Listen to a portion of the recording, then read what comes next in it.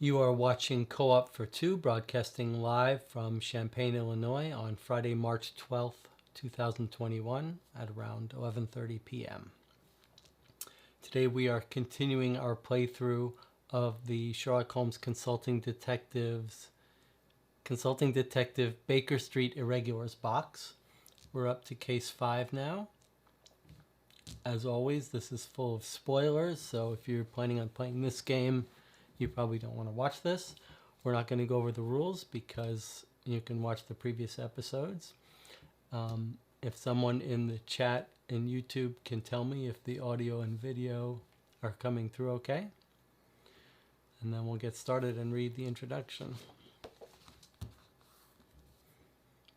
So let's just give a minute for the delay and for someone to let me know that it's coming through okay.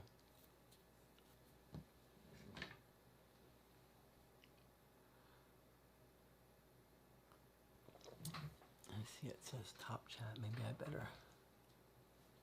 I wonder if I can fix that. Oh, okay. All looks good.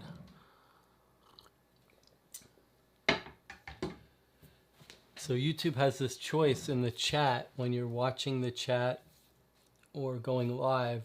It's got two choices. One is live chat and one is top chat. And that makes a lot of sense. If you've got some conversation with dozens and dozens of people talking, top chat weeds out most of them. But what I don't know is if you've got top chat on and there's only one person talking, does it ever show you what people are saying, or does it just hide it thinking that they're not in the top? We don't know. Someone will let me know later. Okay, so case 5 is the Red River Valley.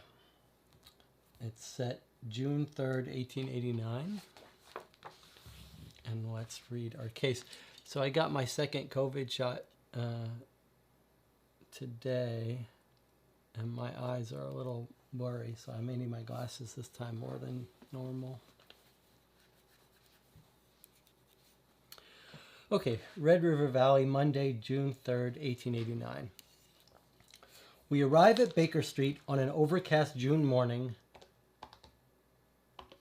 to find Holmes standing by the fireplace smoking. He appears lost in reverie, and the clouds of tobacco smoke twirling and drifting in the air by turns obscure and reveal his aquiline features. Someone can look up aquiline. I know what it means. It means like a pronounced nose, but I don't know the etymology. Someone could look that up for us. It is only after we have stood in the room for a good few minutes that he finally acknowledges our presence. "Well, Wiggins," he says, suddenly turning to face us, "you are just the man I was hoping to see. Take a look at this and see if you and your friends can make any headway with it. Report back to me by sunset."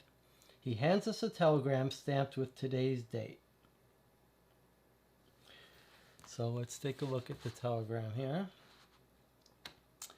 It's from Western Union to Holmes from Dawley, 56 Broad Street, Philadelphia. It says, "Mr. Holmes, I know your reputation. Stop. I have no faith in English police. Stop. Please find the killer of my son and daughter. Stop. Will wire advance funds. Stop. Invoice to return address. Stop. Yours in hope, Annabelle Dawley." Okay, so here's a closer look at the telegram itself.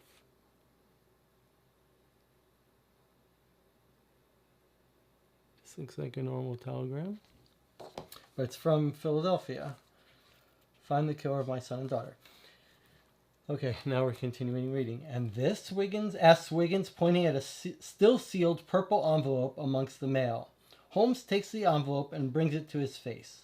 "A subtle violet scent. This seems to be a missive from Langdale."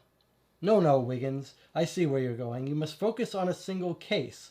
Only the greatest detectives can solve more than one at a time." And that's it. Very short intro for this case. So telegram, find the killer of my son and daughter. From Philadelphia. Simple enough. But now we have to do the long Like an eagle. Really? It's not. It's just eagle-like. Okay. So an eagle's nose. Okay, so we're going to read the newspaper here. I should say that if you're watching this not live, I'll put timestamps so you can jump to the review or the conclusion if you want to skip over all these things. And of course, if you're playing along at home, this is the time to get out your newspaper. All right, as usual, we're going to read the whole copy of today's newspaper. We're going to check. It is June 3rd, June 3rd. Okay, the London Times, or the Times of London. Births on the 29th of May to Mr. and Mrs. Floyd Eversham of Pitney, a boy Horace. On the 20th of May at St. Joseph Church, Farringdon, Tarkeen Ellie to Ellie Toft by Reverend David Heyer. These are marriages now. On 28th May at Saviour's Church by the Reverend M. Litchi, Raoul Curie to Katie Suzanne Plaz. On 1st of June at Campbell Church, Queen's Park by the Reverend J. Duncan, Isaac Luxmore to Sarah Flower. Now I've got some death announcements. On the 30th May at home at Liverpool Street in the 80th year of her life, Edith Corona. On the first inst, Mr. Leonardo Sale of Queen's Park in his 69th year. If someone wants to look up this abbreviation, inst, we see it a lot in these papers. And in the deaths in particular, is it trying to say on the first instantaneously they died? Or is that abbreviation for something else? Inst. Here are some personals: and C, etc. The Reverend Francis Pigott acknowledges with thanks the receipt of £20 banknote for charitable purposes from Stipley. LT, please reconsider. Seek me at my home, HC.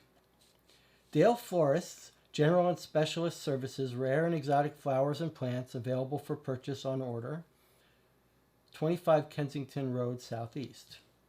Found in Green Park on first day of June, gentleman's cane, black, brass-topped, some distinctive engraving. Contact Box 53, Times Office. Tarot Arts, unique and imported artworks from the continent and the United States, 32 WC. Werner and Company Shipwrights, shipbuilders for Her Majesty's Navy, the Thames Steamboat Company, and private enterprise. Bespoke vessels built to order at 39 Upper Ground Street, Southeast. Bespoke, that means custom built to order. To those who sing with great vigor at the corner of Halkin Street each Sunday evening, please stop. Okay, so that was a personal ad someone put in. Now I've got some miscellaneous items. Mr. Weasley is excited to announce the new and thoroughly diverting game of paddying, playable by all with adequate reflexes and a modicum of singing ability. Rules and equipment are available from Mr. Jolly at 33 Portman Square Northwest. We have seen from these newspapers that most of these things are real. Can someone look up this game, paddying, P-A-T-T-Y-I-N-G, see if it's a real game that was invented in 1889 that requires some singing? Cowboy tunes on banjo and violin will be performed by a troupe of genuine cowboys from the wild and untamed American West. One final and previously unannounced performance at the Tivoli Music Hall on Wednesday. By the way, we might just stop by at that guy who's advertising about his new game. Just stop by and check it out. It's got his address here.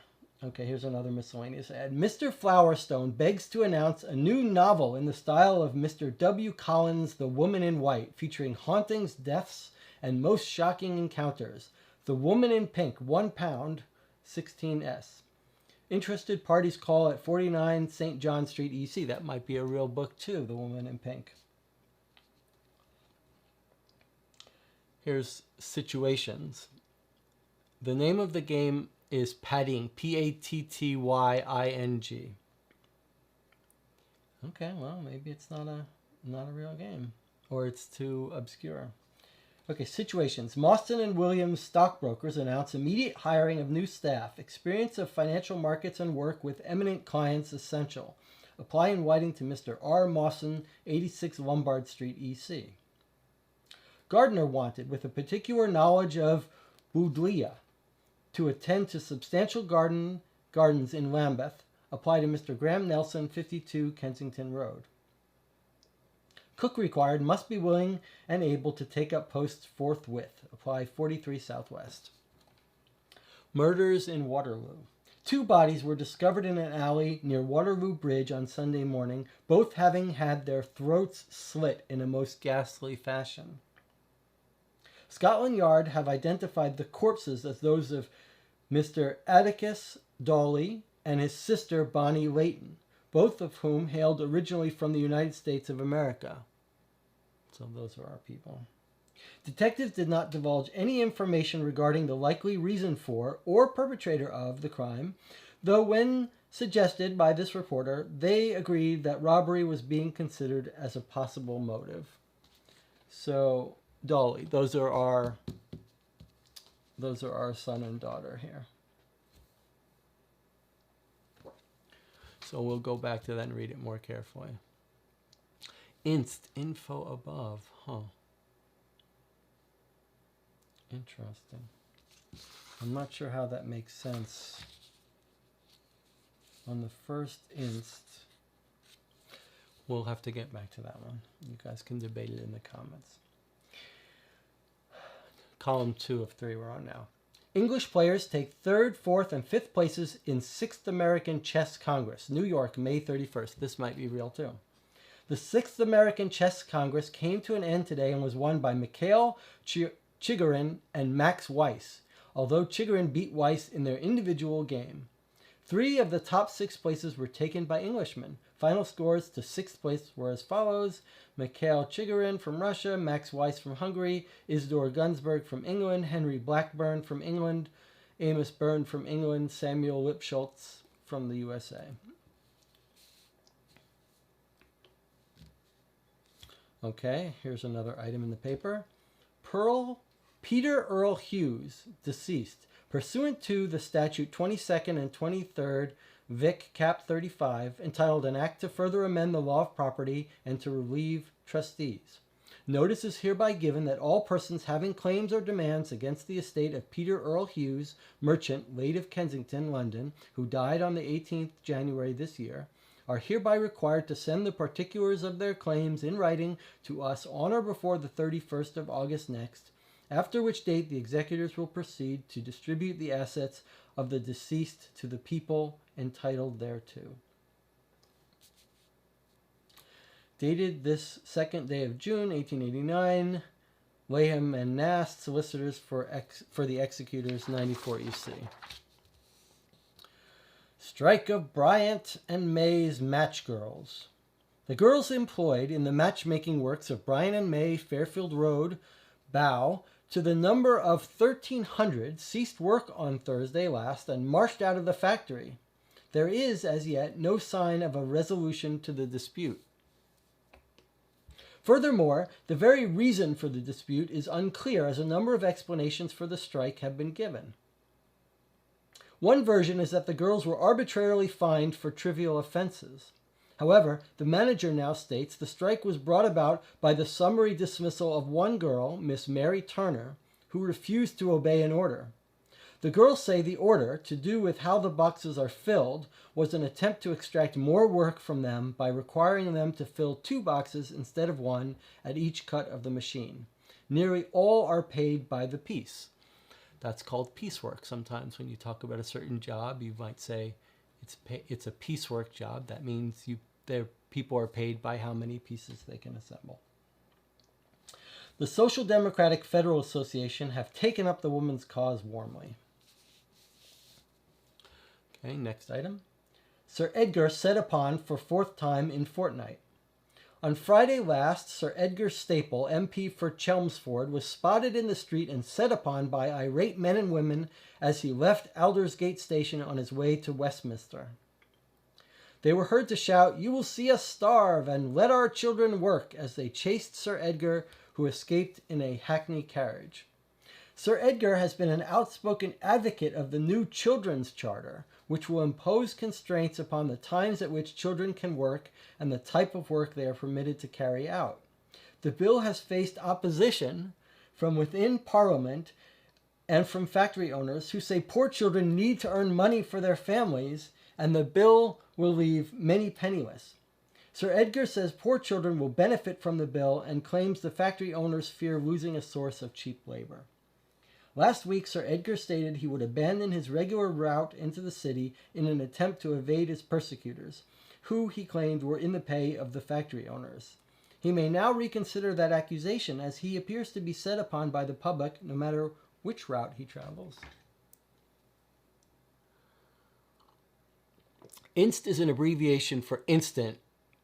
Yeah, okay, I think it means they died instantly rather than, at least in the death notices. So it says instant when they died instantly rather than a long protracted death, I'm guessing. That makes sense. Farringdon Fish Mystery. On Sunday morning, residents of Kirby Street, Farringdon, discovered to their considerable astonishment that more than 100 fish, since identified as herring, had overnight, and by means unknown, made their way into the street and spread across it in an alarming fashion. Constable Harold Cross was alerted, and after undertaking a thorough search could find no explanation for the fish's appearance, and is of the opinion that they may have fallen from the sky. The origin and age of the fish not being established, they were disposed of by fire as promptly as possible. Before this, however, many beggars and some unscrupulous working folk descended on the scene and took what they could away with them, despite Constable Cross's considerable efforts to deter them. Foreign news. We have received the following through the Reuters agency. Terrible flood in Johnstown, Pennsylvania, May 30th. The South Fork Dam has given way and brought a sudden and terrible flood upon the settlement of Johnstown. Hundreds and possibly even thousands are feared to have drowned, and homes, steel mills, railroads, and livestock have been swept away. The sense of the disaster is cut off entirely from communication, and fragmentary details of the extent of the calamity have only have come to hand from various places in the valley. The cause, it appears, was the weakness of the dam alone. Canadian Pacific Railway lines span the continent. Montreal, May 31st. The International Railway of Maine, which connects Montreal with St. John, New Brunswick, has been completed. The completion of the works mean that the Canadian Pacific Railway Company's rail service now span the North American continent. The new railway will also allow transport services to Montreal to be maintained through the winter when the Port of Montreal closes on account of sea ice in the Gulf of St. Lawrence. Okay. Then we've got a little chess problem in the paper. Zachary Brown, who's a big chess player, might want to look at this. There's the chess problem. It says white to mate in 3 moves. So you could study that, take a screenshot, and work on that problem. Naval Defense Act passed. On 31st May, Parliament passed the Naval Defense Act to ensure our nation's continued superiority in naval warfare. The act represents a formal adoption of the two-power standard whereby the Royal Navy is expected to maintain a fleet of ships at least equal to the fleets of France and Russia combined. As part of the act, Lord Salisbury's government has committed to spending £21.5 million sterling over the next 5 years to expand and equip the Royal Fleet. Parliament was initially opposed to the Naval Defense Act. However, reports from experts, including former Admiral Merlin Luke MP, and the considerable public outcry at Britain's perceived military weakness led to a change in Parliament's views on the matter earlier this year. Then our last entry. Survivors of burned vessel rescued. The French bark Absalon. What is a bark? It's some kind of ship? I don't know what kind of ship. The French bark Absalon arrived in London last night. On May 30th, the Albalom picked up the captain, mate, second mate, and 5 seamen of the German bark Johanna. Maybe it's just a generic term for a ship. Which had burned off the south coast of Spain. They had been afloat in a small boat for 3 days when rescued. The British love slang. In fact, there's a whole thing called rhyming slang that I heard occasionally when I was in England, and it would be like, how's my old china plate? And plate rhymes with mate, so you're really saying, how's my old mate? So you just substitute a word that rhymes with the word you mean, and people can figure out what you're trying to say. So you can sort of improvise your own slang on the fly. All right, so that was the newspaper. Let's reread the one that's clearly about our case. Murders in Waterloo. 2 bodies were discovered in an alley near Waterloo Bridge on Sunday morning, both having their throats slit in a most ghastly fashion. Scotland Yard have identified the corpses as those of Mr. Atticus Dawley and his sister Bonnie Layton. And our telegram is from Annabel Dawley, so those are for sure the son and daughter. Both of whom hailed originally from the United States of America. Detectives did not divulge any information regarding the likely reason for or perpetrator of the crime, though when suggested by this reporter, they agreed that robbery was being considered as a possible motive. So let's find Waterloo Bridge. So there's Waterloo Bridge here. And in fact, now that I've got this nice tablet for you now. Okay. So, oh, I thought that's Westminster. Okay, Waterloo Bridge is actually up here a bit. Okay, so there is Waterloo Bridge. All right. So they were discovered in an alley near Waterloo Bridge. So we don't exactly know what alley, maybe down here or one of these streets.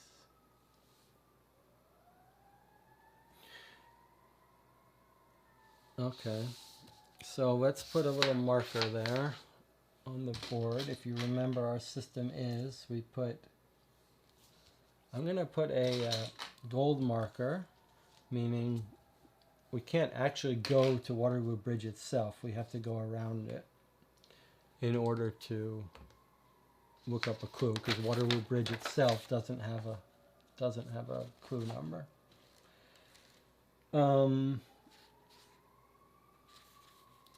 I mean, this case is not giving us much, right? It's like, handle this telegram. The telegram just says, I have no faith in the English police. Find the killer of my son and daughter. And this just says this. There was something interesting I did notice, though. When we read the paper, found in Green Park on first day of June, gentleman's cane, black brass tops, some distinctive engraving. So where is Green Park? Is that near our bridge? Suppose we could look it up in our directory here. Green Park. Oh, I see it right here. Green Park is here. So I'm going to put, again, a gold, meaning I don't know if that's related to our case. If you want to look at the tablet, it's over there, Green Park. So pretty far away from our bridge, but not that far, right? It's certainly possible they're related. Did anything else jump out at you as related to our case? The 2 names. I'm going to try a new record keeping system. I'm going to use a page for each clue. I'm going to go through a lot of pages for each lead, and we'll see if that makes it a little easier to just look on the top for the clues, for the leads. So this is going to be the start of the case. So let's write their names, because that could be important. So Atticus Dawley and Bonnie Layton. Now, their brother and sister, she's got a different name, so she was married or was married. We don't know anything about their trip, how they got to the U.S. I see a comment here, Jesse, that's not what inst means. Instant, which refers to present or current month. Oh, present or current month. Let's see. So I've been corrected. Oh, yep, that's what it is. So the entries that are for a different month, it'll say on 28th May. And then this one says on the 1st inst. So I guess on the 1st of June of this month, present or current month. Okay, that's fascinating. That seems like a, well, I don't know if it's a good idea, but it's confusing. Okay, so it's a general term meaning of the current month. Present or current month. Okay, so I reread it wrong. Okay, thank you, Rebecca, for correcting me. Present or current month. Okay. All right, I did not see anything jump out at me about the newspaper. I do want to stop by and learn about that new game that involves singing. But we can come back to that. Let's not forget it, though. But it doesn't seem related to our case. We don't know why these two were visiting from Philadelphia. We don't know anything about them or their family. We know Annabelle Dawley is going to be the mother. And we don't know what Red River Valley refers to. Now, so I will note this. The Telegraph is from Philadelphia, and we do have a note about terrible floods in Johnstown, Pennsylvania. Not much detail there. Fishes, Green Park. I mean, I am curious about the Green Park entry. And we've got a couple more mentions of the United States. So here's a newspaper article that says Tarot Arts, unique and imported artworks from the continent and the United States. So I suppose, I'm going to start marking on those newspapers.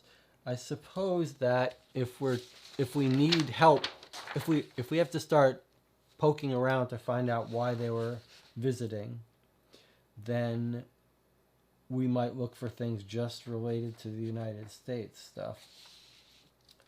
So these are erasable ink, by the way, which are great. So what was the other one I wanted to look at? The game, paddying. All right, well, I mean, scene of the crime sounds like where to go. But rather than take shots in the dark at alleys around Waterloo Bridge, I think maybe we go to the police, right? The police know where it happened. So for the first time in our Sherlock Holmes history, we're going to go straight to the police at Scotland Yard and see if they'll tell us where the crime was committed. So if you'll remember, I know you're old hat at this, here are our informants we can go to on every case. There's Lestrade at Scotland Yard. Oh, and maybe we should say that in the introduction, Wiggins sees this purple envelope that smells of lavender, and he's like, what about this? He wants to get involved in that case too. And Sherlock Holmes says, a subtle violent scent, this appears to be a missive from Langdale. And then he says, I see where you're going. You're not ready to take on two cases. But Langdale is one of our informants. So if we're feeling disobedient, we could go to Langsdale and butt our noses into this other issue. So let's make a note about that. All right, let's go to Scotland Yard, 13 Southwest, and see what they have to tell us about this crime. So 13 Southwest is, you'd think you would know these things by now. There's New Scotland Yard. Okay, 13 Southwest. Should we take our 5-minute break? I guess we normally do take a 5-minute break before we start the actual case. We've read it. Normally there's a lot more to read for the introduction, but we've gone over the newspaper. So we're going to take a 5-minute break, and then we will be back.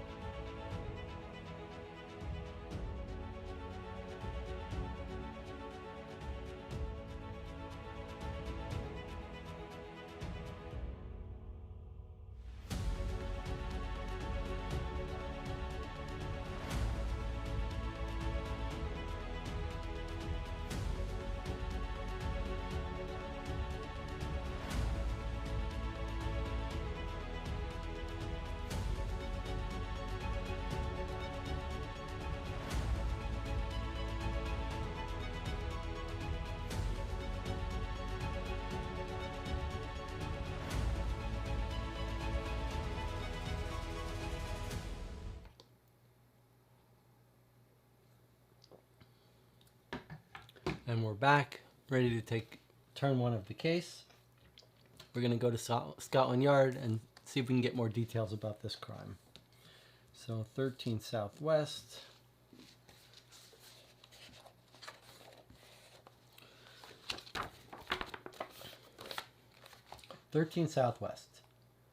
Hello, Wiggins, Lestrade mumbles as he stands by a desk hurriedly dividing a stack of papers. Make it quick. Of course, Inspector, replies Wiggins. I certainly shall. You know me, quick could perhaps be my middle name. Not many are quicker, and in fact, Lestrade stops sorting papers for a moment to stare at Wiggins with narrowed eyes. Oh, to get to the point, Inspector, we are investigating 2 murders. Ah, Bonnie Layton and Atticus Dawley. We still have to make some enquiries, but we haven't a lot to go on, and I doubt you chaps will find much either. Nothing? But surely a man of your detective powers must have found something, Inspector. Well, of course I did. I brought... Lestrade pauses a moment as he realizes he has taken the bait. Yes, Wiggins, very good. You may as well know, I suppose, for all the good it will do you.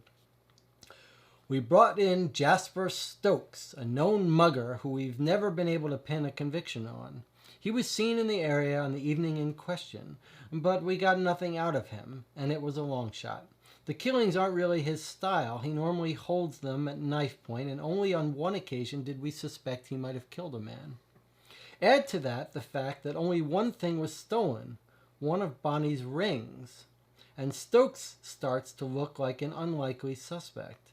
Thing is, Bonnie lived in London, but Atticus was just passing through with his band, so who would...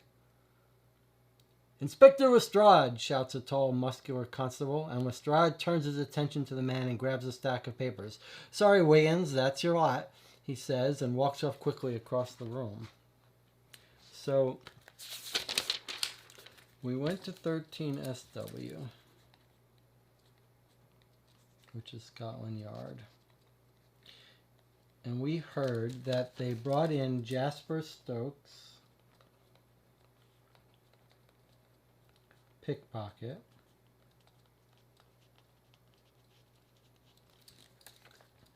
or not pickpocket, a mugger who normally approaches people with knives,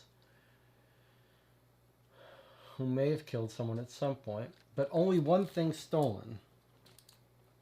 So the only thing stolen was Bonnie's ring.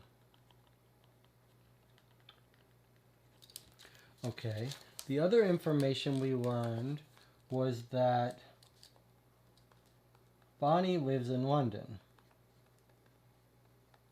So we might find her in the address book. Bonnie lives in London, and Atticus is passing through with his band.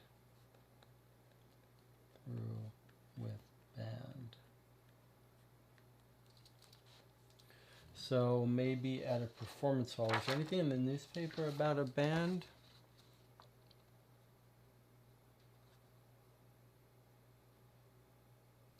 Artworks. Cowboy tunes on banjo and violin will be performed by a troupe of genuine cowboys from the wild and untamed American West. One final and previously unannounced performance at the Tivoli Music Hall on Wednesday. Do you think that might have been our guy involved in that troupe?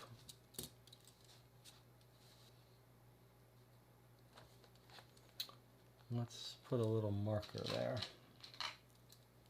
So Tivoli Music Hall.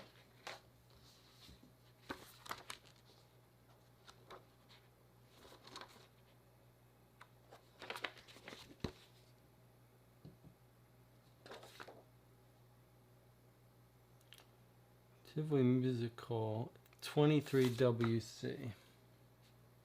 So there's WC. 23 is pretty near the scene of the crime. All right. So let's make a note. 23WC, maybe. And then she lives in London. Her full name was Bonnie Layton. Let's see if we can't identify her address.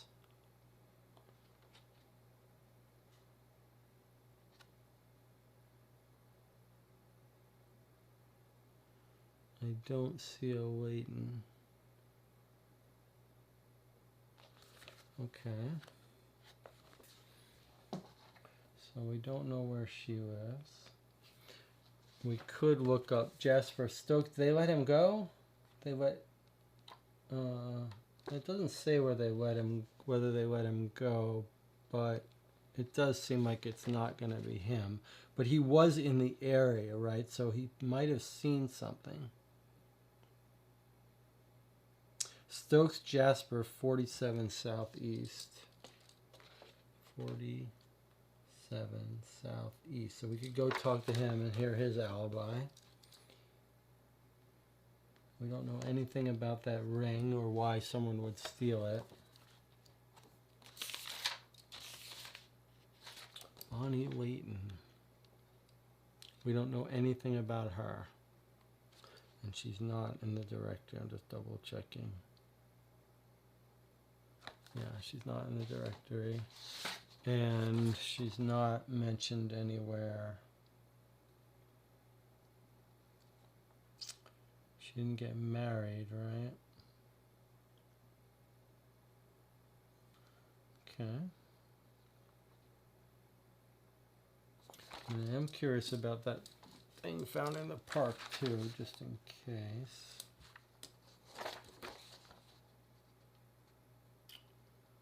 And then of course we want to go to the patioing. Okay. Did we put a marker at where the Tivoli Hall is? Yes. Okay, so we've got two new leads. Oh, I didn't put on lead where that guy they picked up is, 47 Southeast. We'll definitely want to go talk to him. Find out what he has to say for himself, even if we don't think he did it. Lives here. Crime here. I mean, he's right near the area. Okay, let's go talk. Let's follow this lead down. Let's go talk to him. 47 Southeast.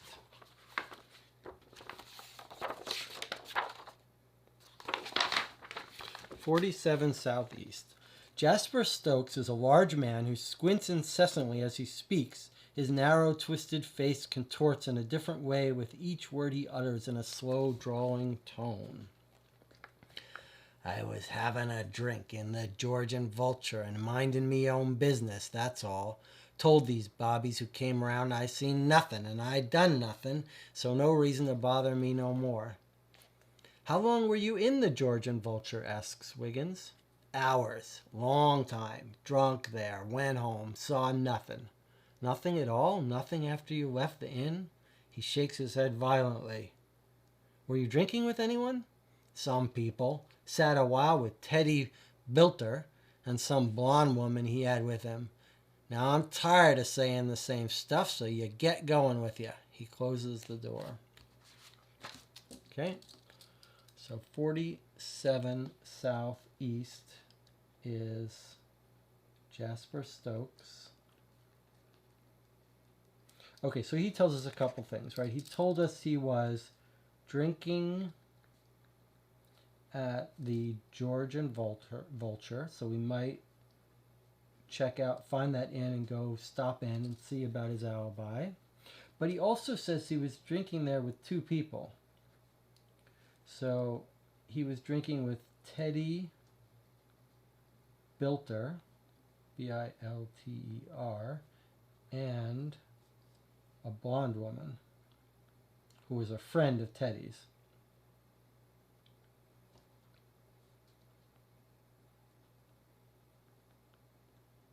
Okay, so it could be a wild goose chase, but I am tempted to keep falling down these leads under the premise that maybe someone, since it was picked up in the area, might have seen something. So let's see where these, so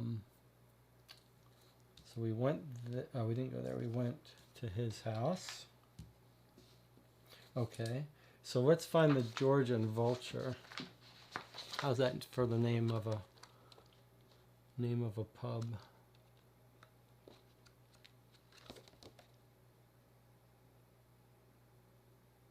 Georgian Vulture Inn, 93 WC.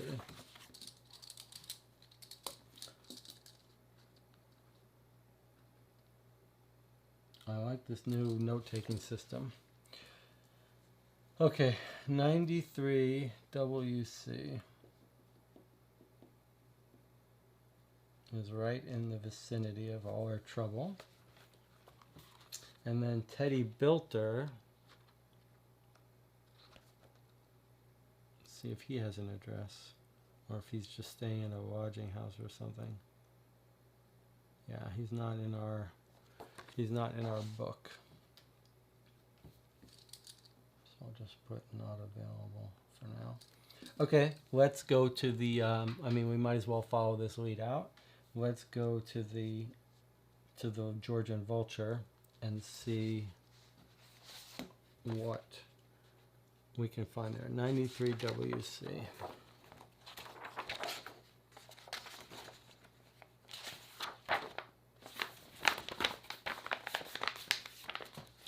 WC. The landlord of the Georgian Vulture confirms someone matching Jasper's description was there, drinking with a tall man with a brown beard, who was in the company of a young blonde lady with a frilly dress. He can't recall anything else about them except they sat together in the corner for a couple of hours.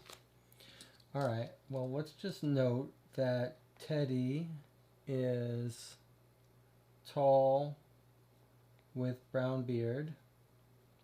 I mean, we have no reason to care about this. And the blonde had frilly dress. And they were there for a couple of hours. Okay. So that was 93 WC that we went to. Not much interesting there.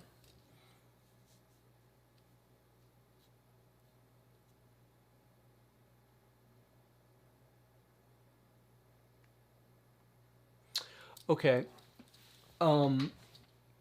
We do have bodies this time, so let's make sure we don't forget to go to the guy who does autopsies. In fact, let's just go there now so we don't forget. So the it's the medical examiner, 38 EC. 38 EC at St. Bartholomew's Hospital. All right, so this is, I'm just going to make a note for the place we just went, Georgian Vulture, and he gave us descriptions of Jasper's friends and an alibi for a couple hours, possibly. Okay, and now we're going to 38 EC, which is the medical examiner. So let's go right there, 38 EC, and let's see if we can't find.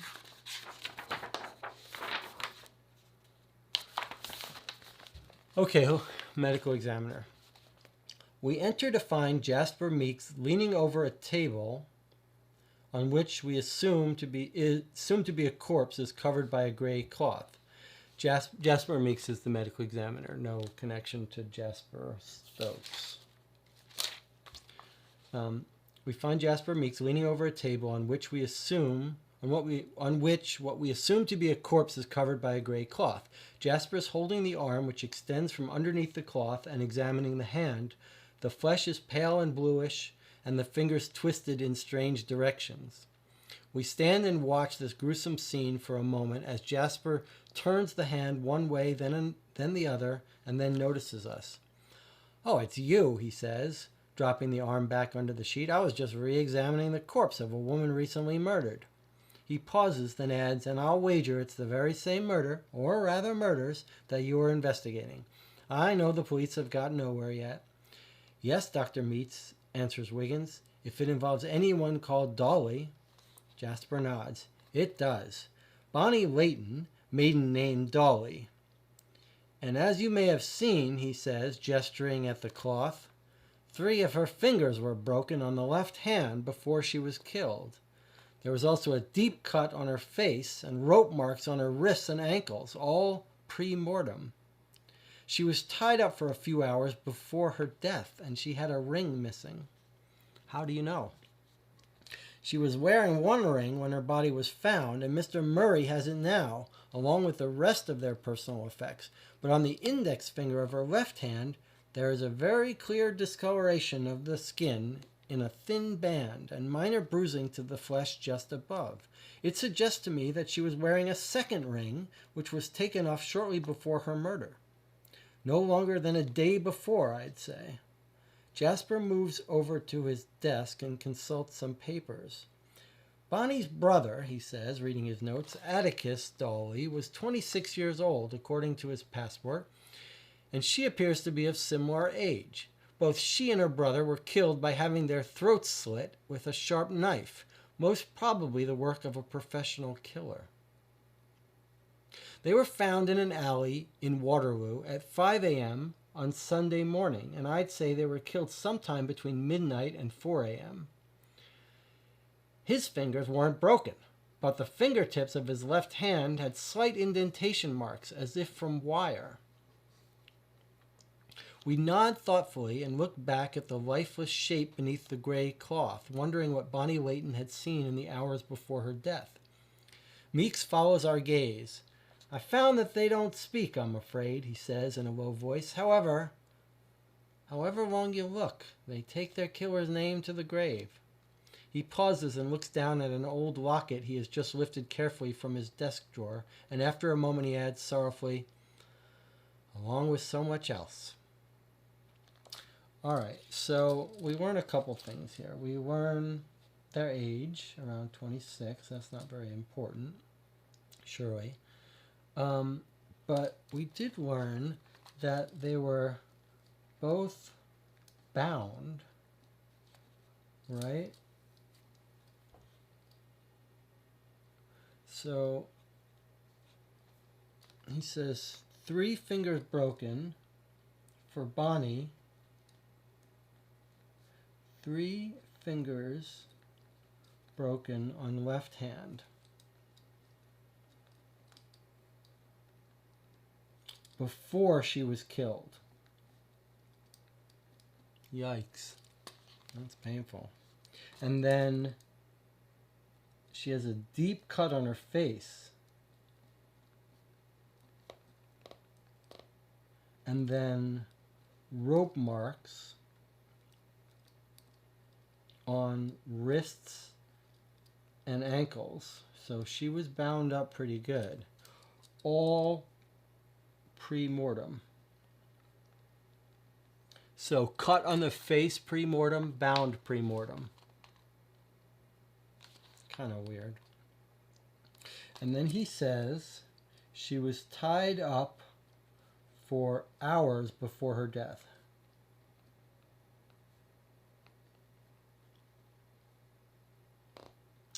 And then again, missing ring. So let's see, what do we know about the missing ring? It's on left hand index finger. So index finger is not the ring finger. So not her marriage, not her wedding ring. Taken off before murder. No longer than a day. So her missing ring, this is kind of weird, missing ring taken off up to 24 hours before murder.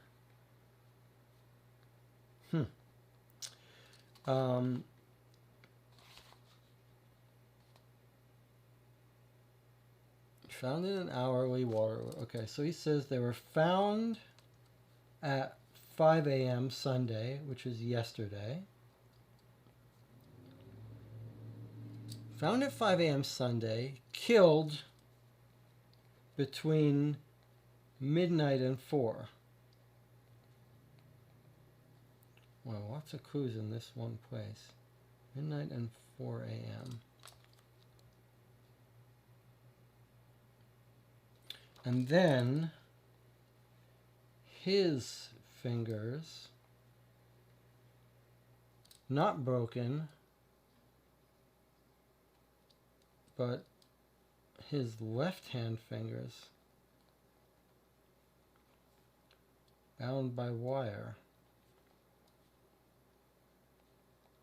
Or it looks like. The fingertips from his left hand, slight indentation marks as if from wire. It's kind of weird, huh?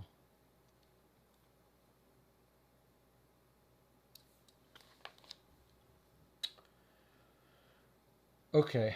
Well, we know it was not a spur of the moment thing.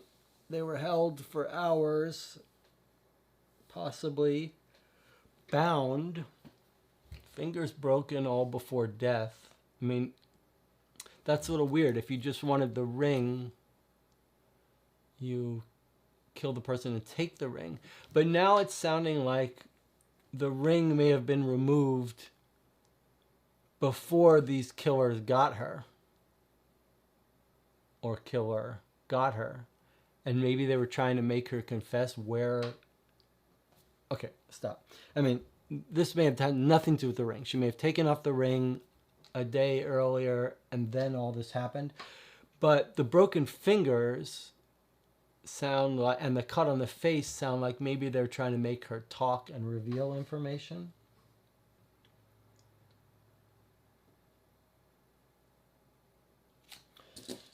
That's a lot of information at the medical examiner. All right. Well, it would still be nice to know where in that alley it occurred, but maybe it's not relevant for us. Somerset House are the records, which is right near Waterloo. So I'm thinking we might want to go there. Maybe we can find out about Bonnie, who she married. And it's also right near the scene of the crime. And then maybe we go and see if we can't find where the brother was performing. So I think maybe let's start at Tivoli Music Hall and see if that's where the brother was performing. So 23 WC. Let's see if we can find where the brother... 23 WC. Hello, says Wiggins to a young man with a thin mustache and a round face. Does the name Atticus Dawley mean anything to you? The man's eyes widen. Are you from the police? He says. Well, replies Wiggins, we work with Mr. Sherlock Holmes and the police. Good. I am Mr. Barrick. We had a note late yesterday to say that they would send someone and not to touch anything in Mr. Dawley's dressing room. What an awful business this is. It was to have been their last scheduled performance on Saturday. Although I'm told that they asked to do another. Something to do with being stuck in London. The man leads us down a corridor into a small room with a table, a mirror, and a clothes rail, on which hang a couple of waistcoats and a pair of linen trousers. In a pocket of one of the waistcoats is a tatty copy of a New York newspaper. Okay. Let's show you this newspaper. So this was in one of his pockets.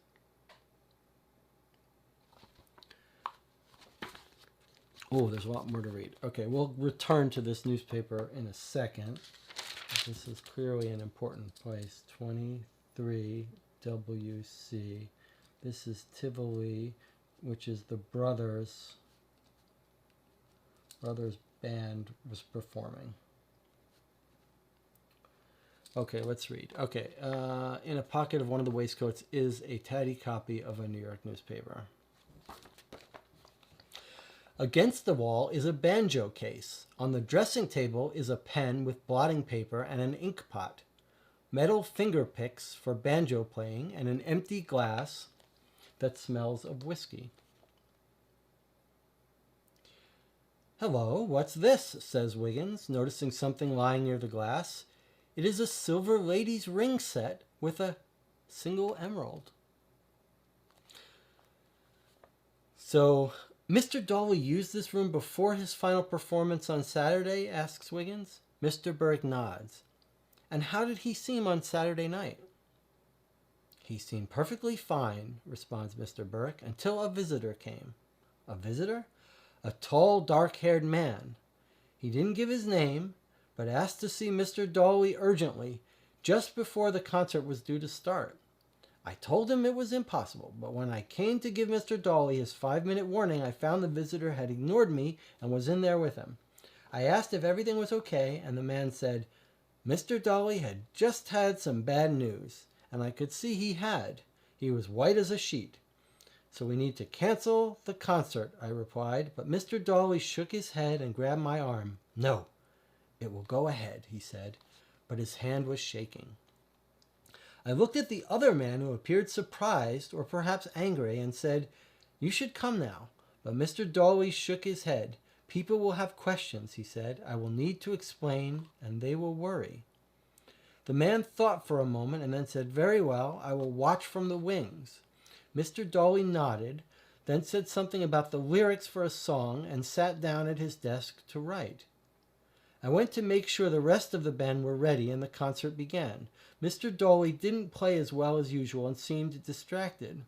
During the concert, the visitor watched from the wings. Transfixed he was, and not interested in talking.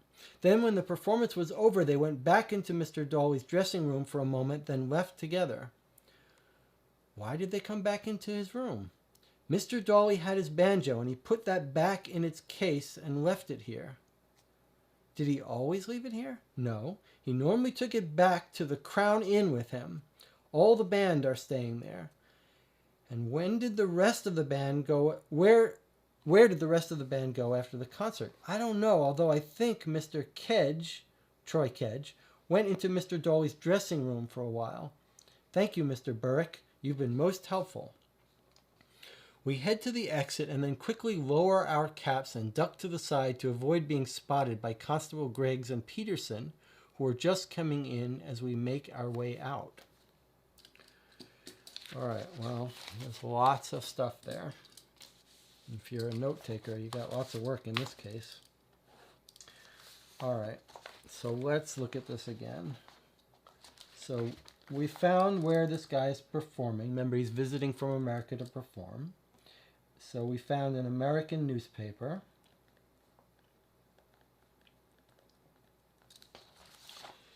From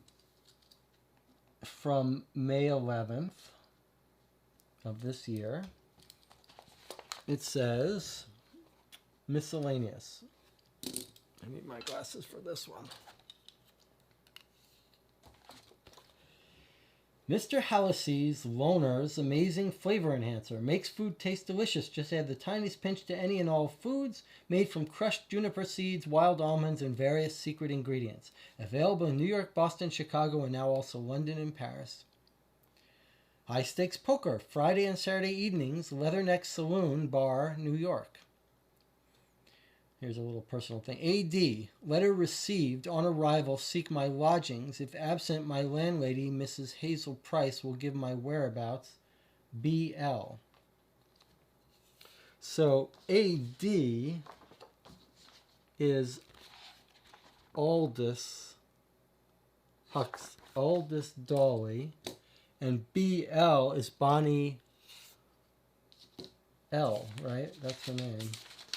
Bonnie Layton. So that miscellaneous item in the newspaper looks like it's from the sister. Okay? So note from sister placed in a personal ad, and it says, letter received. On arrival, seek my lodgings. If absent, my landlady, Miss Hazel Price.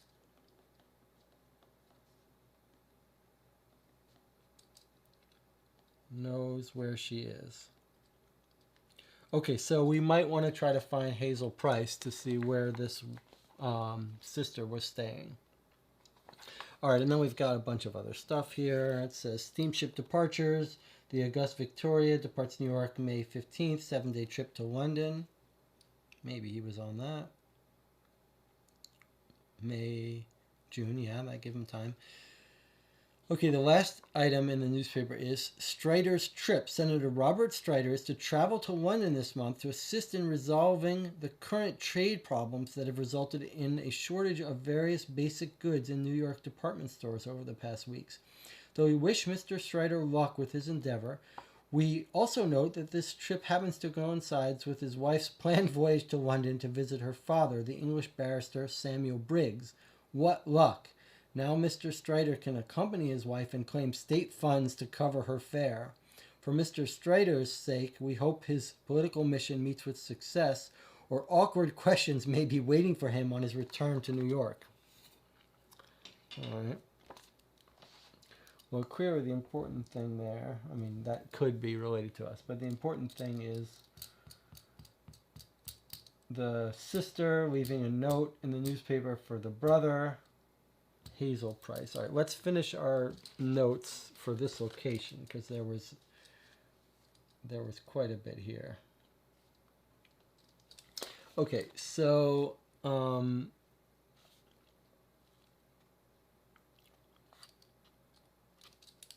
this guy says Saturday was last performance of the band.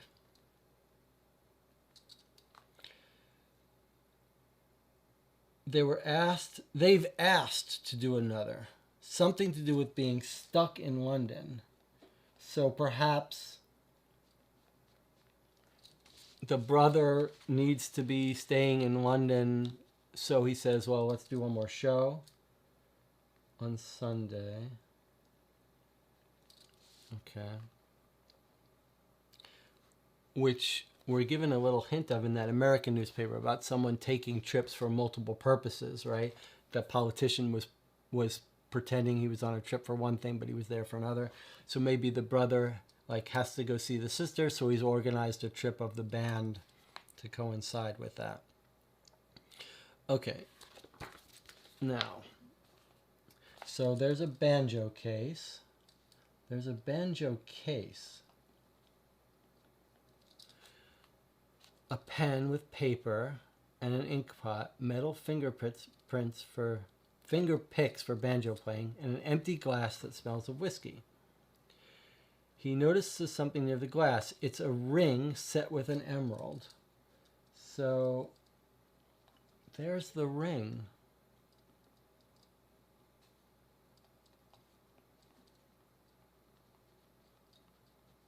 That's odd. It's just sitting right there.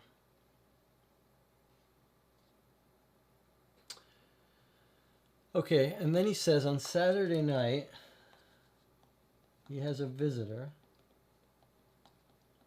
It's tall, dark-haired man, which is the description of the guy who was drinking in that bar with the mugger, maybe. This guy comes in Saturday night. He says, where's Dolly? The guy says, leave him alone. He ignores him. He goes and sees him. And then he says he got bad news. We don't know if this guy's a friend or someone who's bracing him for something. This guy, the concert owner, says, do we need to cancel the concert? And he says, no, it goes ahead. The other man is surprised or angry. And he says to our guy, Dolly, you should come now. And our guy says, people will have questions. I will need to explain and they will worry. So then the guy who visited him says, okay, you go ahead with your performance. I'll watch from the wings. And then Mr. Dolly says something about the lyrics for a song and sat down at his desk to write. It's almost as if did he change the lyrics to give a clue? That's kind of what I'm thinking. I see no comments in the YouTube comments for the last hour. Okay, and then he says, okay, so Dolly, he insists on performing, right? On performing. He says something like people ask questions. Performing. And does he change the lyrics? That's my question. Does he change the lyrics? And maybe the other people in the band will know when we track them down. This guy says, come now. He didn't play as well as usual. Okay, the performance is over. He goes back to the dressing room. Then they leave together. Why did they come back to his room? Mr. Dolly had his banjo, and he put that back in its case and left it here. Did he always leave it here? No, he normally took it back to the Crown Inn. Okay, so this guy tells us the Crown Inn is where he stays. Okay, so we'll want to look that up for sure. All the band are staying there. Where did the rest go? And he says Troy Kredge in the band. Troy Kredge went into Mr. Dolly's dressing room for a while. And then a mention about Constable Griggs and Peterson, who are coming in as we make our way out. So the only reason I mention that Constable, I'll tell you, there's two reasons to mention that, Griggs and Peterson. So it sounds like these two constables are like following up the same leads we are. And the Telegram said, I don't trust the London police. Like, it's possible that these police people are up to no good and they're like on the trail competing with us to track down this thing. Okay, so we've got a lot of things here. It does sound like, so Troy Kredge came back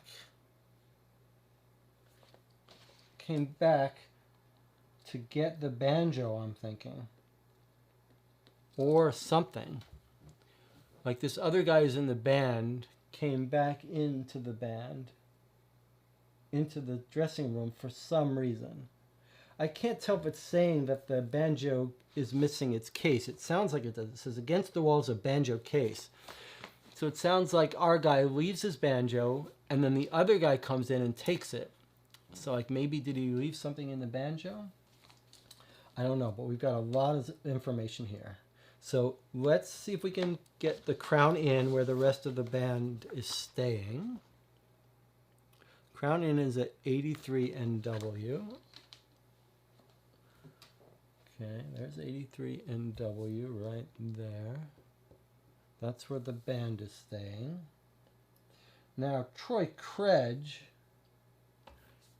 he's not going to live in London, right? He's going to be traveling with the band. I mean, we can look it up. We can look him up, but I think the whole point is, yeah, he doesn't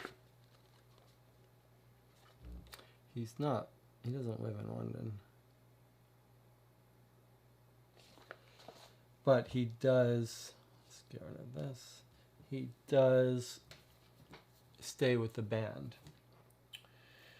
The person who visited him, who gave him bad news, doesn't sound like he wasn't like going to kill him and threaten him, because our guy is given the bad news and he's like panicked, but he's not trying to escape this guy. They separate, he watches him, they meet back up. However, he could have kidnapped the sister, in which case he tells the guy, you know, we're going to kill your sister if you don't do what we say. So maybe he really is the bad guy, but our brother has no options on what to do because he doesn't want his sister hurt.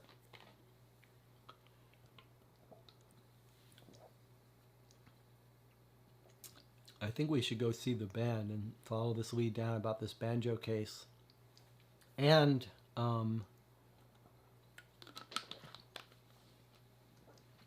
the lyrics. That was a little weird about the lyrics. So did we...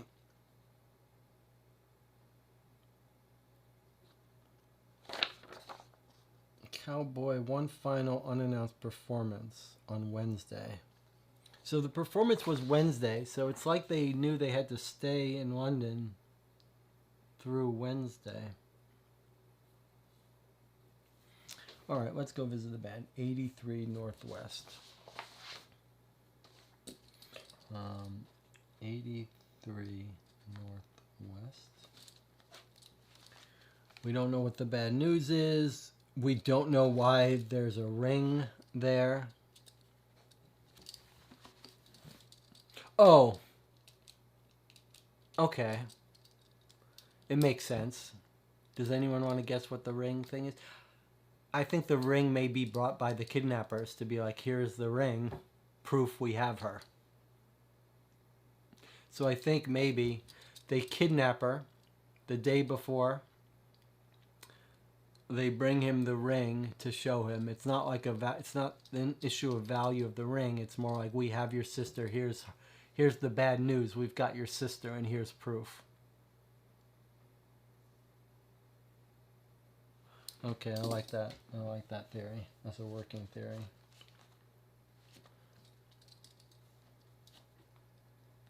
So we've got, my working hypothesis is we've got kidnappers. Yeah. Okay, let's visit the band.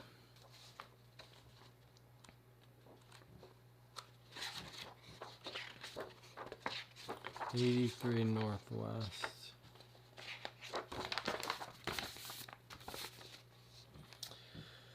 We enter the lobby of the Crown Inn and hear music coming from a room at the back. Looking in, we see three men. One has a violin, one a banjo, and the other a guitar. The banjo player seems to be struggling to play, but he manages to keep going as he sings. And this is him singing. For the sweet words you never would say, now at last all my fond hopes have vanished. For they say that you're going away, so come sit by my side if you love me. Please don't hasten to bid me adieu. Just remember the Red River Valley and the one who has loved you so true. Interesting. So we think he 83 Northwest. So this is the Crown Inn. Okay, so I think he changed the lyrics at the last minute.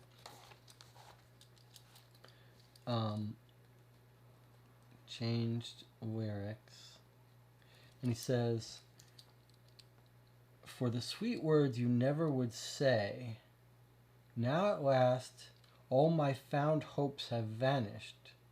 For they say that you're going away, so come sit by my side if you love me. Please don't hasten to bid me adieu. Just remember the Red River Valley, which is the title of our case. The Red River Valley. We don't know what that's in reference to. It's not the place that South Fork Dam. Looking in the newspaper, there was that flooding. No mention of that.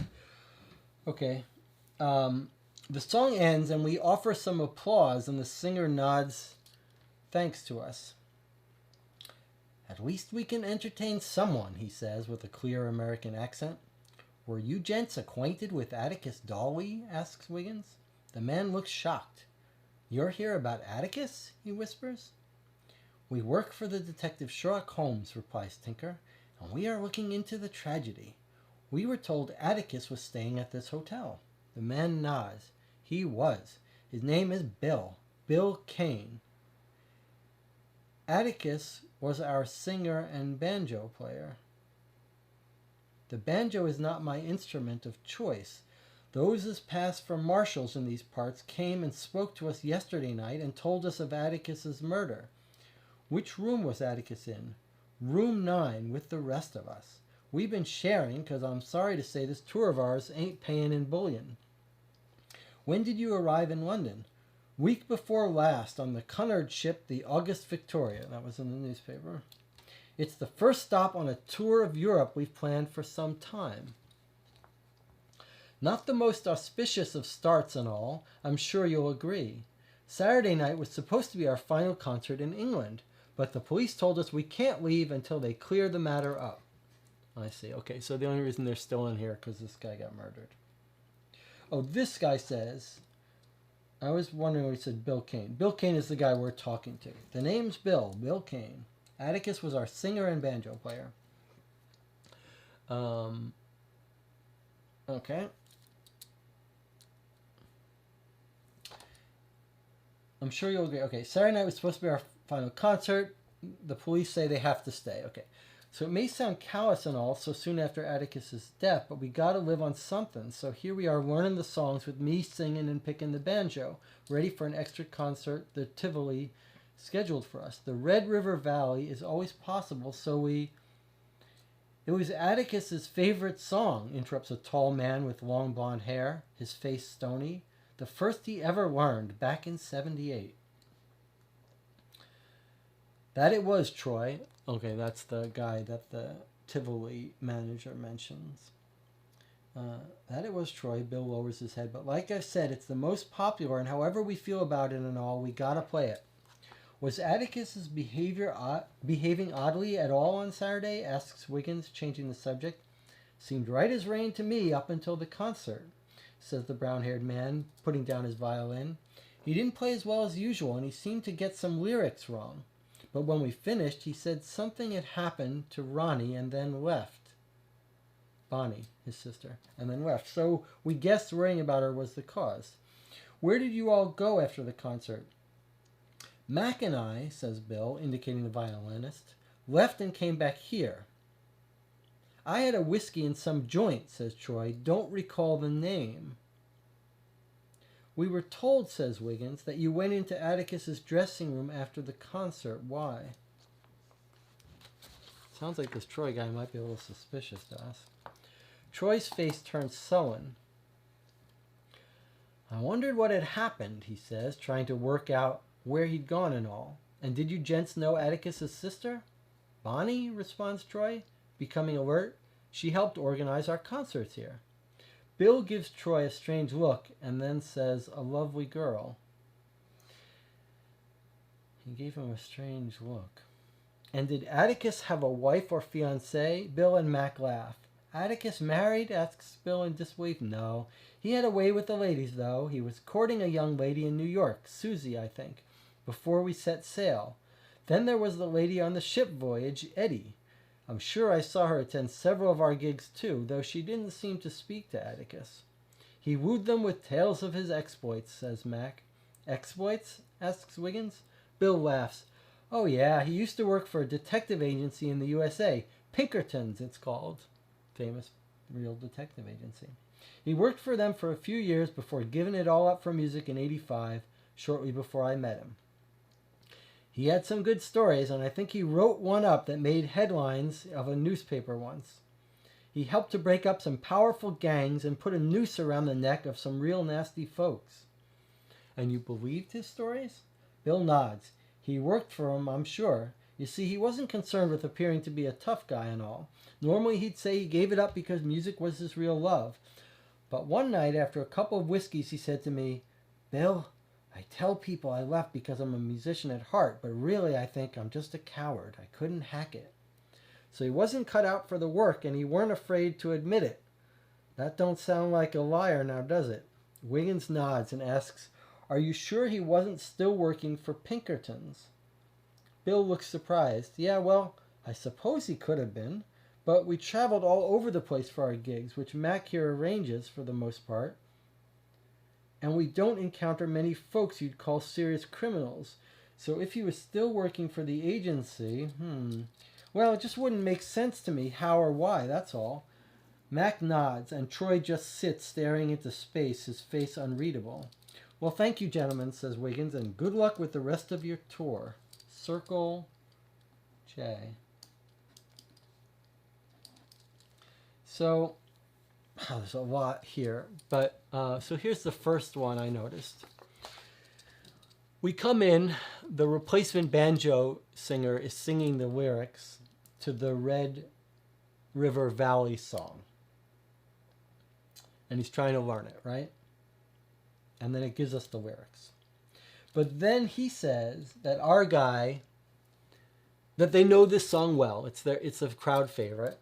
And that our guy was nervous during the concert and got some of the lyrics wrong.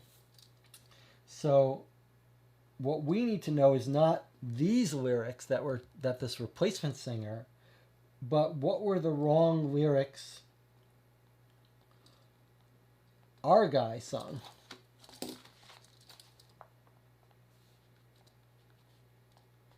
I think what that's telling us is that these lyrics here are the correct lyrics.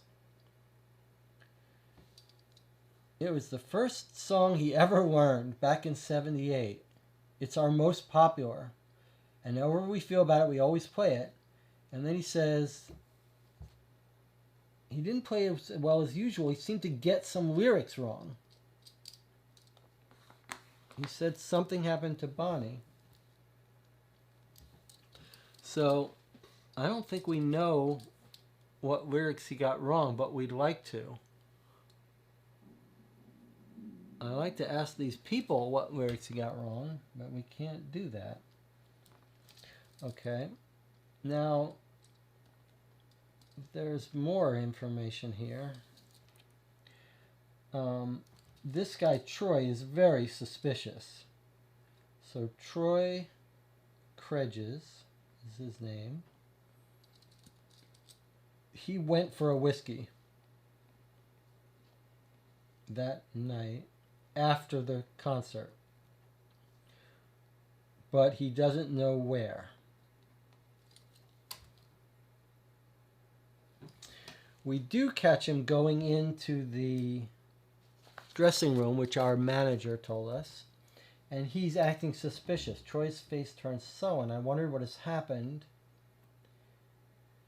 Now, when we mention the sister, Troy claims sister organized. But when he says that, the other guy, Bill, gives Troy a strange look and then says, a lovely girl. He's jumping in. We say, do you gents know Atticus's sister? And then Bonnie, responds Troy, becoming alert. She helped organize our concerts here. Bill gives Troy a strange look and then says, a lovely girl. Then we ask if he's married, and then they say, our guy, Atticus, is a womanizer. And he mentions two women, right? He says Susie from New York. Susie from New York. And Eddie from the ship. And this is the ship that newspaper that we found mentioned.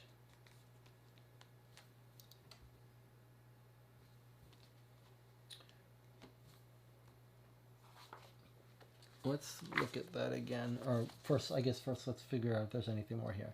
So two women that he was messing around with. One showed up.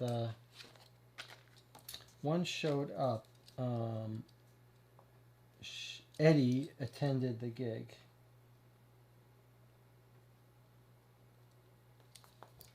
But she didn't speak to him.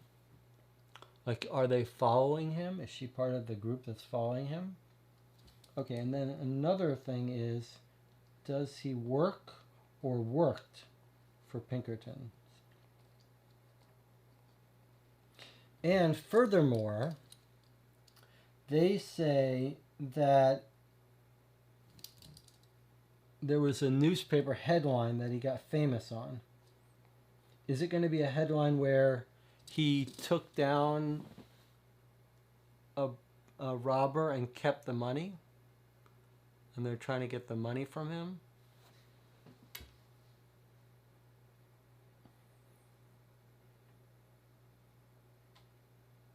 And then Wiggins suggests maybe he's still working for the Pinkertons. And they're like, he could be. But why would he do that? Okay, and then we circle the letter J, which don't forget to do that. That's our first circled letter here. Okay. Some of these clues are long in this case. It's a little bit of a very, the leads are quite dense in this case compared to some of the previous cases.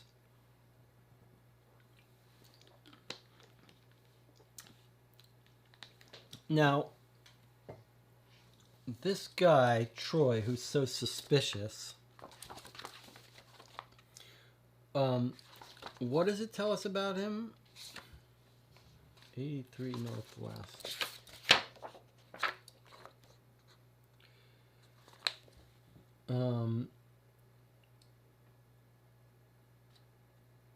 Troy. Okay, so we're told Troy is tall and blonde. Now, tall and blonde. And the guy that our mugger was having whiskey with, he was with a blonde woman. He was tall, but he had like a brown beard. We weren't told if he has blonde hair, I don't think, though. Pinkertons. I mean, I think we're going to look at the newspaper records and see if we can find a reference to this case. But the other thing I wanted to do was back up to the newspaper here and see if we can see those women mentioned. So,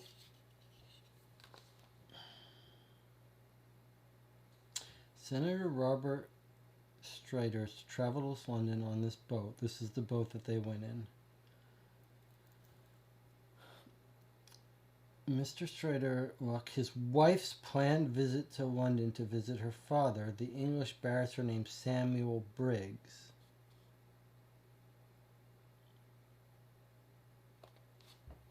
So I was just wondering if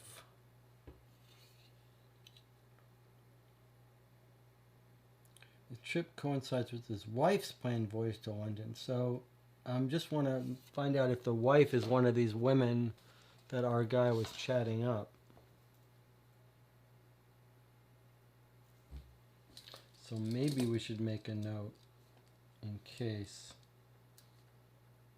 This is the ship voyage woman. We might want to circle back to that and see if that woman is actually named Susie or Eddie.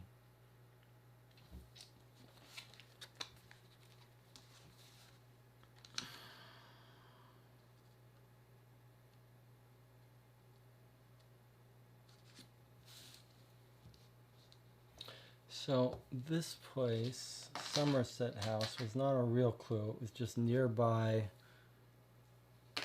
the scene of the crime, perhaps, and is the National Archives. Births, deaths, marriages, wills, land records, and old criminal records.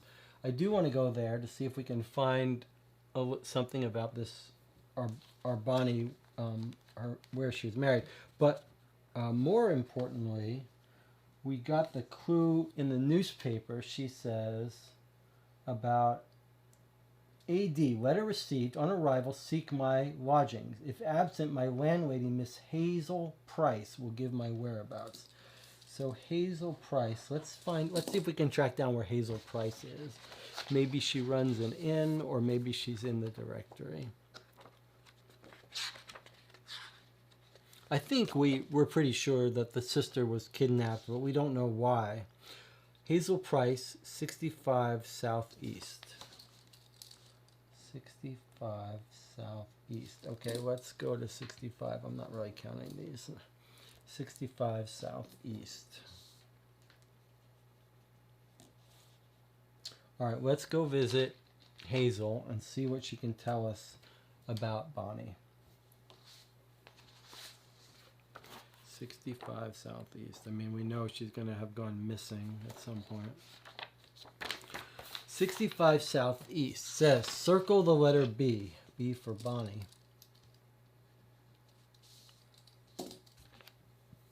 Bonnie was renting a room for Mrs. Hazel Price, a woman with a mass of curly hair she struggles to keep under control.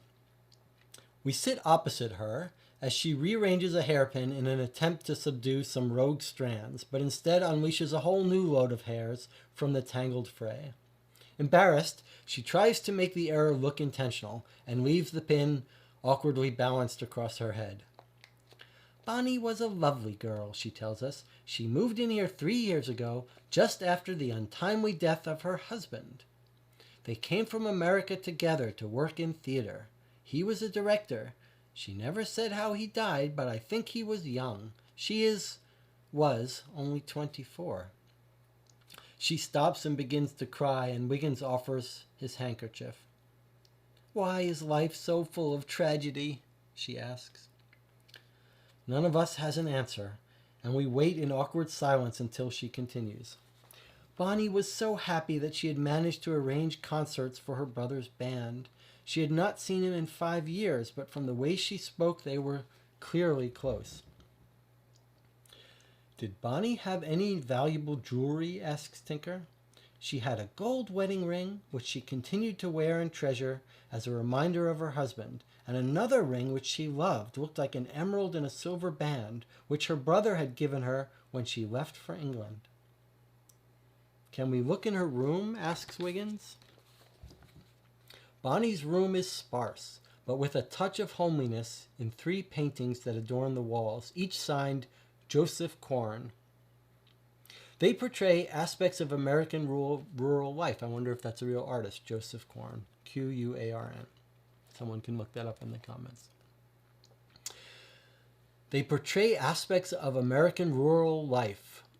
On one, a vast herd of cattle crosses a river. On another, a dance is in full swing. And on the third, a young bearded man sits by a fire playing the banjo. Although he appears to be performing, the flickering light and something in his expression gives him a sad look. That's Atticus, says Hazel. She told me it was painted by the same man as what did the others. She knew him when they lived in, she pauses for a moment, Alabama. It's the place in America where they lived before moving here. We turn our attention to the rest of the room. There is a vase of drooping yellow flowers with a small card on it. And the card says, flowers from my sweetheart, from Alabama with love, signed TR.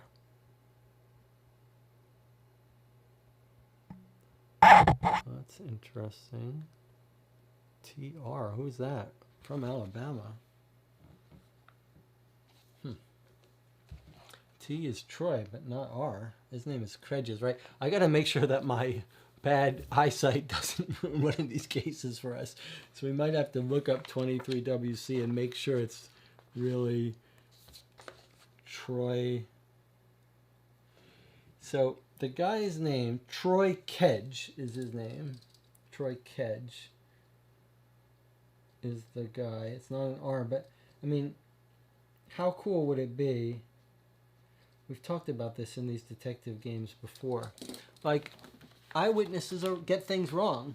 Like, how cool would it be if his real name was R, like Reg, and this guy who told us Credge got it wrong? Like, that's fair play if we read the thing and a guy's giving us dialogue and saying the guy's name is Troy Kredge, it's completely fair play that his name really isn't Kredge, and maybe he misheard it. Anyway, we've got a note here. I should be making notes. Okay. Small card in the vase. The flowers are a couple days old. Okay. Bonnie said one of the gentlemen from her brother's band was attempting to woo her and he was becoming difficult, says Mrs. Price. I got the impression she was already being courted by someone else who must have been this T.R. Those flowers look a bit unusual, don't they? Oh, you should take the letter. She walks off and returns a moment later. The police looked at her room, but this wasn't in there because she left it in the sitting room. I forgot about it, bless my soul. Perhaps you could pass it on to them, the police. Of course, Mr. Price, says Wiggins, and takes the letter, which we read. Okay, so in addition, we've got a nice letter here. It's a letter from the brother to the sister. April 20, 1889, so almost 2 months ago. Dear Bonnie, and she references this letter, right? In the newspaper personal, she put, like, got your letter, meet up. Okay.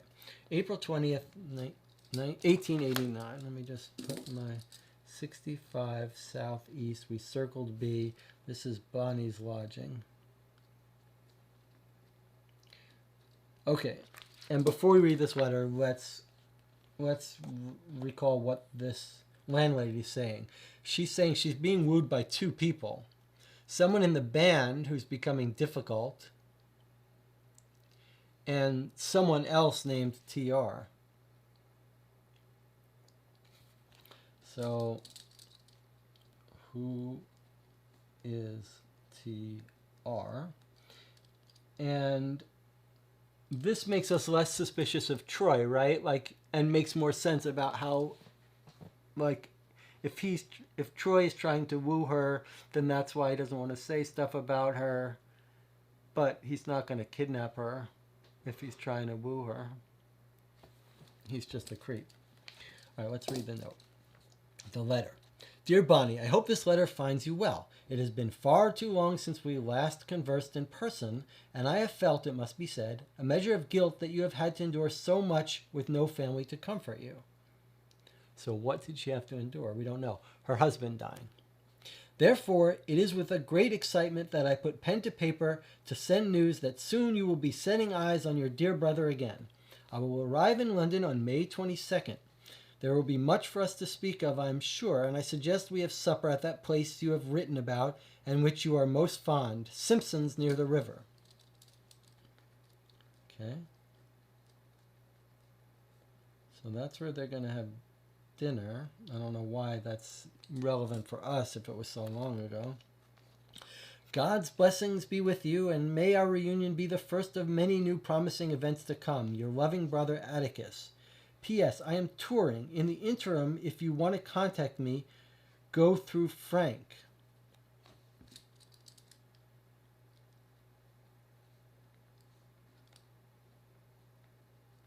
So who is Frank? Who is TR? Who is Frank? Was Frank one of the people in the band? No, we were told one was Bill Kane. Let's go back there for a minute before we finish with this. 83 Northwest. I want to make sure we got a...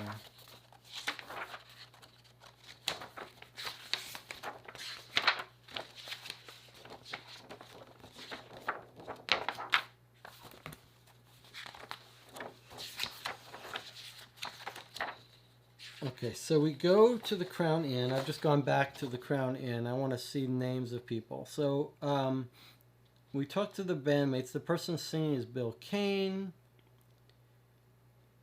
He says they're all staying in room 9. They say they were all on the ship coming over. And then this guy interrupts. He's long blonde hair. Tall man with long blonde hair. That's hard to miss, long blonde hair. So if someone gives us this description of someone with like a beard but doesn't say they have long blonde hair, then that's not them. The guy with the long blonde hair is Troy. We've told his last name was Credge by the other guy. Where did you go? Where did you all go after the concert? Mac and I, says Bill, indicating the violinist, left and came back here. Mac. What is Mac short slang for? What is it a nickname for?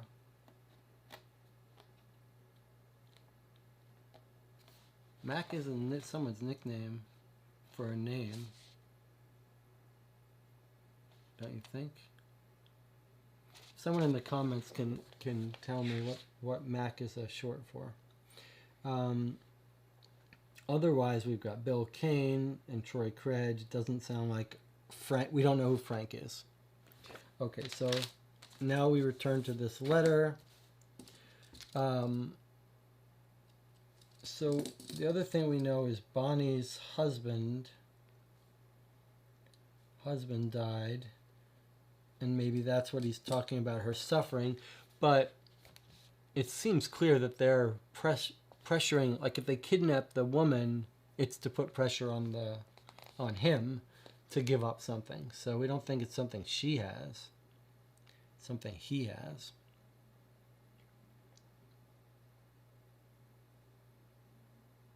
And then, who is TR from Alabama?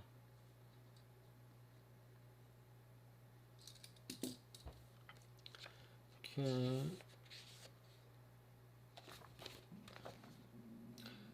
Did she have valuable jewelry? He just mentions the 2 rings, and we're confirmed the emerald one is one she got from her brother, which makes sense why they would bring it to the brother to show that they had her. She's been there 3. So she works in theater. I don't know if that's relevant, but if we want to track down the rest of her life, we could check theater stuff. Any specifics about theater?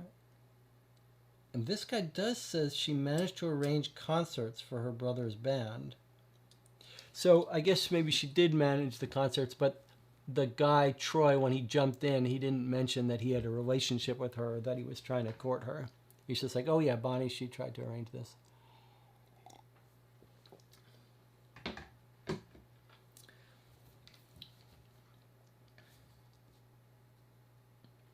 And what is 83 Northwest? We went there, so this should turn into green. 83 Northwest, that was the Crown Inn, where the band is. And then we went to 65 Southwest, which was where? That was her lodging house. I guess we didn't mark it on the thing. We need to.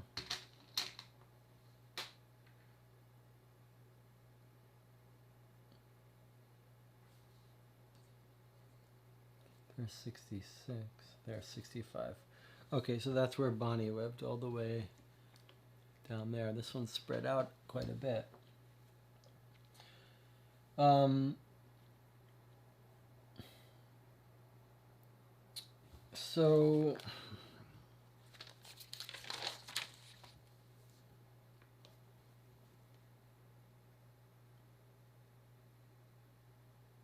So there are a couple of things that are jumping out to me that I'd like to know. Like, what were the lyrics that they got wrong? So if we look at the newspaper about this performance, Cowboy Tunes, one final previously unannounced performance at the Tivoli Music Hall. We went there. So we didn't get the information about the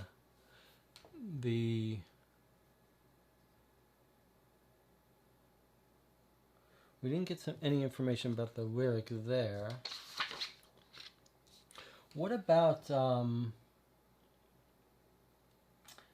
H.R. Murray, criminologist, analyzes all items and substances found during the investigations. We could go there and see if he has anything to say about any items found.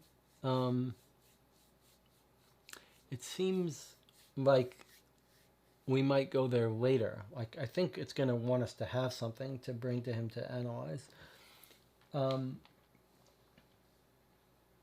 But we do have some other places that I feel like they might know some stuff.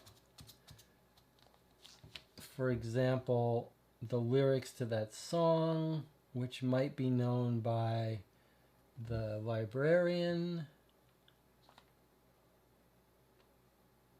So I think, let's see if we can go to the librarian and then the newspaper reporter to see if maybe they can look up that Pinkerton headline that he was in. Maybe that's how these people know that he's got money or something.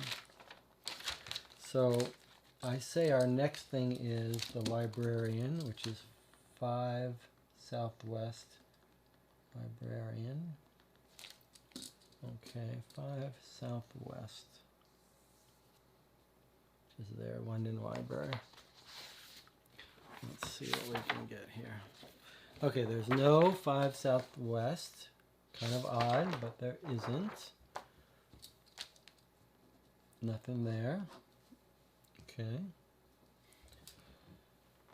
How about the social columnist? We have 2 reasons to go there. One is that extra case that with the purple lavender letter. So let's go to 2 Southwest to Langdale and see what he has to say for us. 2 Southwest.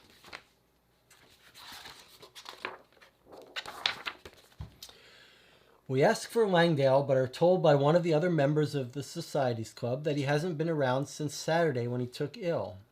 He is convinced it's because of something he ate, says one young gentleman we speak to, who is dressed in a bright red waistcoat and a turquoise cravat.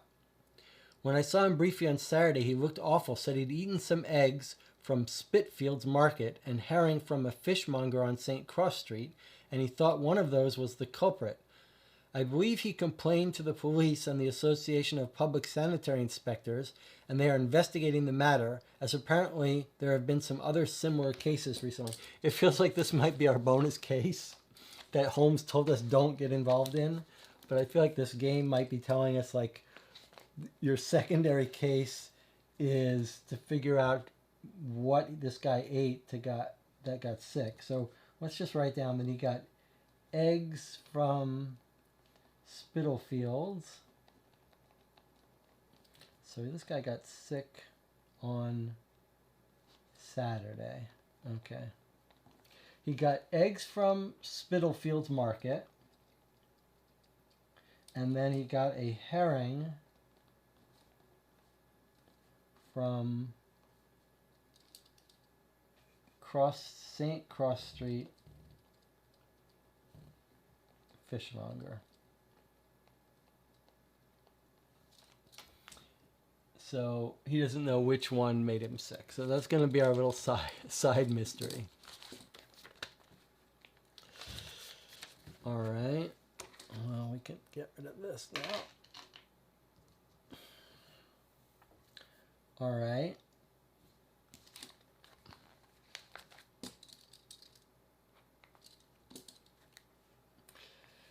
We found where she lives. We don't know who sent her flowers, but maybe a flower shop would.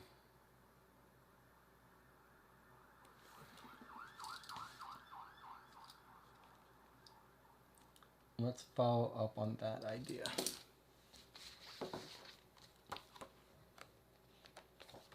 So if we look at flower shops, florists. So she lives here, right?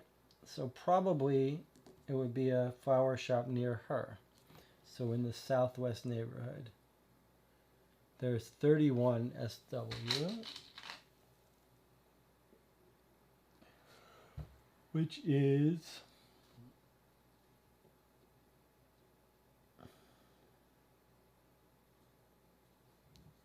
there's 32.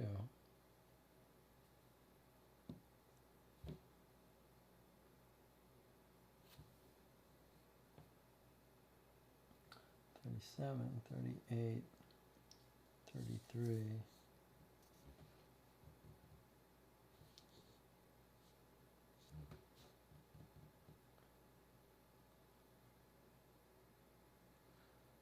There was also something else about flowers in here, in the newspaper.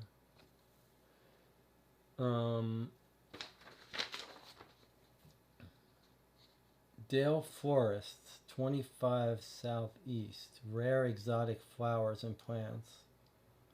Let's put a little mark on that, just in case. 25 Southeast. Maybe there's some specialty flowers. All right, we still got to find this one, though. There's 32. Where's 31? Right, that's where we told the forest is. 31 Southwest. 33.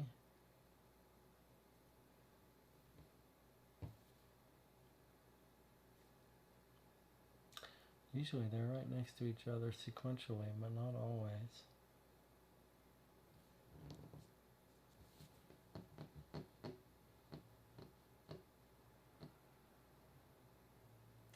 Sometimes when you can't find it, I mean, I could bring it up on here for you guys to help me find it.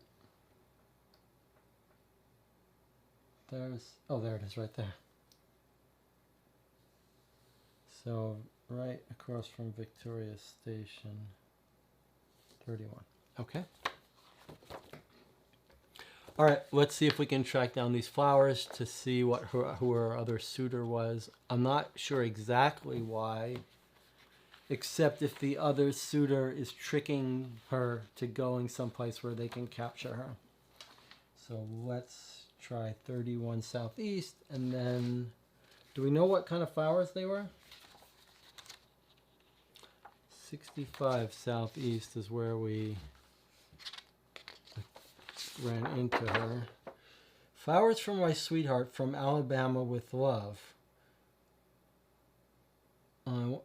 Drooping yellow flowers. So if they are some fancy flowers, that, and it's not that the guy's from Alabama, but the flowers are from Alabama, then it makes sense that he got them at some fancy place.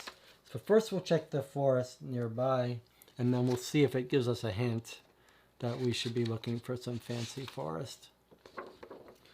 31 Southwest. Okay, there is no 31 Southwest. It's not even in the game. So we'll make a note here. 31 Southwest Forest. Nothing there. All right, let's check this fancy forest then. 25 Southeast.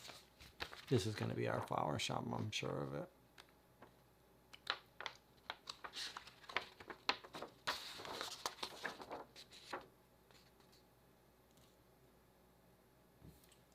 Where was it? 65? I don't want to read the wrong thing here.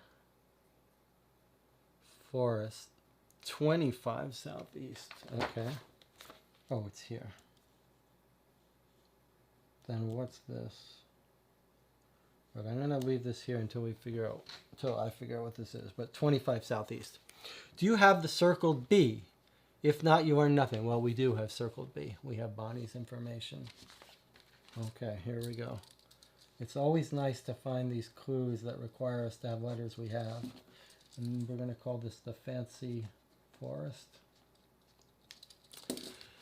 Hello, ma'am, says Wiggins to the woman with long dark hair behind the counter. My friend bought some beautiful yellow flowers here recently, and I've come to see if I can get some of the same. He pauses and winks. For my sweetheart. The woman laughs and nods. Of course, but what kind of flowers were they exactly? Yellow with petals. Wiggins struggles to find a way of describing a flower. The woman looks around, thinking unsure how to respond. Alabama, says Simpson suddenly. I think from what our friend said, the flower might be from America, maybe even Alabama. There's a moment of silence, then the woman's face lights up. Oh, yes, of course. You're Mr. Ryan's friends. He is such a lovely gentleman, I see. So it's goldenrod you're after. We nod enthusiastically. That's it, says Wiggins, snapping his fingers. Well, sorry, but we don't have any goldenrod at the moment. We do our best to look disappointed. I could try to acquire some for you. Nah, no need, says Wiggins. Thank you anyway, ma'am. Okay, so we know Mr. Ryan, which we know is going to be TR. So we know Mr. Ryan bought the flowers. All right. Let's look up Mr. Ryan. Now, what is this? 65 Southeast. Is that someplace we already went to? Yes. That was where Bonnie lived. Okay, so we can remove that. So I thought this was, oh, that's Southwest. So I'm going to assume that it's Southeast and not Southwest. We'll just quickly check up Southwest to make sure there's no 65 Southwest. Yeah, okay. No, okay, so it wasn't there. This is where she lives. And this is the fancy forest. That makes more sense. Okay, so Mr. Ryan, huh? T. Ryan. Let's see if we can find this T. Ryan and if he is courting her to kidnap her.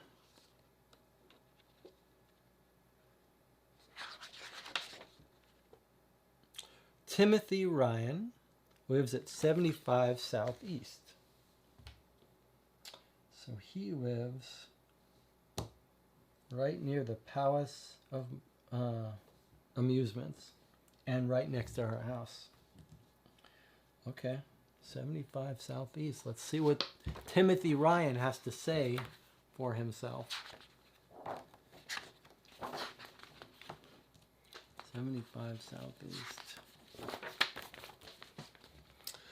The door is answered by a young, good-looking man with a short beard and bright blue eyes with dark shadows beneath them. He exudes a sense of tiredness.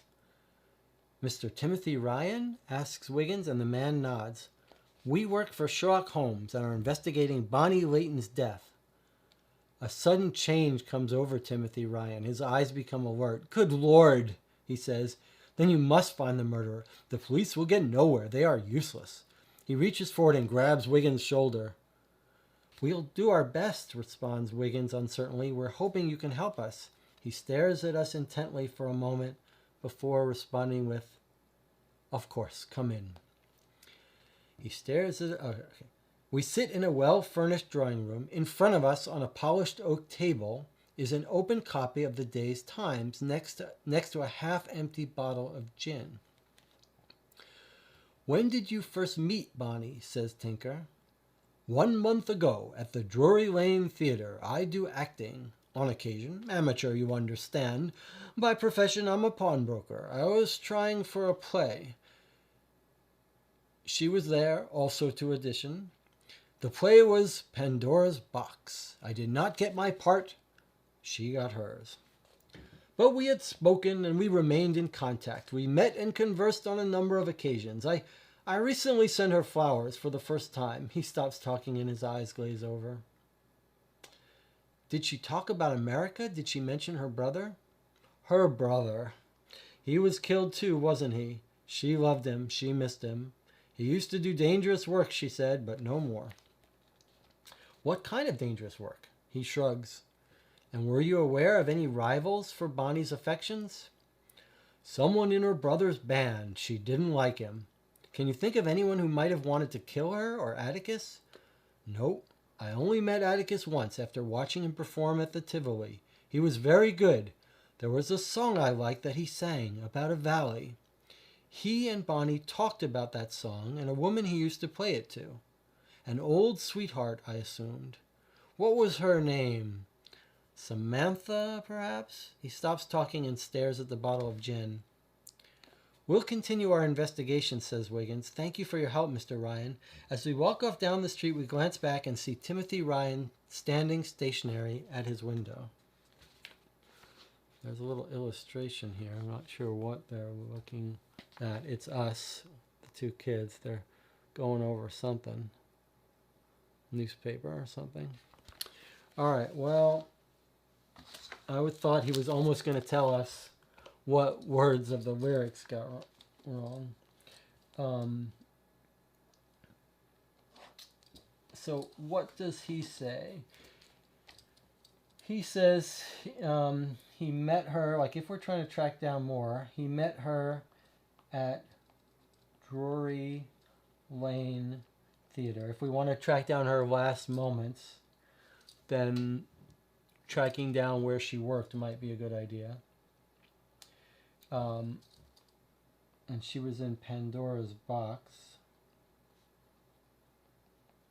theater play. It sounds like, if I had to guess, I'm guessing that he's not involved in this at all. He met her honestly enough. Although, if you knew someone was an actress and you wanted to meet her to arrange a kidnapping, then you go to audition at where they are. So he's still a candidate suspect, but he's being pretty open with us, it seems. He's saying about these flowers, someone she doesn't like in her brother's band, anyone you want to kill her. He says, no, I watched him perform at the Tivoli. He sang the song about a valley. He and Bonnie talked about that song and a woman he used to play it to.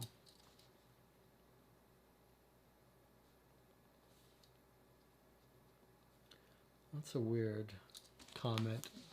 Who is woman he played song to? Like, that's a weird clue. Like, they talked that there was a woman, and then he says her name. Samantha. Samantha? Or maybe Susie?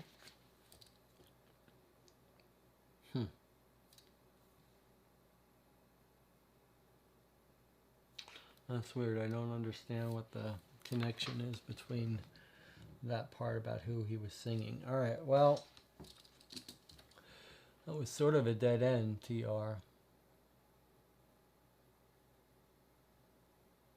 But he did mention the Drury Theater. I like this idea of trying to track down her last moments. So let's see if that Drury Theater doesn't help us.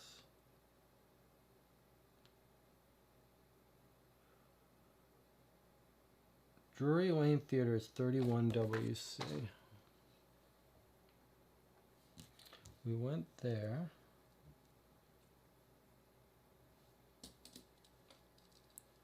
Not 25. Oh.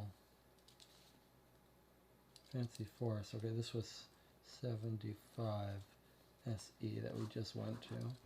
Okay. And now we're going to go to the Drury Theater, which I've already forgotten where I said it was. I feel like that shot this morning has taken a little out of me. Drury Lane Theater, 31 WC. Okay, there's Drury Lane Theater. Let's go there. Let's see if anyone remembers her on the last night.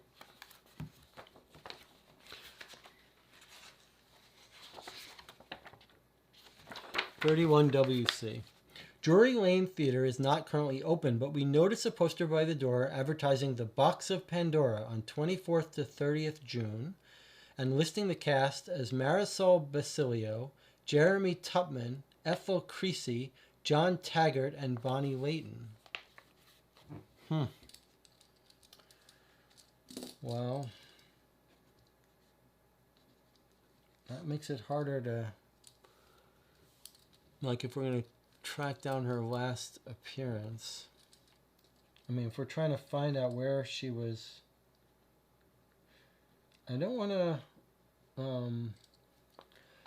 to forget to check out. It feels like maybe you should take notes of clues you want to not forget to look at. There was something in her letter about, like, let's go to that restaurant we always go to. Her favorite restaurant. Do you remember that? So, Simpsons near the river. I think that was it. Restaurant. So, at the Drury Lane Theater, Posterville, we're told the other people that are in the cast with her, in case we want to look these people up. Marisol Basilio, Jeremy Tupman, Ethel Creasy, John Taggart, and Bonnie Wayton. So it's possible one of them saw her, but that would mean going to a bunch of those people.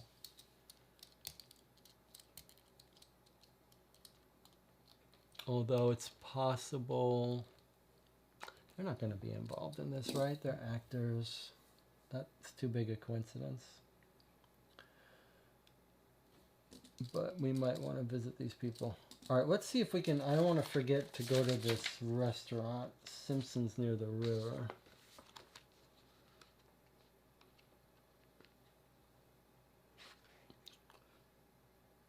Simpsons Dining Rooms, 20WC. Do you think that's it? Is it near the river? Yes, it is. Pretty near the river. All right, let's check 20WC to see if anyone happens to remember them there. 20WC. A cheerful, talkative waiter with a fop of blonde hair thinks he remembers Atticus and Bonnie eating at the restaurant. Yes, I do believe it was them. They were, as you've described, and conversed in an excited and lively manner, lots of laughter, my kind of customer. The thing that really stuck in my head was that one of them, I think it was the gentleman, mentioned Pinkerton's, you know, the detective agency. That sounded deliciously exciting, so I tried to hear more of their conversation, to hear about some daring escapades or delightfully devious criminal acts, you know, that sort of thing. He pauses and adopts a disappointed expression. But they didn't really say anything else that interesting. They mainly talked about music. I remember him humming a tune to her at one point, and they spoke of some woman called Eddie in connection with a ship or a voyage, along with another name, Samantha. That's getting a little bit interesting.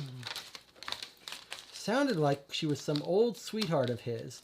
I kept listening because I thought perhaps it was all linked to some dramatic criminal plot. But no, I was, as I find to be the case so often in life, sorely disappointed. He looks at us a moment and then bursts into laughter, and although not entirely sure what the joke is, we all begin to laugh too. Do come for dinner sometime, he says, smiling as we offer our thanks and leave. Okay, so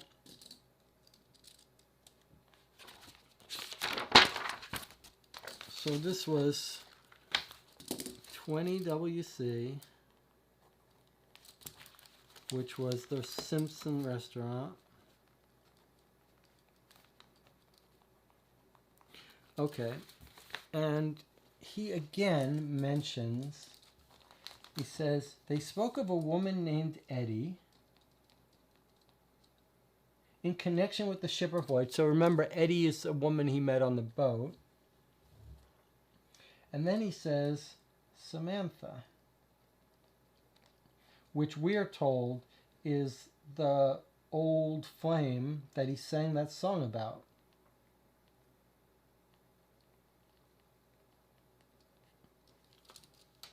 That's strange. I don't know what that has to do with anything. And again, Pinkerton's gets mentioned.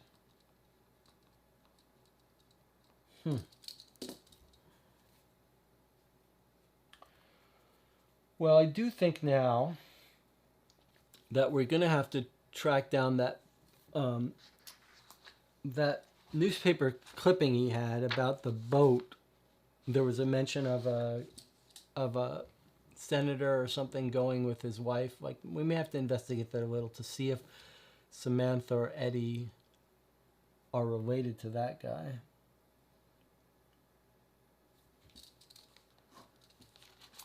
But I'm at a little bit of a loss as to think where to go to next. What are these? Drury Lane Theater, we went there. That just had the post bill. And 20, we just went there. Okay. Well, we might go to Green Park where that theft occurred in the newspaper. I do want to... 5SW, went to the librarian. We went to the social columnist. He just told us he's sick. I do want to go to the reporter for the Times to see if he knows anything about that Pinkerton case. But I think this might be a good time for a 5-minute break. So let's take a 5-minute break and we'll be right back.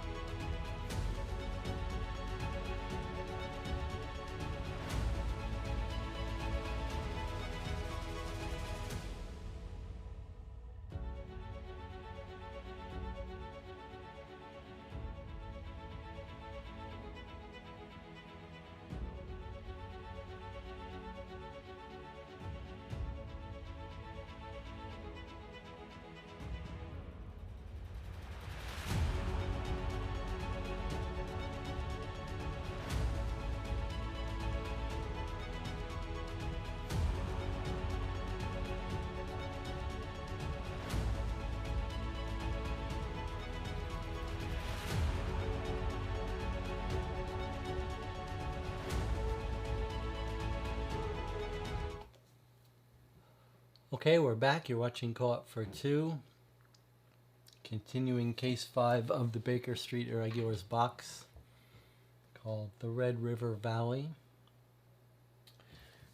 We've been trying to track down where that woman was last seen. We think that maybe the sister Bonnie was kidnapped to put pressure on the brother Atticus to get him to give up some information. But then they were both killed. So it's possible that it was just a revenge. Like the guy says something about how Pinkerton, how he might have been capturing bad guys and then he got scared. So you could imagine a case where they kidnapped the sister not to get him to pay money, but to get him to show up someplace, and then they just killed them both. But why break her fingers? And then we know that she's being courted by this guy, TR, who we went and visited. He looks on the up and up, but we can't be sure. And also someone in the band. The same person who was in the band went into his room afterwards. Like, was he trying to cover something up? We got some clues about a Samantha that he used to like. And the song that he would sing. I wonder if what we're supposed to be figuring out with Samantha is that... So here's something. We're told that this woman was in the audience at some point. Eddie, or I think it was Eddie, who were mentioned several times. I wonder, I'm trying to think who we would talk to that would remember what lyrics he used so we could compare and see the difference in lyrics. And now I'm thinking maybe that Eddie, E-T-T-I-E person. So now I am thinking maybe we can track down if she was on the boat. It would be nice to track down her. Maybe she is the person that will tell us what those lyrics were. So we heard her name at the dining, but from the waiter, and we heard her name in a couple of places. She's from the Ship at 83 Northwest, which was the Crown Inn where he's staying. Let's look it up. And we're told that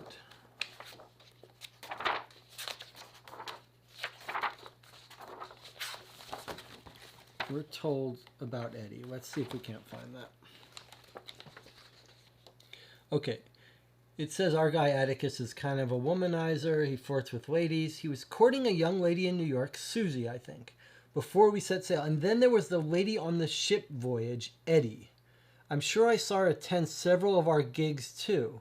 So she would have heard the original version and the new version if she was at that last performance, though she didn't seem to speak to Atticus. Okay. He wooed them with tales of his exploits. So he may have talked to her about Pinkerton, too. So he met Edie on the ship. So let's go back to that newspaper about the ship. That was in the Music Performance Hall, which I see is 23WC. Okay, let's take a look again at our newspaper. All right, so we've got a couple of items from this newspaper, but here's the one. Steamship departures. The Auguste Victoria departs New York May 15th, 7-day trip to London. Okay, that's the boat they're on. But then here is telling us about a politician who's on that ship. Senator Robert Strider. So we're going to try to track down that woman. So U.S. newspaper, which is 23WC, says Robert Strider. but he's an American senator. Traveled to London this month to assist in resolving the current trade problems that have resulted in shortages of various basic goods in New York department stores. His wife's planned voyage to London to visit her father, the English barrister Samuel Briggs. I remember that name, Briggs, from something. What luck, now Mr. Strider can accompany his wife. Okay, so Samuel Briggs is an English barrister. So he's going to have locations in London. Now, but what do I recognize that name from, Briggs? I mean, maybe I recognize it from this newspaper.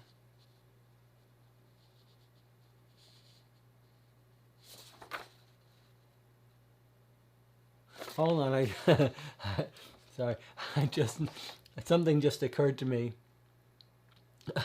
about our little sub case. Remember the newspaper story about the fish? I'm just looking at it here. The fish.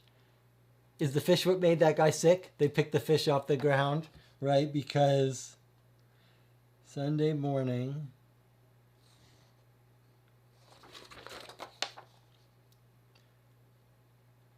beggars and unscrupulous working folk descended on the scene and took what they could away with them. So, is this going to be the herring that made that guy sick? I think it is. Had overnight and by means unknown made their way into the street. So yeah, I think maybe that's what made that guy sick. But okay, let's not get distracted. Samuel Briggs Barrister. That name though sounds familiar. Briggs. It wasn't one of the performers. All right, let's just follow it up. But we'll remember. I'll put a little question mark around Briggs to see if there's something. All right, let's look up Briggs. He's a barrister, so we might find him at the law offices or at home. Let's check it out.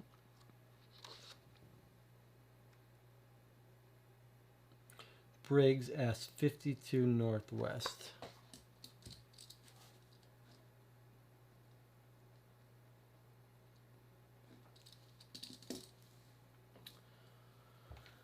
All right, 52 Northwest.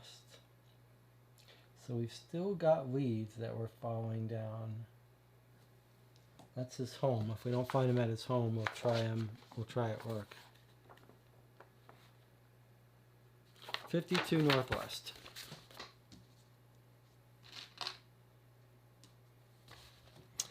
At the home of Samuel Briggs, a stern, almost aggressive-looking butler answers the door, and we ask if we can see Mr. Strider. We work for Sherlock Holmes, Wiggins explains, and he may be able to help solve a crime. The butler looks unconvinced, and without giving a response, leaves us on the doorstep. 20 minutes later, we are finally shown into the small hallway just beyond the door. Mr. Strider is unavailable, the butler tells us, but Mrs. Strider has agreed to speak to you. Please tell me your name's Eddie. He opens the door and admits a tall, red-headed woman in her early 40s. I am told that I may be of assistance in solving a crime, she says. Very mysterious. What crime is it? The deaths of 2 of your country folk, ma'am, Wiggins replies, who were murdered on Saturday night. We think one of them, Atticus Dawley, traveled here on the same ship as you. She sighs. I do not know the name. How did they die? They, well, violently. I am the wife of a United States senator, young man. I am used to grisly details. Were they killed in a way suggestive of something more than a petty crime or disagreement? Yes, they had their throats cut, and it looks like torture was used. Very well. What was the other victim's name? Bonnie Layton. I do not know of her either. I am afraid you have had a pointless journey, as I do not see how I can assist you. I imagine the shipping company may have more information on this Mr. Dawley, but that is all I can suggest.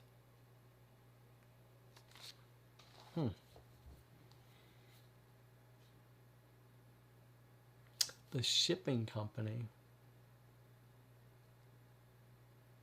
I was really hoping she was going to point us to that woman, Eddie.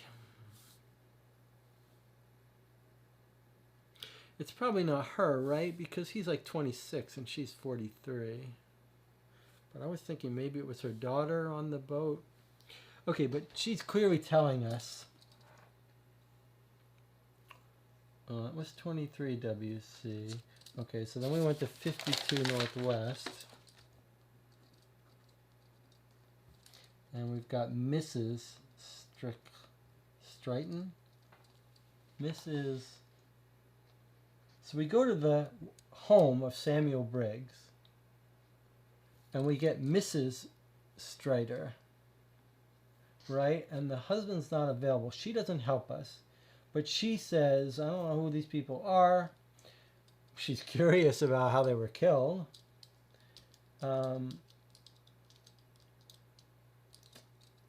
She says, I don't know who these people are, but the shipping company.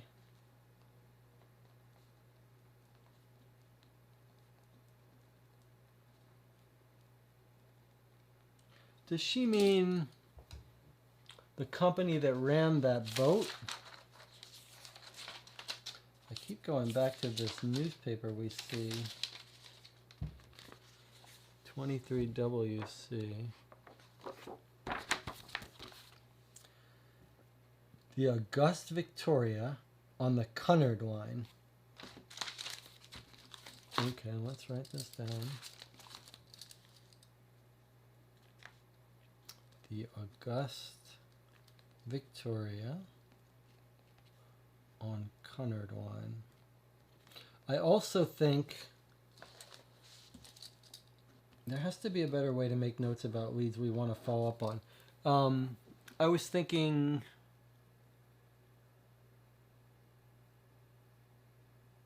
What was I thinking? Now I've forgotten it. Some lead I wanted to follow up. That's why you gotta write them down when you get them. I don't remember what I wanted to not forget. What was it? Oh, yeah.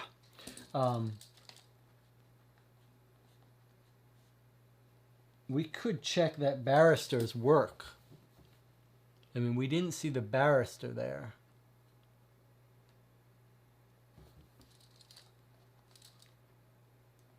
But I'm not sure we really want to. Do we? Why do we want to talk to him? Because we're thinking maybe he brought his daughter along. All right. Let's look up this Cunard line. See if we can get some information on this ship. Maybe they've got an itinerary that helps us in some way. I don't know why it would, but Cunard line office 83 EC. All right. Well, she told us to go there. 83 EC. This case is spread all over. 82 EC.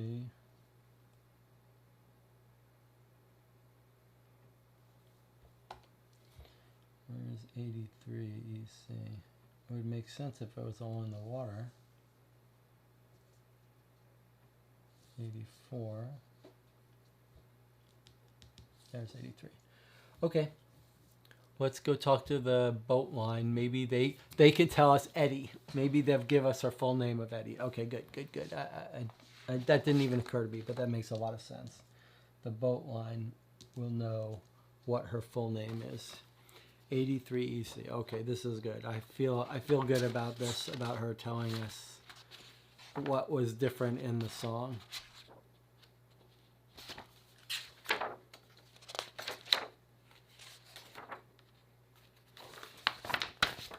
'83 EC. The man behind the counter at Cunard's office, let me write this down. 83 EC Cunard line office.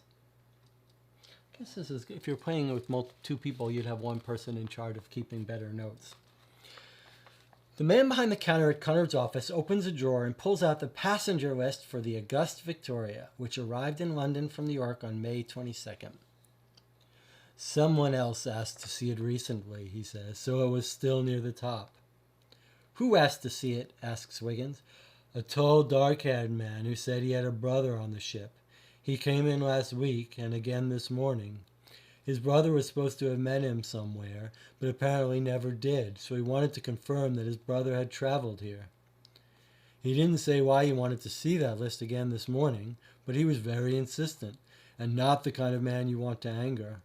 Each time he came in, he looked over the list for a while, then left. Not so much as a thank you. I see, says Wiggins, sliding his finger down the passenger list to Atticus Dolly's name. Did the man talk about anything else? Well, this morning he asked if we had the day's Times because he wanted to check something was in it. I passed him a copy and he glanced at the first column, then handed it back. His manner was aloof, even threatening. I remember asking if he could describe his brother, but he just demanded the passenger list. Why did you ask him to describe his brother? I was working in the bar on that voyage, so I got to know most of the passengers, at least by sight. We had the wife of an American senator who made the headlines of several newspapers over there. Strider, I think. Ah, so maybe you could help us. Our friend Atticus is missing, and we don't know why. Do you remember him? Maybe something from the voyage could tell us where he is. Atticus, yes, the man grins. I think I can help. I might even know why he's missing. Really? Well, when he boarded in New York, a young man, quite handsome, walked on deck and then came to a sudden stop right near me. At first I thought he wanted something, so I turned to him, but he wasn't looking at me. His gaze was fixed beyond me, to the other side of the room. I looked over and there was a woman, also staring back at him, wide-eyed, like they'd both been struck by thunderbolts. Love at first sight, it seemed. I've read about it, but never before seen it. I saw them together a few times during the voyage. They seemed very close, almost like husband and wife, I thought. Anyhow, I heard her call him Atticus. So you see, that's probably why you haven't seen him. He's off gallivanting with his new love. The man raises his eyebrows and taps the side of his nose. Of course, says Wiggins. What did this woman look like? Do you know her name? I didn't catch her name. She had curly blonde hair and was probably in her mid-20s. Pretty, but not demure. She carried herself with confidence. I see. Well, thank you for your help. I hope you find your friend, he shouts as we leave. Circle the letter A. Okay, so plot thickens. Plot thickens. Atticus has run into his old love, Suzanne, who's now assumed a new identity. I'm guessing Eddie. I mean, he sees her, he recognizes her. Okay, oh, before I forget, there's a whole manifest there in that book that we're going to look at it for a second. So there's a manifest. We need to look at it. And then, so he met his old flame. Maybe traveling under a different name, I'm guessing. Now, why this led to this whole murder, kidnapping thing? Do you think she is mixed up with this gang that he took down in Pinkerton's? I don't know. Okay, so then another question is, who, his old flame, she's got blonde, curly hair, I think it said, and about 26. I believe that's what it said. So it was totally unplanned. They ran into each other on the ship. And then they're instantly together. We circled A. Let's make a note. Circled A. All right. So curly blonde hair. Blonde curly hair. Okay. Let's look at the manifest. It's a pretty big manifest, as you might expect.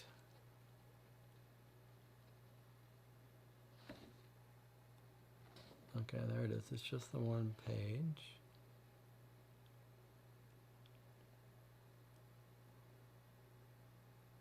So we're looking for Eddie or Suzanne. Let's see what we see here.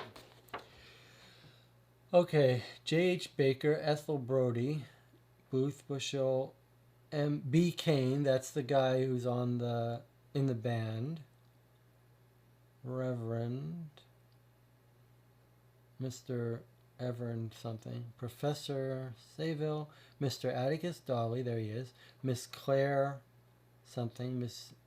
First of all, just note these are all written by same person, not.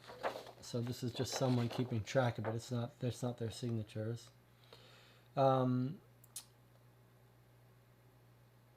Mr. Gilder and Maid. Robin Hamilton. Trey Kedge. Okay, Troy Kedge. That's our Troy Kedge. Miss S. Lacey. That could be our Suzanne. Okay. So manifest. Let's see if there's anything else. Okay, I see Eddie here. We have S. Lacey. Miss S. Lacey. But more interestingly, I see Miss Eddie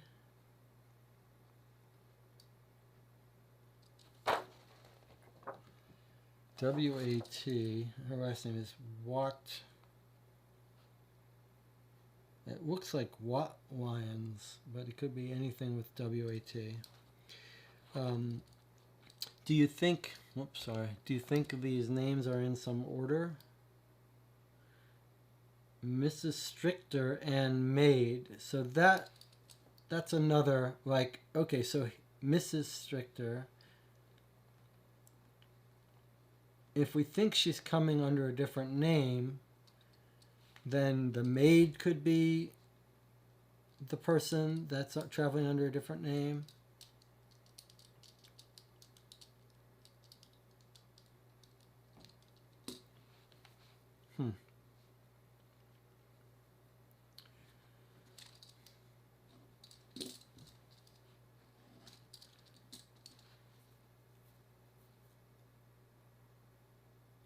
Well, I mean, I'm suspicious of that Strickler person, but maybe that's just a red herring. She just told us there's no reason to believe she's involved. That was just the person who's maybe giving us a hint to check out the ship records, which we did. And we did find Eddie's name, Eddie Watlian. So do you think that we're going to be able to look up a Watlian in the directory? I sure hope so. If not, I do not know how to track her down.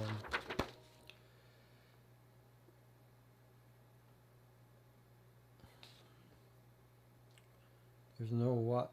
There's a.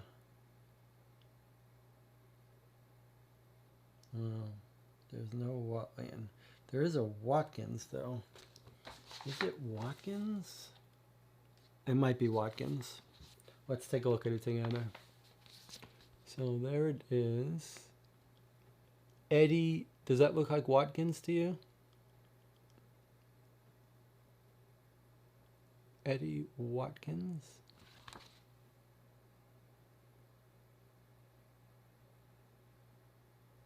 It would make more sense if it's Watkins. All right, let's hope it's Watkins. So if I look up Watkins, oh, I see an Edward. All right, 98 EC. Let's see if we get lucky. 98 EC. If not, we're going to have to figure out some other way to track her down. 98 EC. Well, there's 93. I don't even see. Oh, there's 97.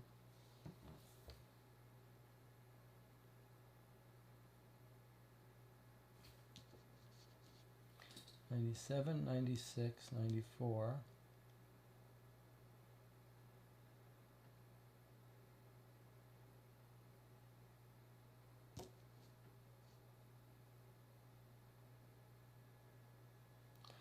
Doesn't really matter where she is. All right, I'm going to look it up, and if it's not, if there's no one there, then I won't even bother with a marker. 98 EC.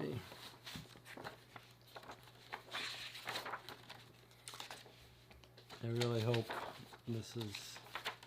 I really hope. this is her. Nope. It's not Watkins. Or if it is, it's not related. Well, that is very unfortunate. That's very unfortunate. Watkins 98 EC. Really? That's not in here? No. Oh, that's unfortunate.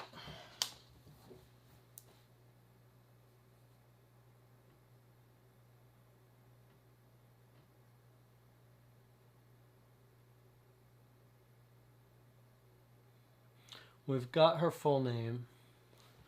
We're having trouble reading it. It sure looks like W-A-T. Eddie.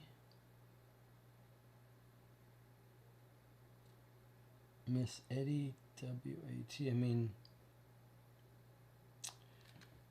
she could be traveling from America. That might not even be her. She might not even be in London, but wow.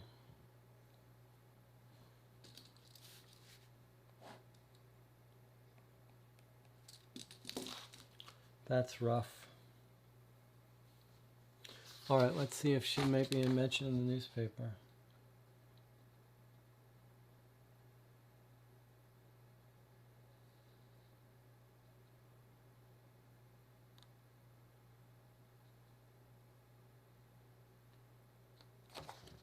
We went to the fancy forest.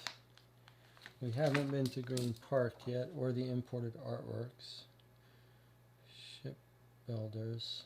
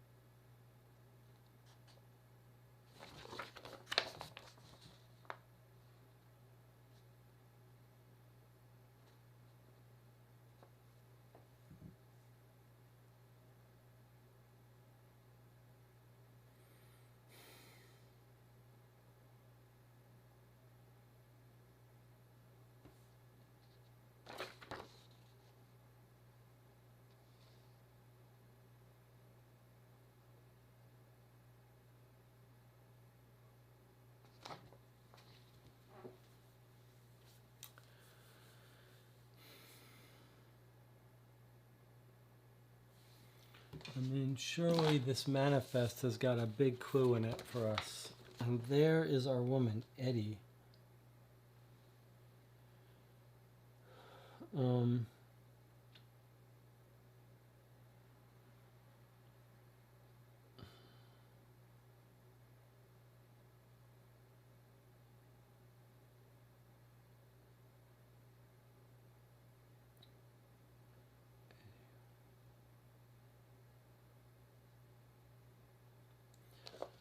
Let me show you this again. See if I mean the problem is there's no other WAT in the paper. So if there was a WAT, unless it's not WAT, I don't see how it helps me.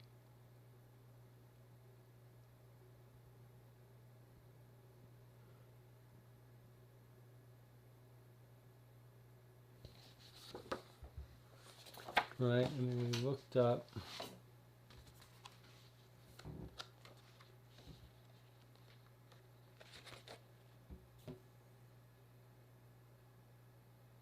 Is it possible it's not an A? 83 EC. W, boy, that looks like an A to me. WAT.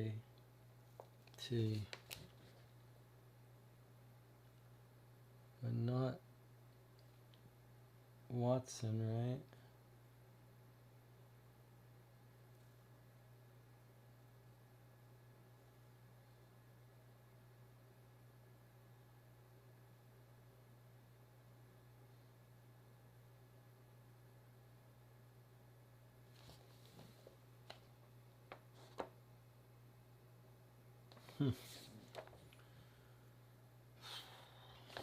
Let's read what he says again.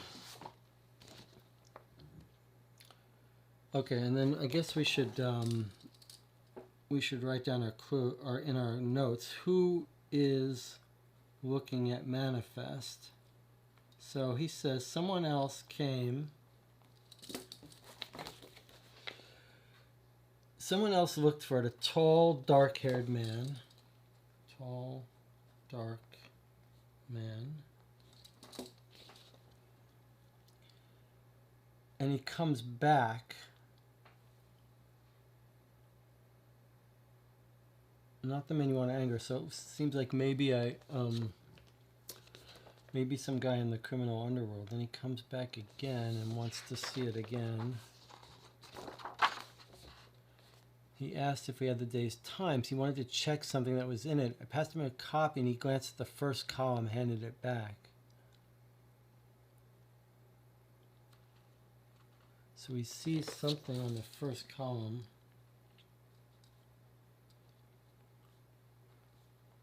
What does he see in the newspaper that he's so curious about?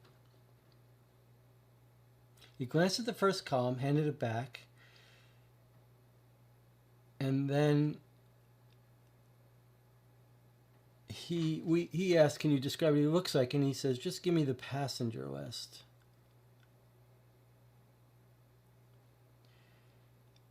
We had the wife of an American senator made the headlines.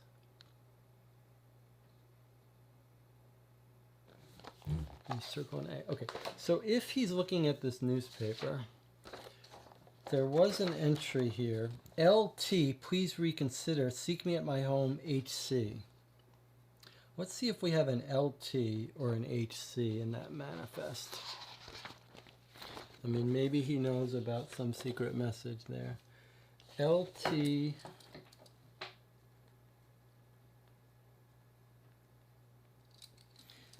LT. Is that our... No, TR was our guy, right? Not LT. The suitor.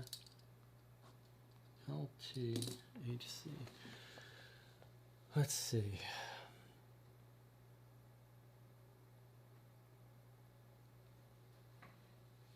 LT or HC?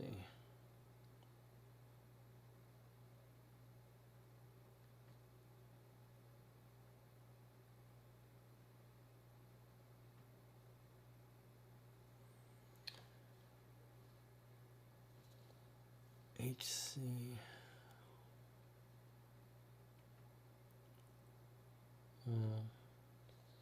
Don't see it.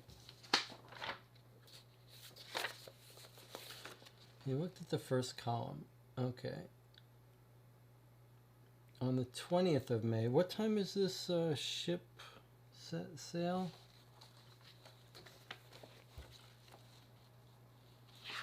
I'm told it was in his thing. May 15th, 7-day trip. Okay, May 15th.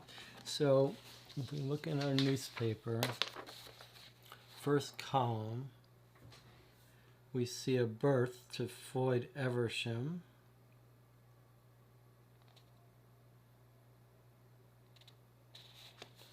Is there an Eversham in their manifest?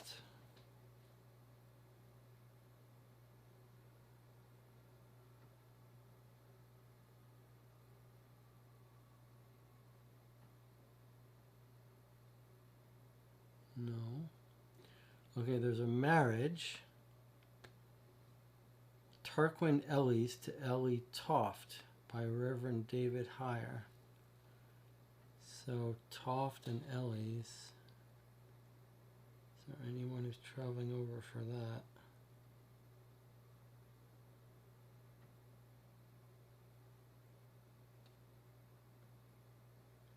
Don't see it.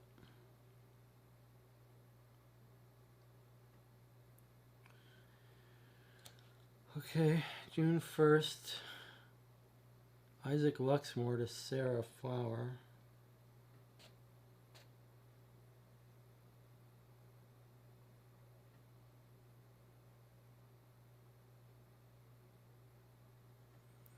Don't see anything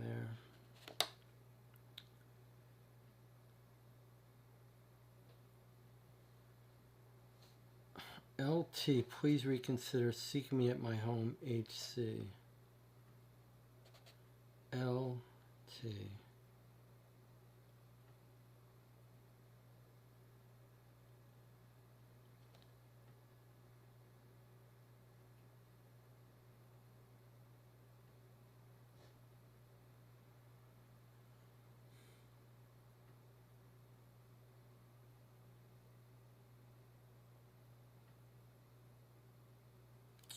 There's no LT. And there's no HC.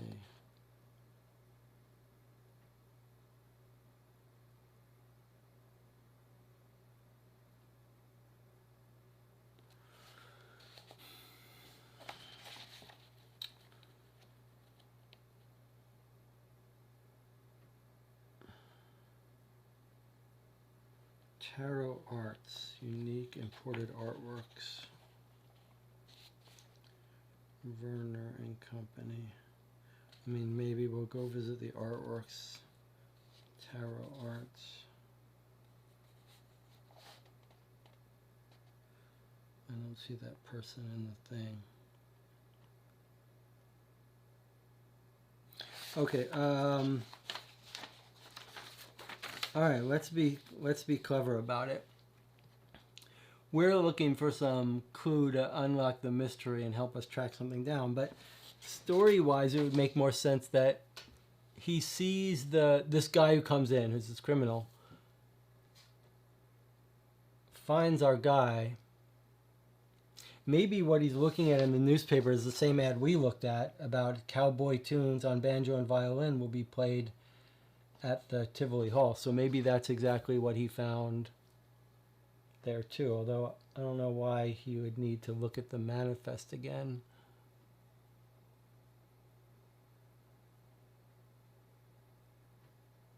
But okay, so maybe there's nothing for us to find in column 1. It's something that we already knew.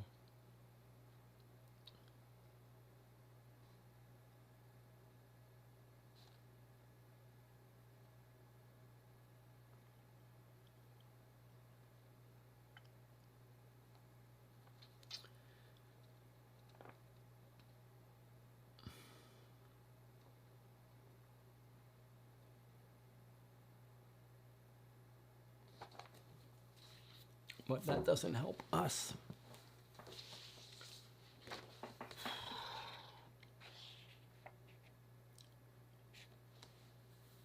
I had a brother on the ship. All right, well, I'm at a loss how to track down this Eddie person, even though we've got her full name now. That's very frustrating. I think it might be time to visit Sherlock Holmes, see if he has any hints for us. And maybe we visit this underground, the Rat and Raven pub guy. So let's start some things. Let's go to Sherlock Holmes. And let's go to Porky Shinwell is 52 EC.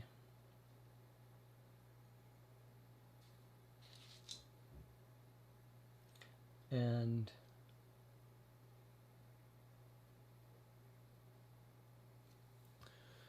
where was the newspaper thing? Henry Ellis, 30 EC. Did we not go there yet? I keep threatening to go there, but it doesn't look like I've ever gone there yet.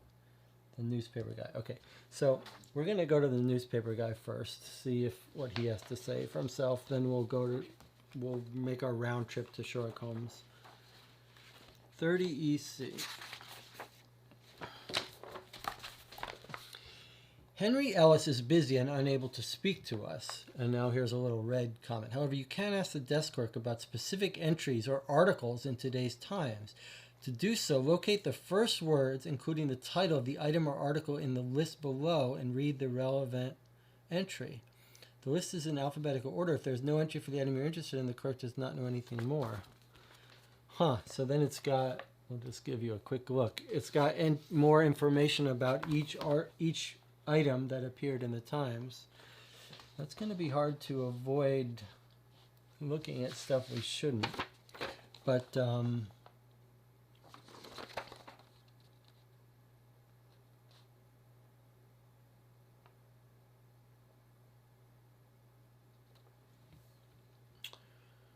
what do we want to know more about?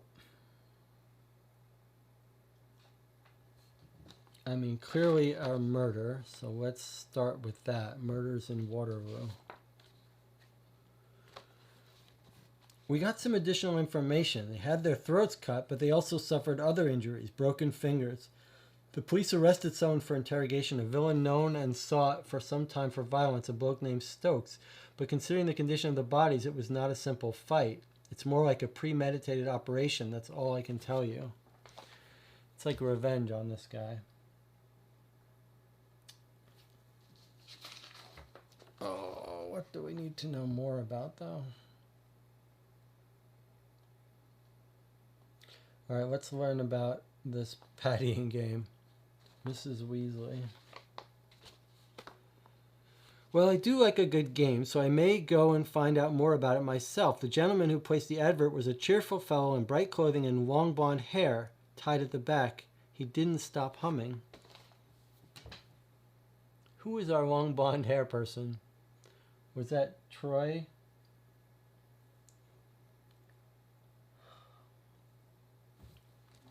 Let's make a note here. I mean, it feels like cheating to look at all of them.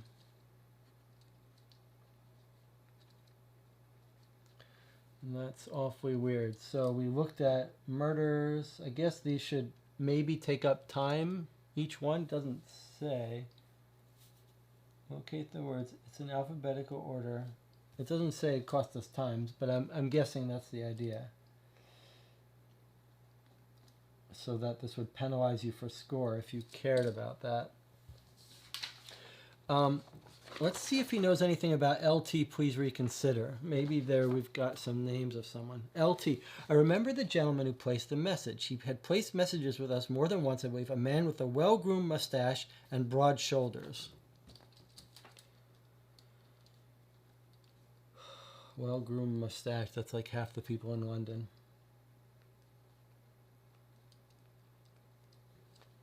Oh.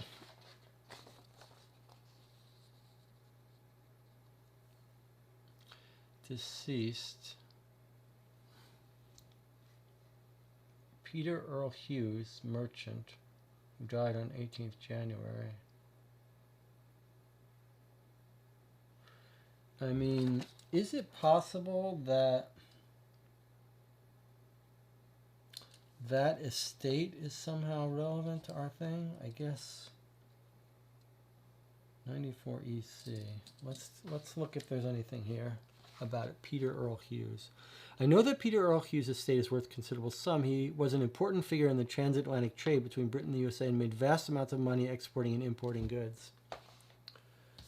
I mean, we can go look at talk to his solicitors, but I don't see we have any reason to do that.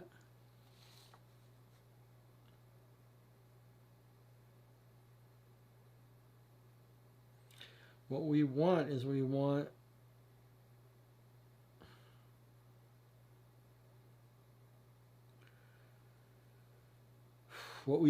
some way to track down the Eddie or some connection with Pinkerton to find out who these bad people were.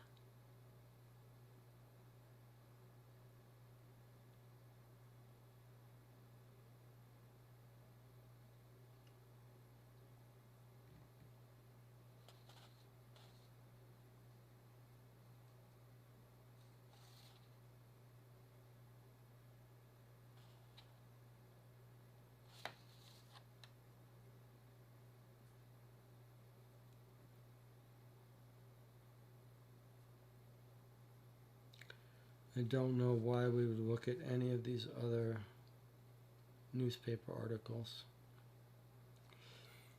Imported artworks from the continent in the United States. Okay, maybe we can find that our woman was coming over with artwork. Tarot Arts, let's see. Tarot Arts.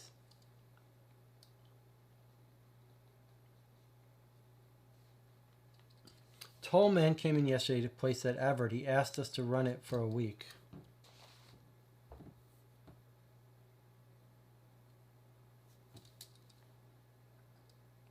Everyone's tall.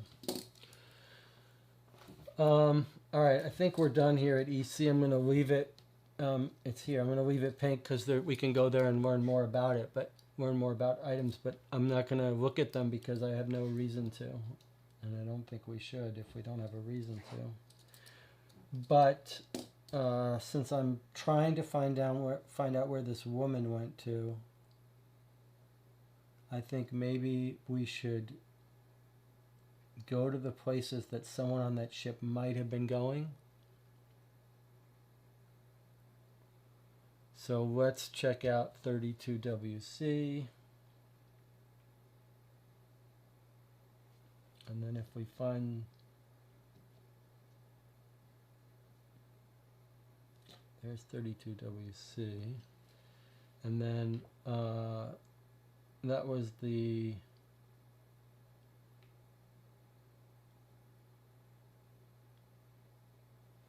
That was the art thing.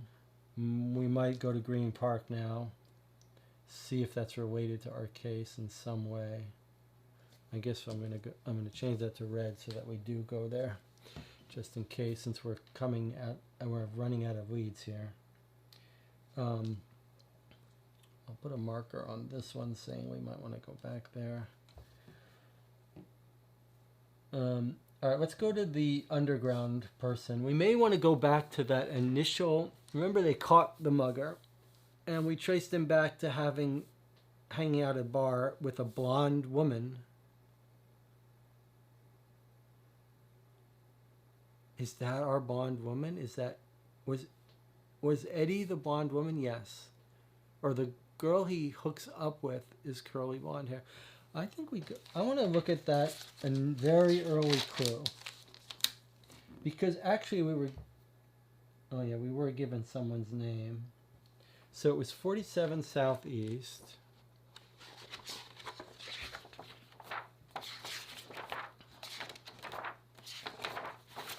We kind of threw away the clue. Oh, here we go. The more tired I get, the more times it takes me to flip through this to find the right neighborhood. Okay, so we found Jasper Stokes, a large man who squints. He's having a drink at the Georgian Vulture. How long were you there? Hours. Were you drinking with anyone? Sat while with Teddy Bittler. Teddy Bittler. And some blonde woman. So Teddy Bilter. And we tried to look up Teddy Bilter, and we found no such entry. So now perhaps we go to Porky at Shinwell and see if he knows any information about these criminals. So 52EC, which is up here. All right, let's hope he knows something.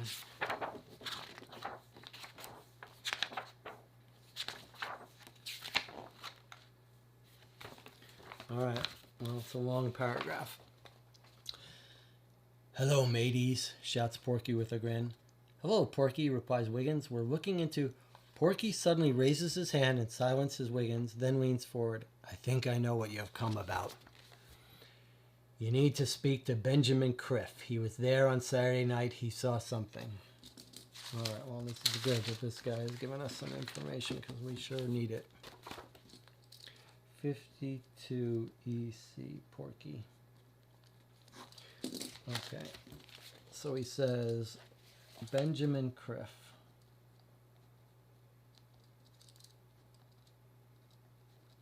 Benjamin Criff saw something. Where can we find him? Asks Wiggins in an excited tone. Porky nods to a thin, gray-haired man sitting at one end of the bar, slowly sipping a pint of dark beer. Criffy! Porky somehow shouts and whispers at the same time, and the man looks up and ambles over. Tell these gents what you saw, and there's a pint in it for you. The man looks to us, and we nod to signal our assent to the deal. I was just out, having a walk around the streets late on Saturday night, he says, then sniffs loudly. And I was near Holborn when I hear this almighty noise, louder than the gongs of Judgment Day, or I'm a muck-snipe liar. And I runs fast around the corner, thinking I was to behold the face of my Maker himself, I tell thee true, and I falls flat on my schnozzle. He slaps his palm into his hand, his palm into his nose, miming his face hitting the cobbles. And I try to stand myself up, and me hand slips and slides, and what do I find but fish everywhere. And I look up and see this man standing near a wagon that has fallen over sideways. He was a big man, and with more chins than anyone has a right to, and he was looking at all the fish in shock. But he don't see me, no, and he looks around, quick-like, worried, then he grabs his cart, pulls it back up right ways, and heads off towards St. Cross Street, where he vanishes under a porch. I scrabbles to me feet, grabs as many fish as I can, and runs off home, no stopping en route. Cursed though they were, those fish. Eat some for breakfast I did, they were fresh, with a slight taste of berries and something else. Scrumptious as a grouse they were while I ate 'em, but then, oh, sickness came to me. A whole day and I could barely eat, and only one of those. He gestures at the beer in his hand, so I didn't keep the others, cast them out into the river. Okay, so he put him back in the river. He finishes talking and takes a big gulp to finish his drink before holding out the empty glass to us expectantly. Wiggins sighs and gestures to Porky to pour him a pint. Porky registers the look of disappointment on our faces. Not enough for you, mateys? He asks. We didn't come about fish, Porky, says Wiggins. We came about the murder of 2 Americans. Oh, says Porky, so you've decided to go after a bigger fish. Really, lads. After a long pause, Porky resumes. Well, I would have preferred giving it personally to Holmes, but I picked up a package from an informant who works for, he lowers his voice, that Professor Moriarty. The fellow Mr. Holmes believes is behind much of London's organized crime. I'll let you give it to Holmes. Circle P.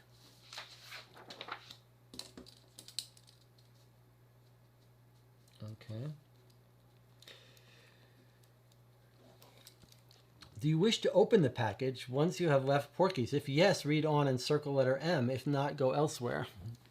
So we can open it up or bring it to Holmes, who will probably open it. But, I mean, we're in charge now. Let's just open it. So we're going to open it up and circle the letter M. Let's hope it's not some poisonous thing. You open it and find it's just a book, The Girl in Green, a ghost story by the American author W. Canning. The price is still marked, 3 shillings and 6 pence. A rose petal sticks out, and on the page marked by it, there is a piece of paper. There's the piece of paper. Worthington Bank have made arrangements for an American private detective to travel to London and infiltrate the Kozicki gang. Arrived by steamship on 22nd May. True name and alias unknown. Put Kent on this at once. M. Moriarty. Okay, so now we've got something interesting. So, first Porky tells us all about the fish, right? Which is the answer to that side mystery. And I don't know if we even want to take notes on this or just consider it solved, but he says he was near Holborn. He heard the cart falling over.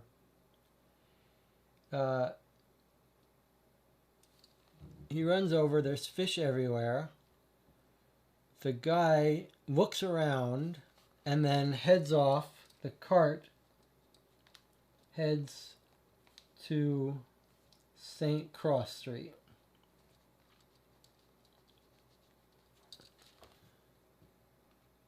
And goes under a porch. This guy picks him up, gets sick, and throws them back in the river where maybe a proper fishmonger might find them.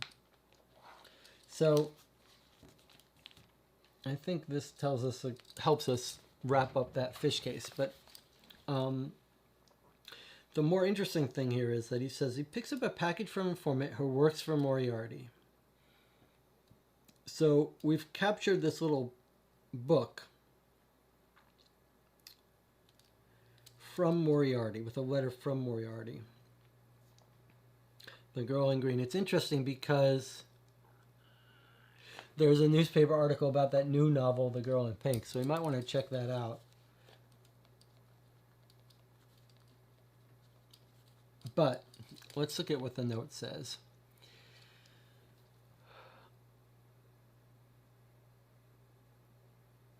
Worthington Bank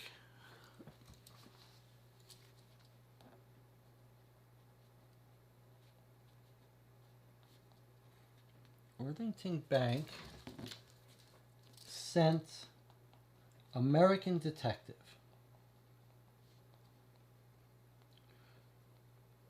Which could be our guy, Dolly. Remember, someone was like, is he still working for them undercover? So Dolly might be still working and be undercover. Or there might be another detective on that boat. But I wonder if that's what it's trying to say. He's now an undercover detective. And he wants him to infiltrate, and this is our key into the bad guys, right? Infiltrate the Kaczynski gang. Kaczynski gang.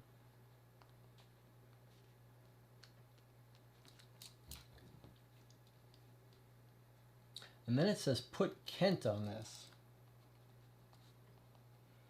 So I'm guessing that Kent is the other guy who was looking at the manifest. Remember, the manifest guy said some other guy came in. He was looking at the manifest. He wanted to know, like he came twice. I'm guessing that's Kent, who's working for Moriarty. So we want to find out about the Kaczynski gang. We want to find out if Dolly, if Atticus is the detective.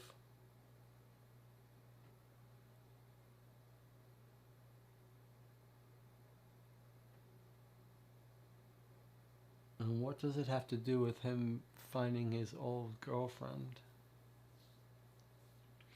All right, well, we've got a bank. We've got this other, now it makes me a little curious about this novel that was in the paper. Announce a new novel, 49 EC, Woman in Pink. This is Girl in Pink, Woman in Pink. So I'm going to write down Woman in Pink newspaper, which is 49 EC. And maybe we could look up that extra newspaper about it, but let's see 49 EC. Let's do the easy one first. 49 EC. This is the guy who's writing this novel. I don't know why this should have any relevance to our case, except if it's a code written guy. But this says, what did it say? 49 EC.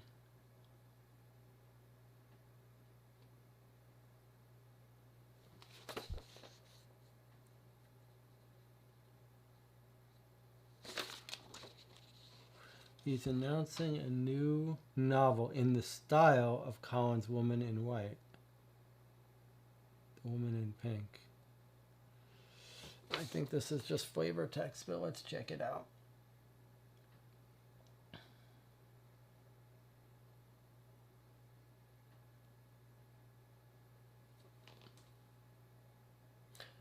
Uh, 49 EC. There. All right, 49 EC. An old man answers the door and peers at us over his spectacles. Ah, I wager you'll be after the new lodger about his book. I'm so pleased someone has called, he says. New lodger? Oh, we say new lodger? Yes, Mr. Flowerstone only took his room 6 days ago, said he had some business in this area of town, which turned out to be selling his book, it seems, and good luck to him at that price. Anyhow, I shall fetch him. A tall man with short black hair comes to the door. He looks us over for a moment. Can I help you, gentlemen? He says. He asks with a quizzical expression. We're interested in the book you have advertised. Well, sorry, but I'm afraid I'm out of copies. Call back in 2 weeks and I may have something for you. Oh, very well. We'll do that then, Mr. Flowerstone.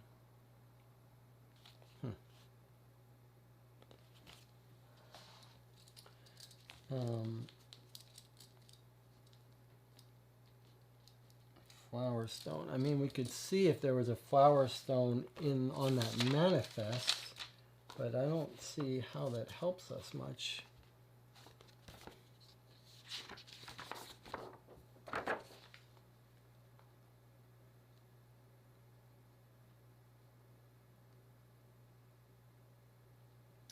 There's no Flowerstone, and it doesn't help us. I mean, because we've already found him and talked to him.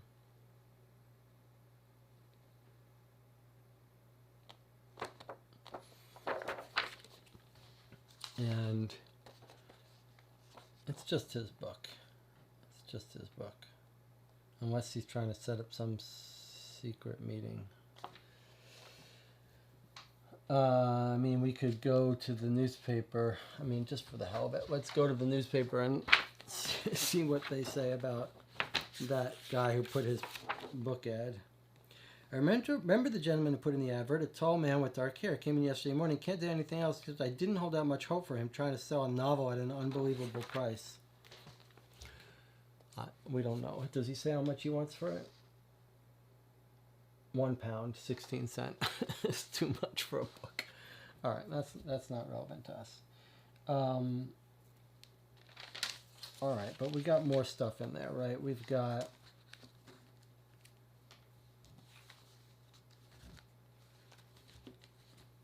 Worthington Bank sent an American detective to infiltrate the Kaczynski gang. Put Kent on this.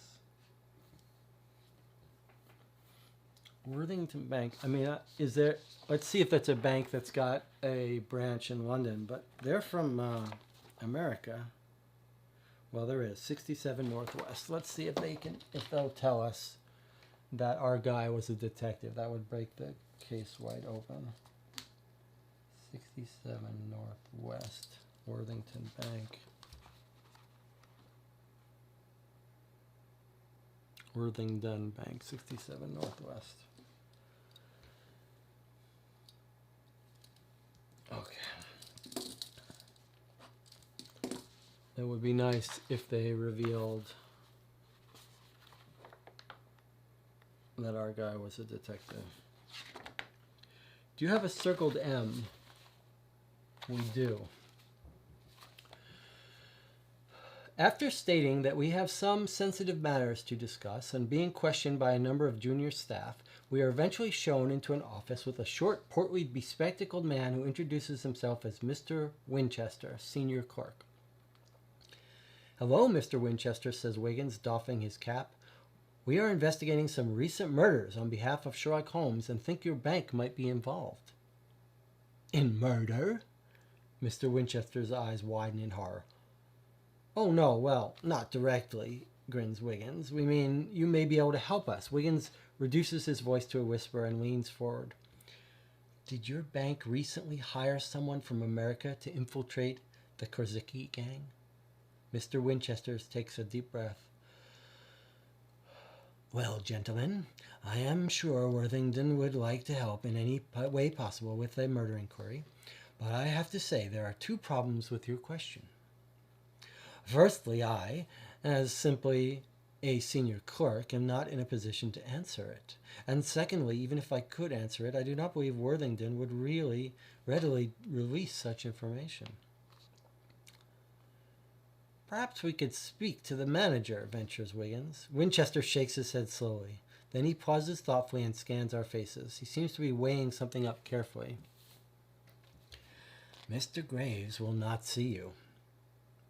but I am sure there would be no problem with me telling you that the Kaczynski gang have been a serious concern of Worthington Bank for some time, since a large robbery at one of our branches in '83. There we go.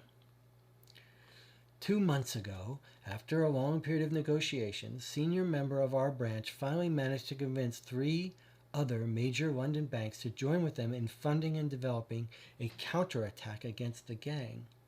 I can give no further details, but I hope that is of some use. Wiggins nods and stands. I'm sure it is, Mr. Winchester. Thank you so much for your help. So,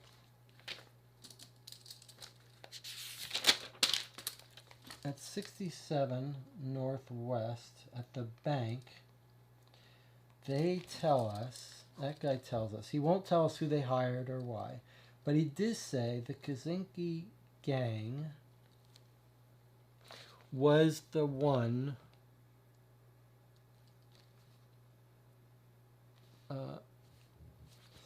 67 Northwest. Kaczynski gang stole in '83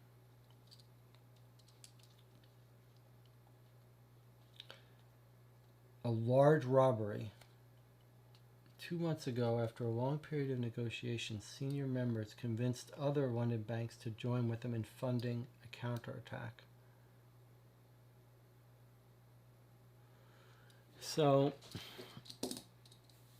our guy was involved in the Pinkerton group around that time.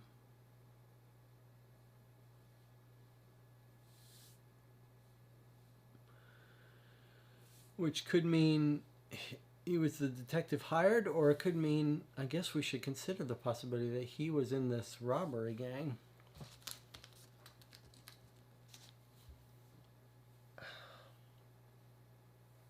How are we going to learn about the Kaczynski gang?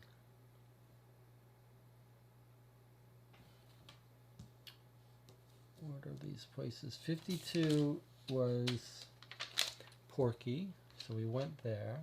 We got his information. That's the newspaper. What was 49 EC? 49 EC was the guy who wrote the novel that we went and talked to for no reason.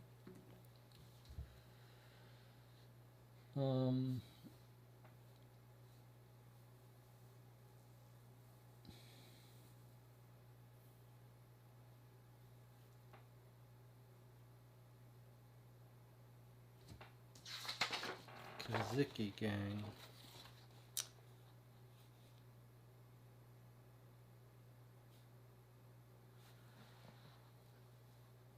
O'Brien at the National Archives, Murth's desk, criminal records. Okay, let's see if we can't, at 17WC, get some information about these criminal case.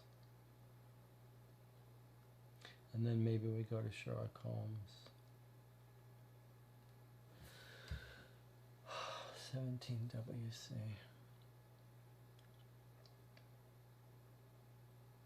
There's the courts. Oh, that was Somerset House, right near the murder. All right, 17WC.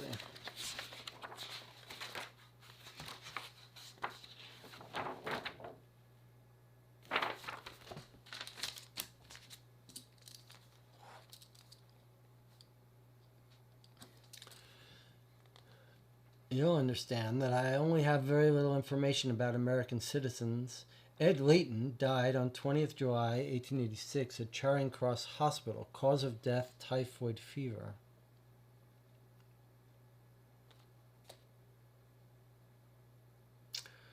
So this is her husband.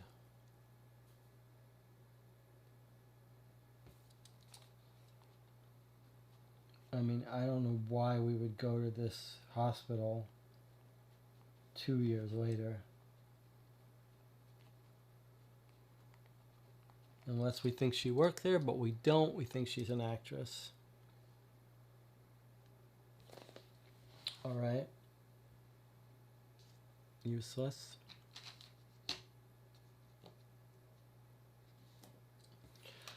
Let's talk to Holmes.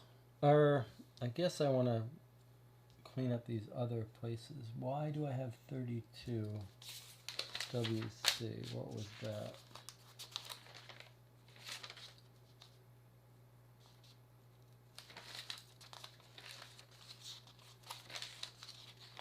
Is that something in the newspaper? 32 WC. Why do we have a red marker there?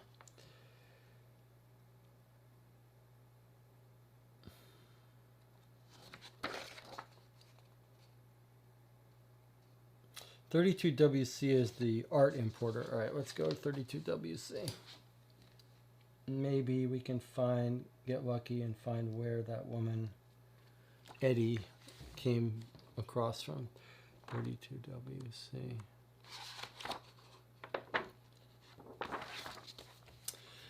At Tarot Arts, we focus on the paintings and on the paintings on show from the United States. There are various dramatic landscapes, saloon scenes, and even a gunfight. In the corner is a small portrait of an Alabama homestead by a Joseph Quarren. That's the artist we saw in Bonnie's room. Lovely, isn't it? Says a tall, bespectacled man who we assume runs the gallery. Are you looking to purchase? Possibly, replies Wiggins. Do you know much about the artist? Not in a great detail, he replies. I place orders by telegram, and the paintings are shipped here. And do the artists ever visit London? Mr. Allenston, who painted the large landscape above you, came to London 6 months ago and attended my gallery to promote his work. And I believe Mr. Quarren once visited London some years back, but I've never met him myself.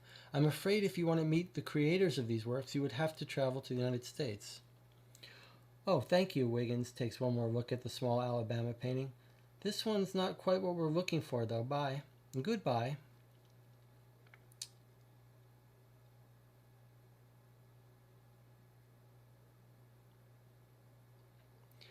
Allenston and Quarren are the artists. That's just not helpful for us. And then we could check the manifest if for some reason they came over. Allenston and Quarren, but boy, that does not seem like that would be useful for us. Let's see.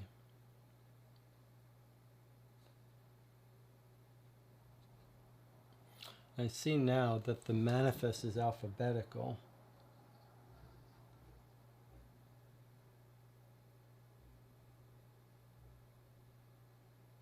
It's of no use to us.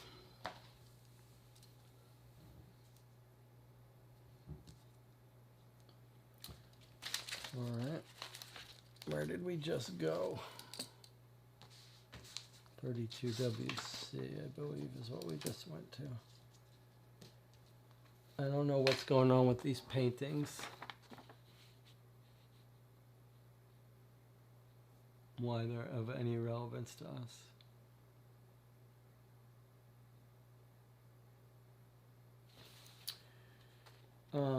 Okay, let's go check out this scene of this crime here and see if it's related to us. 97 Southwest.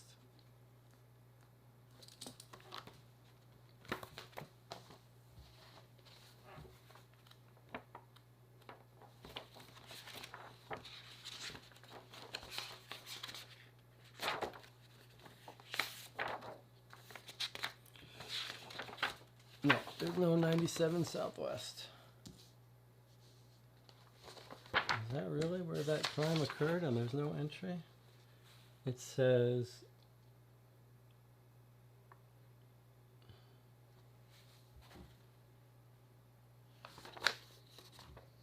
found in Green Park. Oh, contact 53 Times office. Okay.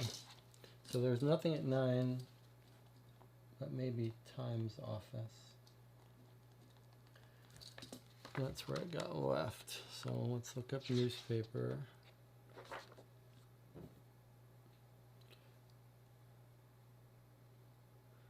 The Times is 30 EC. That's where we went before. Why did this say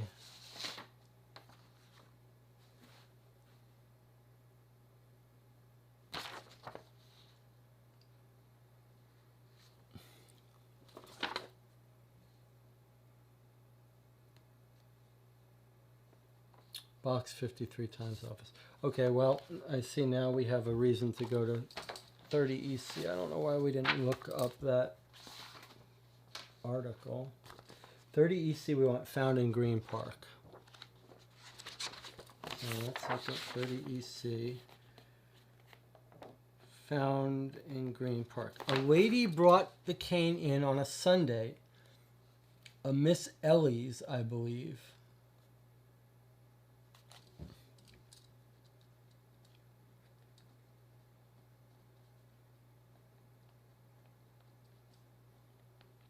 On a Saturday. All right, well, let's look up that manifest again. Was there an Ellie's?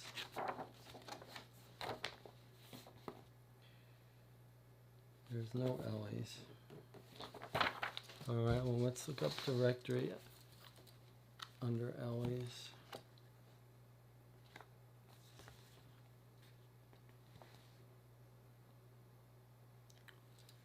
There's an Ellis.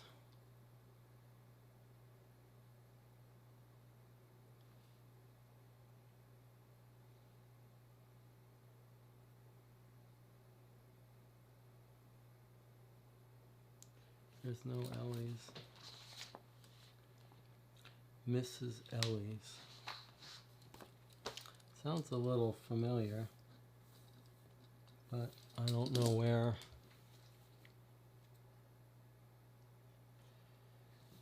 So there was nothing there. Someone found a cane and brought it in. All right. We can go to the medical examiner. No, we went to the medical examiner, but we didn't go to the guy who examined stuff found during the investigation. Let's go to him. I think he might. I don't think he's gonna. I'm guessing he's gonna want us to have found something first. So 22 Southwest.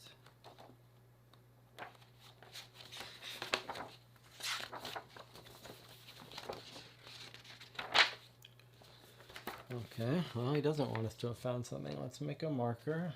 22 Southwest.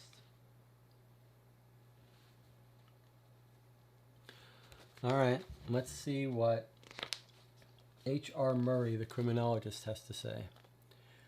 Well, Wiggles, isn't it? Yes, I have the evidence from the Dolly murders. Okay, so there was evidence.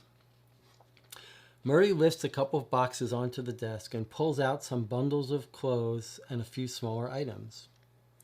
We have their clothing, nothing unusual about it, except that the maker's labels in his are for American companies. He was dressed in a checkered shirt and waistcoat with this wide-brimmed cowboy-style hat on a string around his neck. She was in a partly torn blue floral dress, the kind a young lady may go about town in, and it seemed fairly new. She was wearing a chain necklace, probably worth very little, and a gold wedding ring, which must be worth at least a few pounds. Interesting, it is what I don't have here that may be of more interest. Dr. Meeks thought she should have 2 rings, something about the marks on her fingers, but when she was found, she was only wearing 1. So then, back to Mr. Dolly. It does not look like his killer searched him, or if they did, they were not interested in what he was carrying. In his pocket there was a brown leather wallet with 1 shilling and 6 pence inside, a key with a cloth tag marked with the number 9. His passport, which gave us his name and told us he was from the United States. And this crumpled sheet of paper, which seems to have been the words of a ballad or poem written on it, but I have no idea if it's his handwriting or someone else's. Murray hands over the paper and we lean in to look. Okay, so it's got the lyrics that he changed, so we're going to compare those. I don't recognize the verse, do you?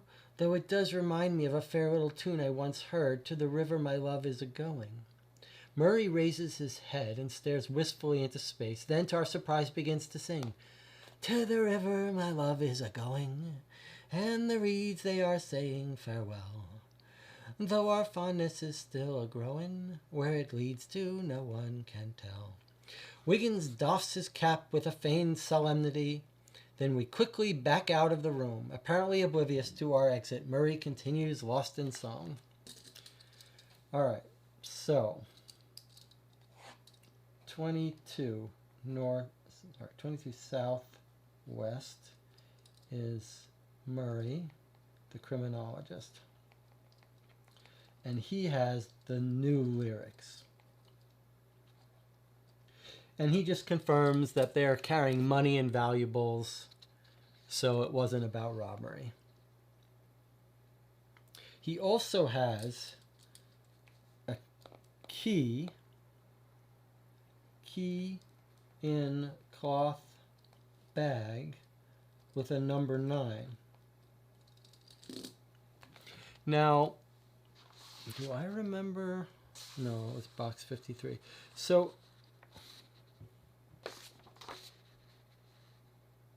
it makes me think he was using that.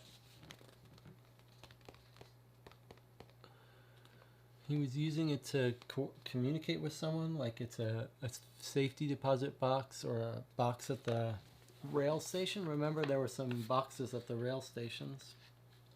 All right, well, let's look at, I don't remember when the last time we had a break was.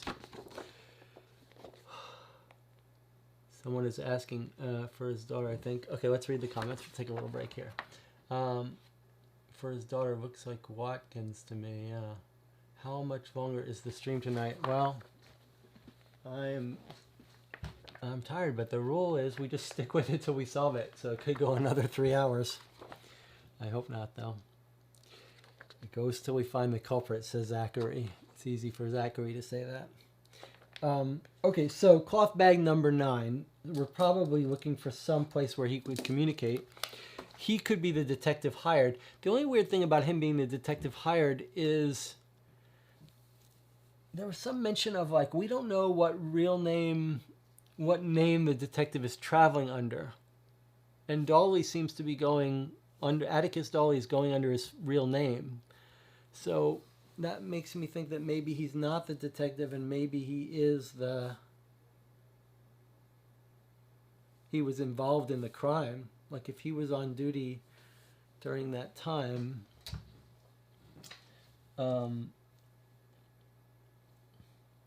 So this was 22 Southwest. Let's make sure we mark it properly. That was there. Okay. So the new lyrics. I want to compare the new lyrics. So the new lyrics, it's 22 Southwest versus, remember we found the old lyrics at the old lyrics might be a real song, so it might be looked up, but we also found it where the band was living. And the band was living at the Crown Inn, which we should have notes for.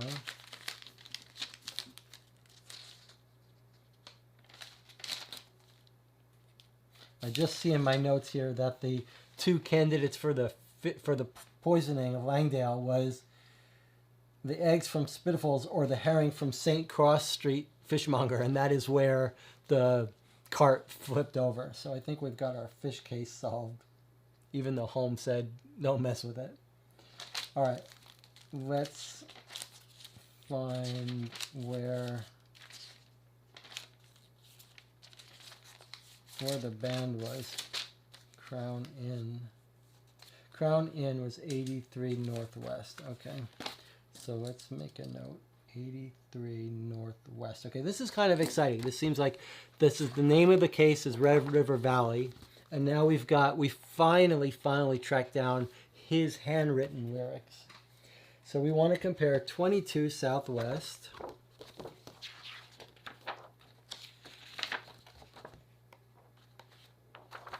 here. 22 Southwest. Here are the new lyrics. Let's take a look at them. Can you guys see that? Is it focusing? I'll read it in a second, but I'll let you look at it. So there's the lyrics they found on a piece of paper in his pocket that he sung. And maybe he was singing to someone. And then the other original lyrics, I believe, is what we're led to believe, is at 83 Northwest. Let's see if we can see how they're different.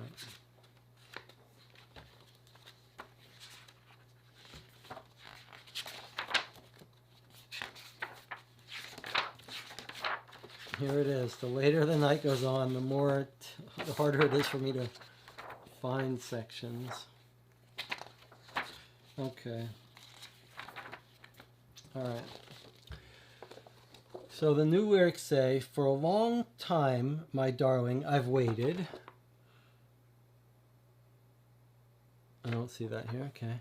"Thinking some things I never would say. Now at last, all my fond hopes have vanished, so it's time you were going away. As you go from my side, please forgive me. As you hasten to bid me adieu, just remember the Red River Valley and the one who has loved you so true." All right.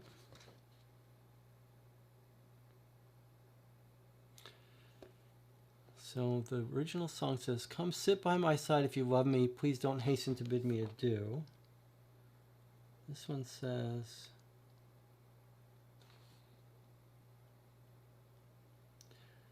so it's time, "As you go from my side, please forgive me." So there's no forgiving in the original song. "For the sweet words you never would say." Here's the original. "For the sweet words you never would say. Now at last all my fond hopes have vanished. For the sweet words you never would say. Now at last my fond hopes have vanished. For they say that you're going away. So come sit by my side if you love me. Please don't hasten to bid me adieu. Just remember the Red River Valley and the one who has loved you so true." So it's a song about someone who the girl they love is not loving them back. She would never say, "I love you." And now, at last, all his hopes have vanished and she's leaving. So he says, "Come sit with me for a little bit before you go," which is a great time. It reminds me of an amazing song by Bob Dylan called "Boots of Spanish Leather." I highly recommend that, "Boots of Spanish Leather." I don't think he wrote it. I think it's a traditional song. Okay, so he's saying, "You're leaving now. You never would say you love me. Sit by my side for a couple minutes, and let's remember the Red River Valley, and remember me who loved you true." And his new words say, "For a long time, my darling, I've waited, thinking some things I never would say. Now at last, all my fond hopes have vanished, so it's time you were going away. As you go from my side, please forgive me. As you hasten to bid me adieu, just remember the Red River Valley and the one who has loved you so true."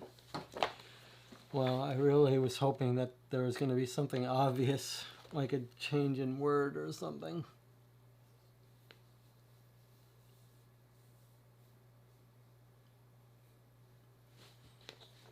But it's quite different. "I've waited, thinking some things I never would say." This one is her saying, "You never would say." "As you go from my side, please forgive me. Remember the Red River Valley and the one who has loved you so true."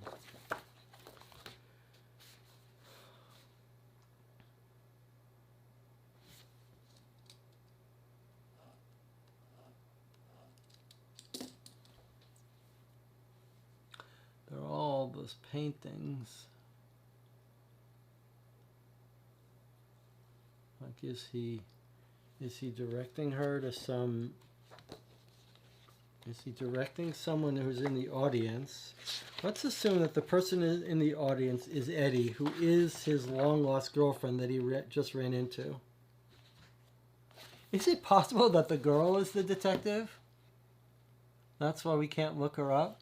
That's why she's traveling under a false name? That Eddie is a woman detective?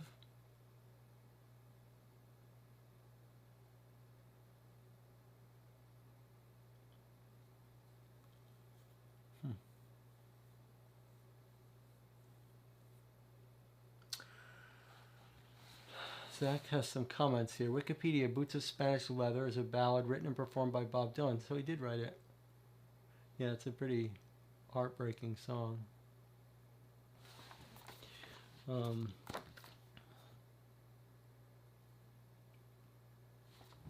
right.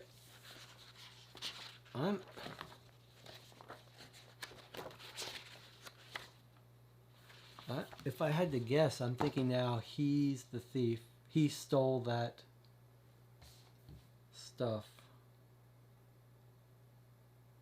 He double-crossed this gang.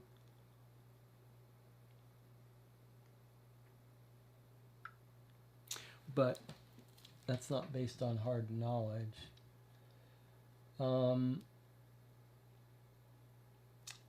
Let's go to Sherlock Holmes. What was 67? 67 Northwest. Is that one of our informants? No. Why did we go to 67 North? Why is there a red thing there?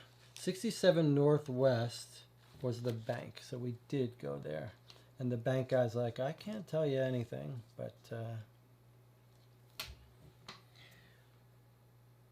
but we did hire a detective to go track down this money that was stolen from us.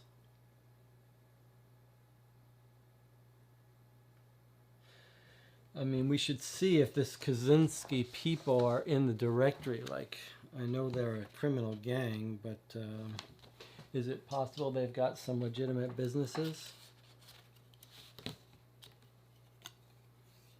Kaczynski.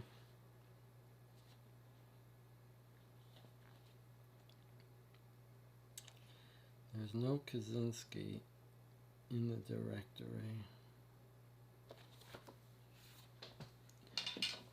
And are we going to assume that there's no Kaczynski in the manifest? No, why would they go under that name? Well, what was that key open?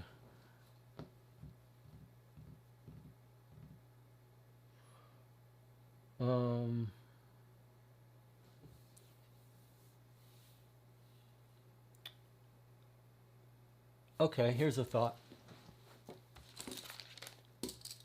These are the things that could be important and you could easily overlook them. But he's escorted out of the movie theater, right? Not the movie theater, but the band. And they're sort of in a hurry. Is it possible that they took a cab? Shall we see if the cabbies know anything? So I guess we can just go to the cabbie. We don't need to go to that club. But he got escorted out of the club. He got escorted out by another guy who may or may not be involved in the kidnapping. Either his friend or someone involved in the kidnapping. Let's go to 5WC, and eventually soon, when we run out of leads, we're going to go to Sherlock Holmes, and he better help us out on this case. 5WC. There's 4. There's 5. Okay. 5WC. Let's see if the cabs remember someone getting into it.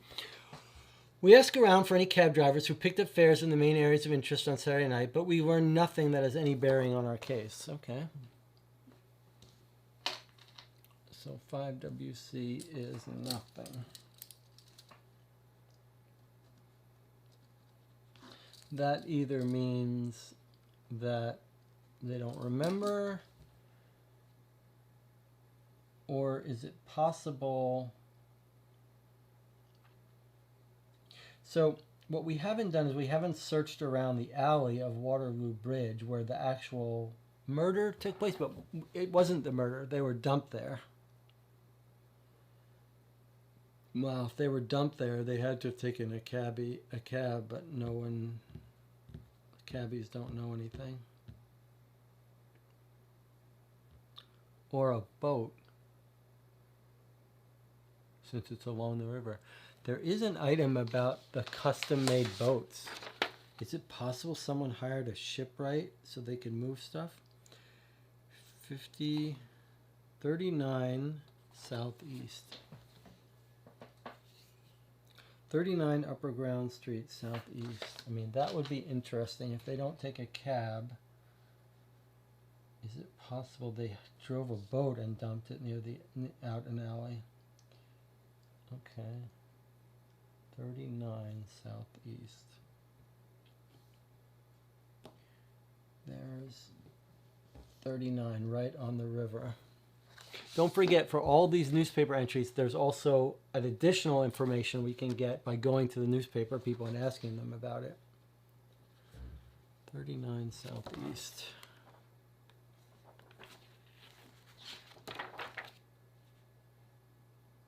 Nope. All right. Let's do our trick where we go to the newspaper and see if there's any information about that. That's kind of weird, though.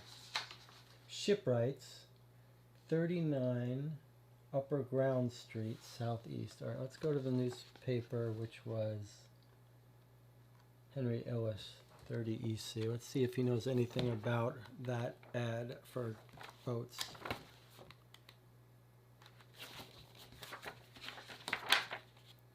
I thought that was going to be it. I thought we were going to find it by boat. Okay, so the entry is Werner and Company Shipwrights. We run regular adverts for that company, as all he says. Really? 39 bespoke vessels built to order. 39 Southeast. Really?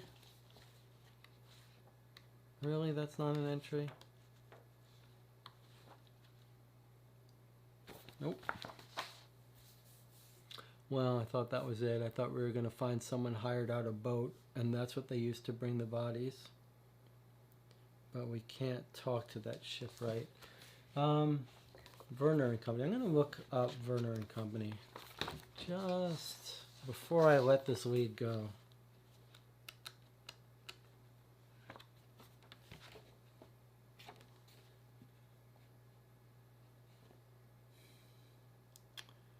I see Christian Werner and Dr. Werner. No.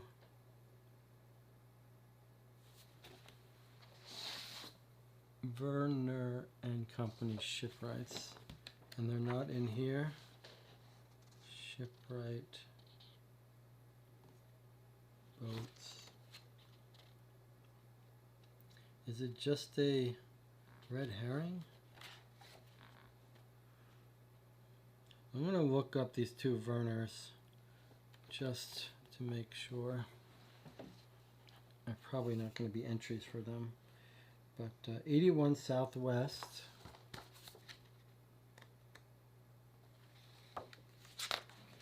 No. And 60 Southeast.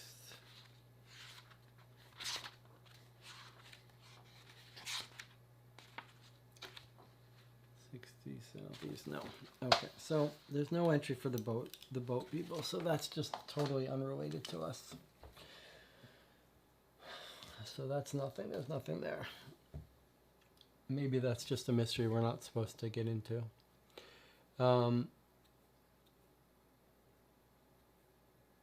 Scarborough Fair, no. Boots of Spanish leather has nothing to do with Scarborough Fair.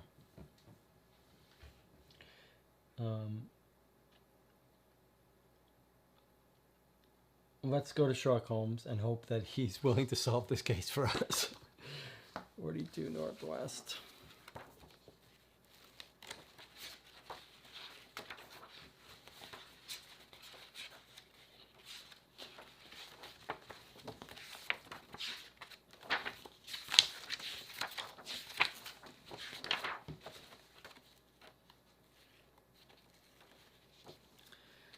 All right, here's Sherlock Holmes. Holmes is seated in his armchair reading the newspaper when we enter. We tell him that what we have learned so far and ask for some help. Do you have a circled A, J, or P? We have A, J, and P. Okay, so we can read these things. A. So, So someone on the passenger list is the detective, and that, I believe, could be the key to this case. Okay. Someone on the passenger list is the detective.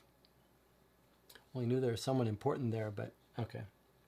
J. The lyrics. The Red River Valley was Atticus's favorite song, and yet he sat and wrote down the lyrics for it before going on stage, which surely he already knew. Did he change something?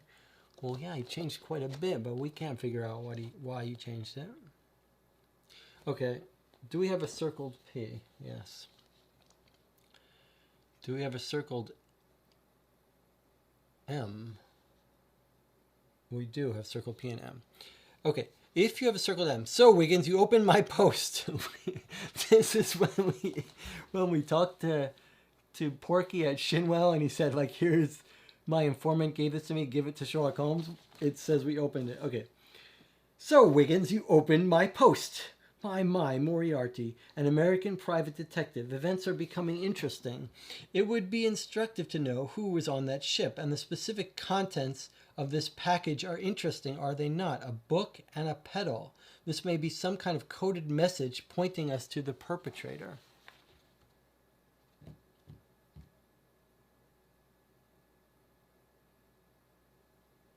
So, okay.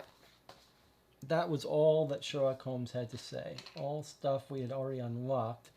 But he's confirming what we suspected, that the detective is on the ship. It's sort of a pretty hard suggestion, a pretty hard nudge that the detective is not Atticus. So that brings us back to the idea that maybe the detective is the girl. And maybe he's like confessing to her.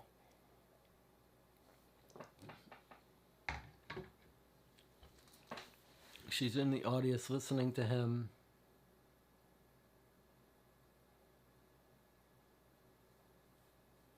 I mean, we'll have to go look at that again.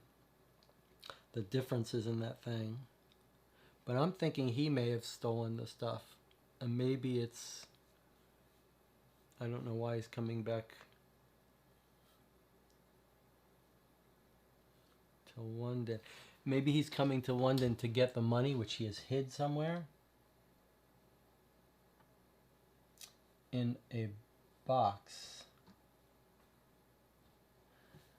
In a storage box. Cloth bag, and it says number 9. That's the key.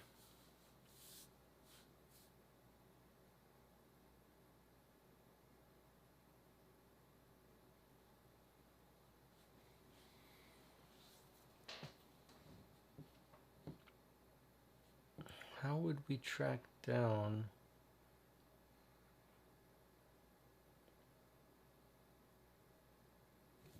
How would we track down the Kazicki gang to wrap that up? And how would we find this girl Eddie, which we think is his lost girlfriend?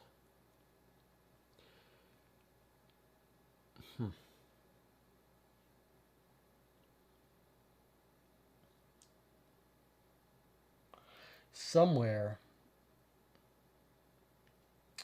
here she was taken.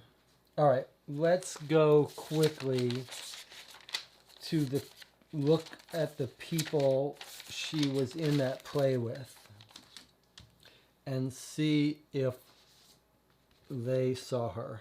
Marisol Basilio. Oops. I mean, this seems like it would be nice to know where she was taken from, because that might give us some information about who took her.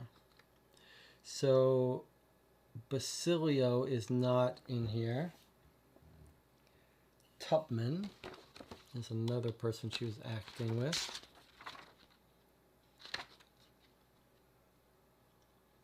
Then we'll have to go back and try to figure out... No Tupman. It seems like this is all a red herring. Ethel Creasy.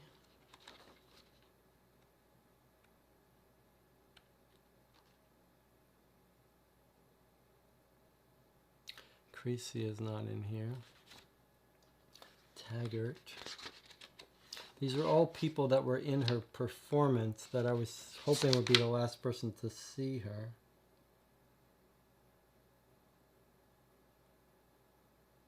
Taggart. John Taggart? John Taggart. Alright. John Taggart does have an entry. 73 Southwest. Let's look up our last... Oh, that last one is Bonnie. Bonnie Layton. Did we... Oh, we did find her house. Okay. 73 Southwest.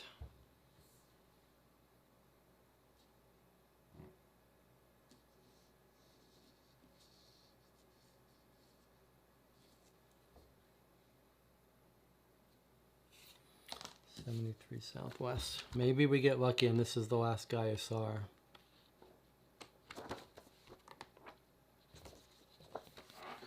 '73 Southwest. John Taggart says Bonnie was a lovely girl and a good actress. Who would hurt her? He asks over and over, evidently distraught, but can tell us nothing of any use. Wow, okay.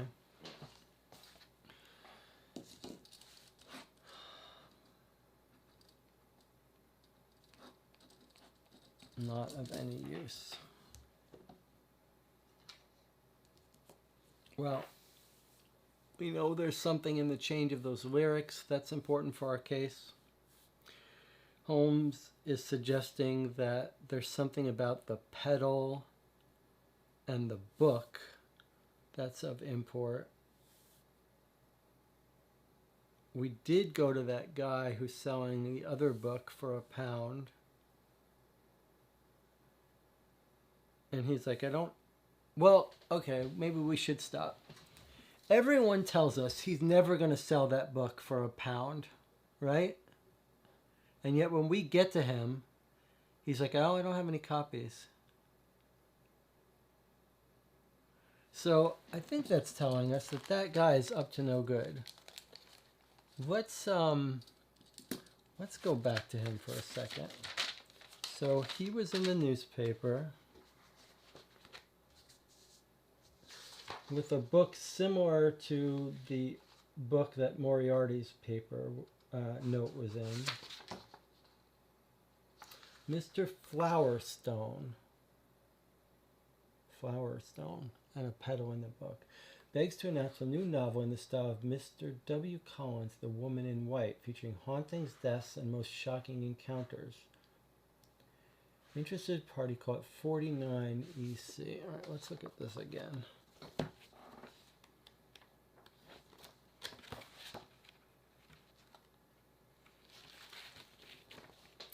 An old man answers the door and peers at us over his spectacles. I wager you'll be after the new lodger about his book. The new lodger? Yes, Mr. Flowerstone only took his room 6 days ago. So, 6 days ago puts him here on that vessel, I guess. So, we should check for him in the manifest, but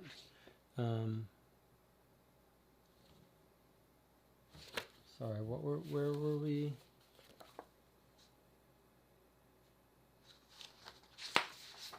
Flowerstone, 49 EC. Okay, took his room 6 days ago. Said he had some business in this area of town, was trying to be selling his book. Good luck to him at that price. Anyway, I shall fetch him. A tall man with short black hair comes to the door. He looks us over for a moment. Can I help you, gentlemen? We are interested in the book. Well, sorry, I'm afraid I'm out of copies. Call back in 2 weeks. I may have something for you. Oh, very well, then. What? Well, we will do that then, Mr. Flowerstone. We ask his name again. Flowerstone. All right, let's look at the manifest.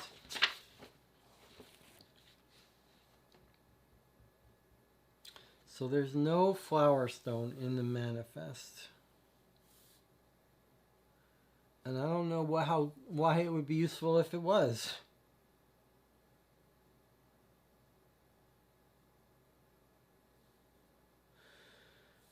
I mean, it's Moriarty that's talking about this book.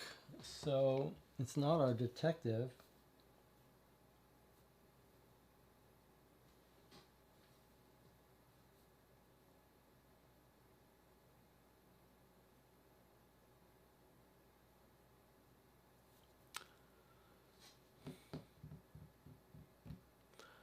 All right, let's take a 5-minute break. We'll get some air and stretch out and see. You guys in the comments can try to figure something out.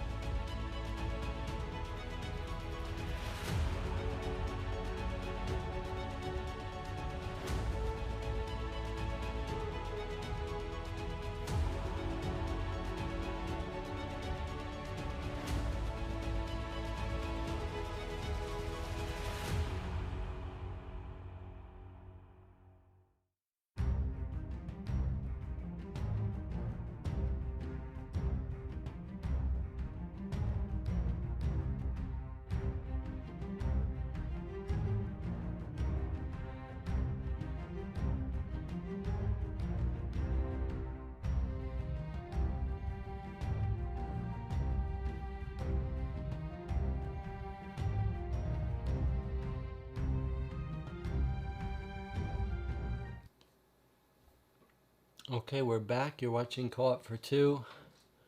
We are deep into hour 4 of Case 5, Red River Valley, of Sherlock Holmes Consulting Detective, the Baker Street Irregulars box. And we are at a bit of a standstill, a little bit of a roadblock here. You can see that we've gone to all the places that we could figure out to go to. I believe we've gone to every single informant.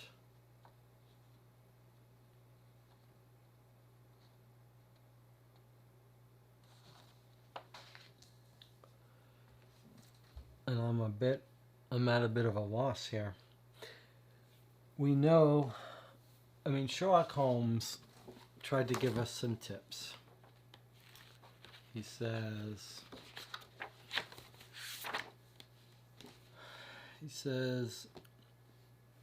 an American private detective, events are becoming interesting. It would be instructive to know who was on that ship, and the specific contents of this package are interesting, are they not? A book and a pedal. This may be some kind of coded message pointing us to the perpetrator.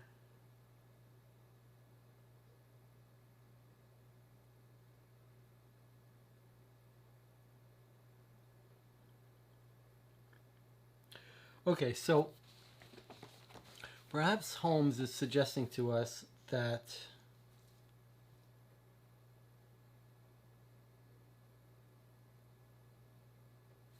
by putting this in a book that this other guy is selling, Flower Stone, perhaps this guy is the other detective. True name and alias unknown. So perhaps Moriarty's little coded message here with the flower and thing is trying to tell us that this guy selling this fake book is the detective that's been hired. And let's just put Kent on this at once. Moriarty.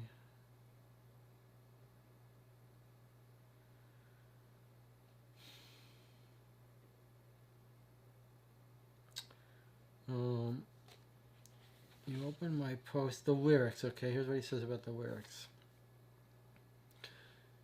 Did he change something? Yeah, we know he changed something. All right, let's look again at what he changed.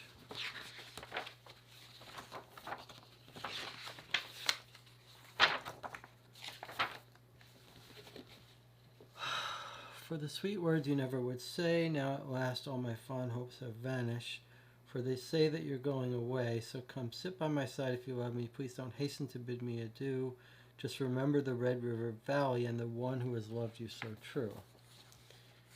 And he changed it to, for a long time, my darling, I've waited,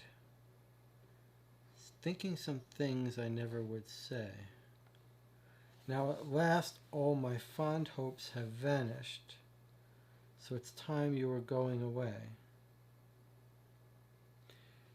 I think he's speaking to the girl in the audience who we think is Eddie, who's his long lost love that he's run into on the ship. And he's telling her to leave because he's caught, he's going to get killed. So it's time you were going away. As you go from my side, please forgive me. As you hasten to bid me adieu, just remember the Red River Valley and the one who has loved you so true.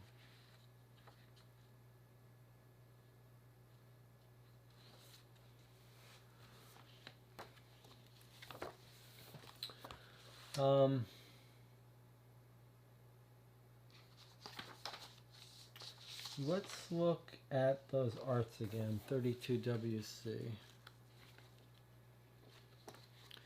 At Tarot Arts, we focus on the paintings on show from the United States.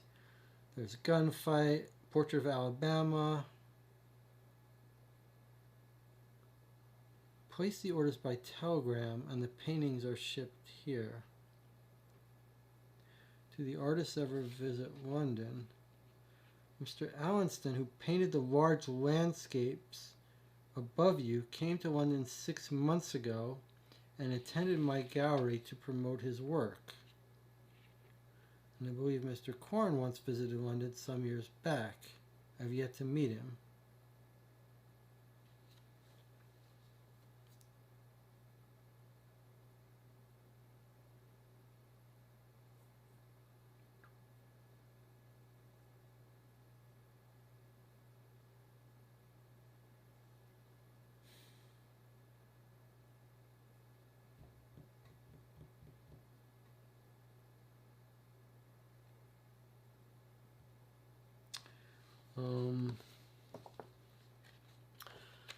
Let's see if we can't go. There was a time when we went to the lawyer's house, Strickler, and he wasn't there, but we talked to the other one. I'm thinking maybe we could go to the barrister's house, but I don't see.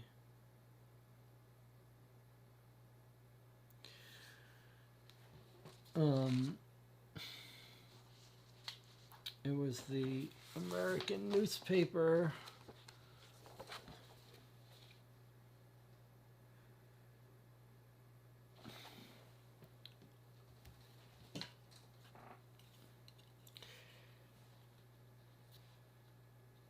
The English barrister named Samuel Briggs. What luck. Now he can accompany his wife. So Samuel Briggs. But if we look at barristers, there's no Briggs. We went to his house. The wife just told us, hey, go check the ship records. We went to the ship records, which we found some interesting stuff. We found the manifest.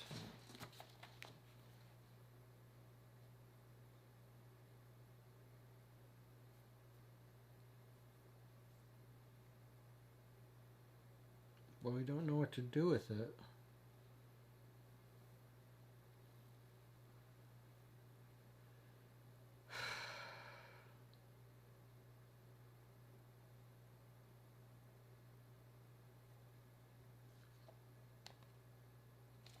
If Edie Watkins is a fake name and she's the detective,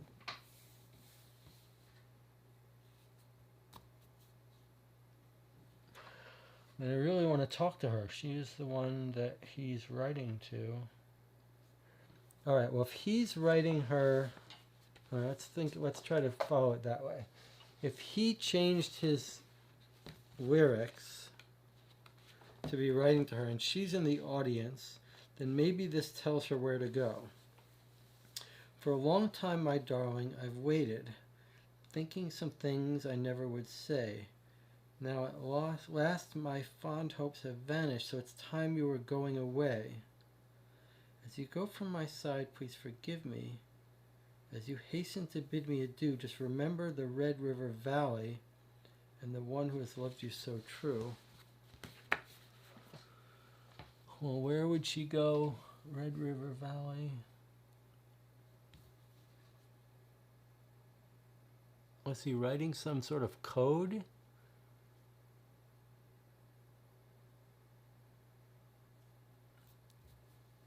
We have had missions where there was a code embedded in the words, but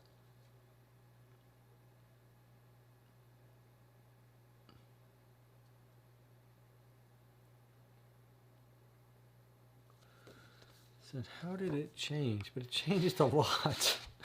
It's not like one word.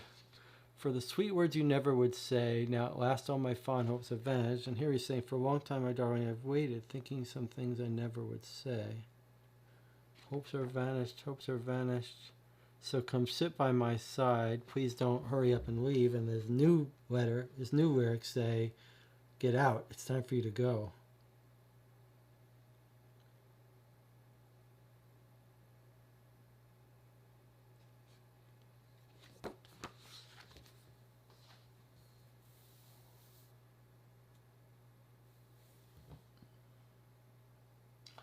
There's so much we don't understand.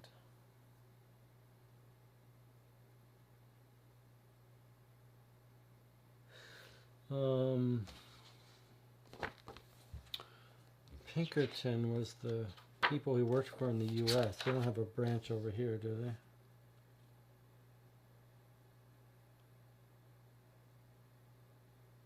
Nope. There is Pigott, though. Where did we hear Pigott? I know we heard it somewhere. In the newspaper, maybe.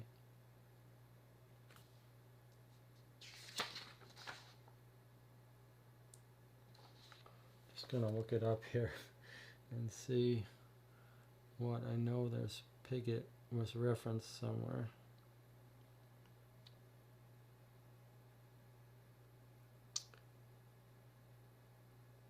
Pigott 87 WC.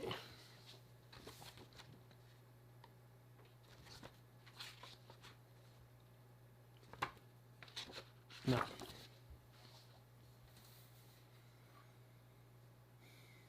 Okay, let's go read every item at the newspaper. Every little extra hint at the newspaper.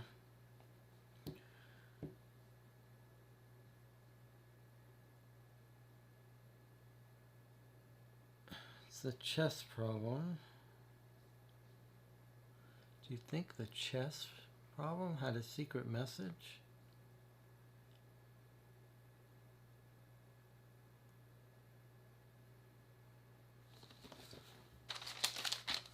Boy, that would be such a stretch.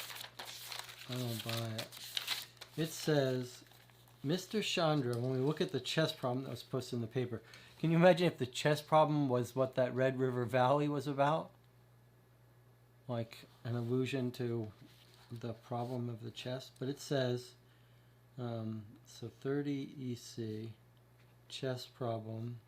It says, the guy who put the ad for the chess lives at 24 Walnut Tree Walk. Boy, that would be a real shot in the dark. Let's look at the rest of these.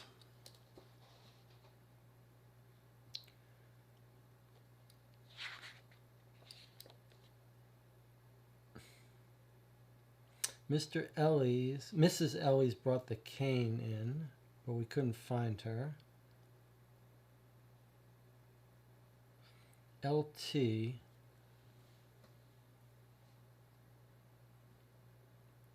Gentleman put in an advert, can't say anything, don't hold up much hope, trying to sell a novel at an unbelievable price.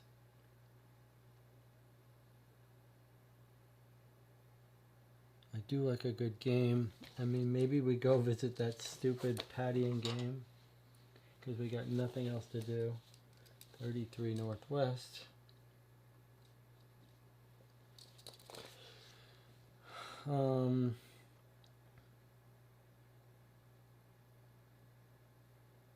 Broken Fingers.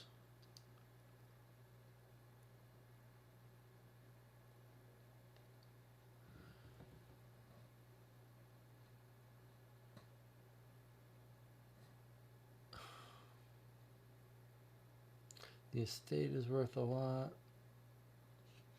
Poor Edgar. There's a strike.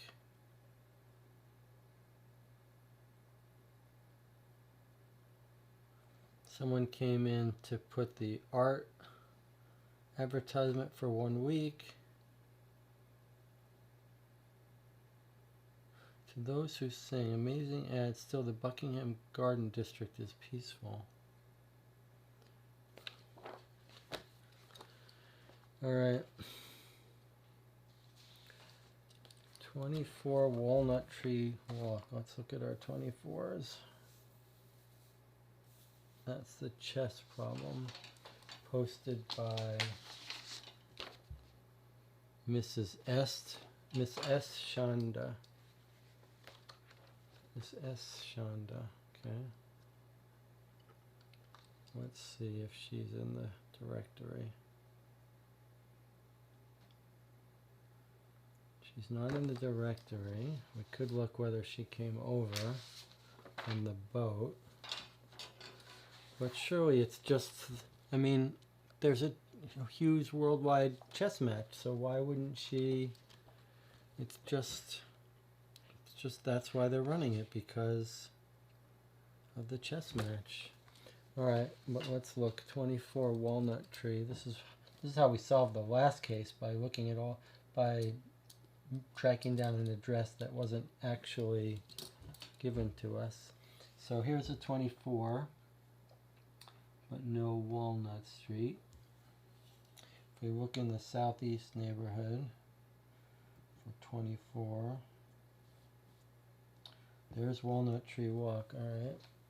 So let's go to 24 southeast. See if the person who put the chess problem on is gonna crack this case wide open for us.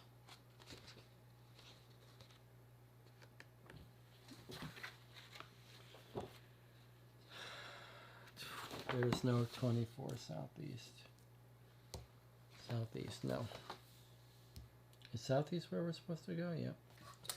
All right. And then 33 northwest was the other one that I don't even remember why we're 33 northwest. As we approach the large, ostentatious townhouse at 33 Portman Square, we can hear a chorus of singing voices emanating from an open sash window. We can just discern the words, throw, throw, change hands, reverse. We ring the doorbell and hear the singing stop. Shortly afterward, a grinning man in a long, colorful gown opens the door. Hello, Mr. Jolly, he exclaims. Have you come about my game? Not exactly. Do the names Atticus Dawley or Bonnie Layton mean anything to you? No, they do not, he says, but I have had an astounding level of interest in my new Paddy Players Association, so it is possible they have requested membership. Now, would you gents like to come inside and turn around thrice-wise Weasley with my good self? Having no idea what Mr. Jolly is talking about, we decide to decline his offer and head elsewhere. So just a little bit of flavor about some new game he's invented.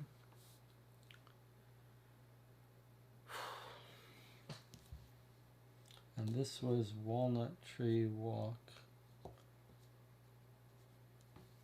which was 24 Walnut Tree Walk. That was the Chandra who posted the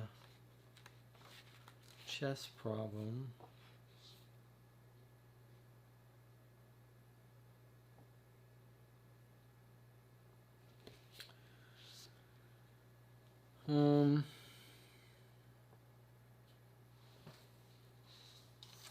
It was by Mr. S. Chandra. By Mr. 24 Walnut Tree Walk. First chess problem he's ever submitted to us. Nothing. Pointless.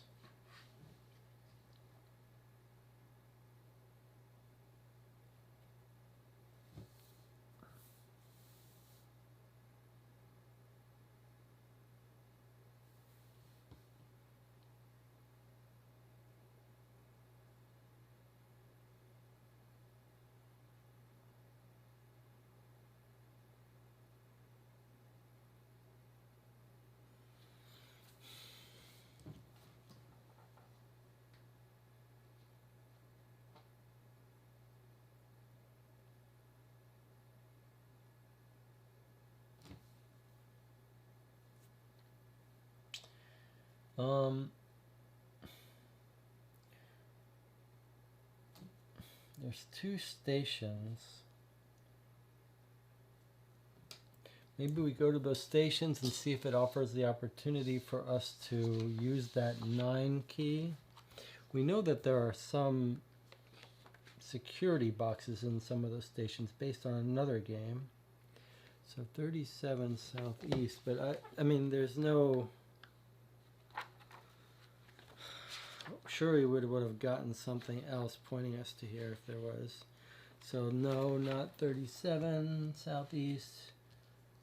Charing Cross is 21 WC. I mean, if it's not there, then it's not there. Nope.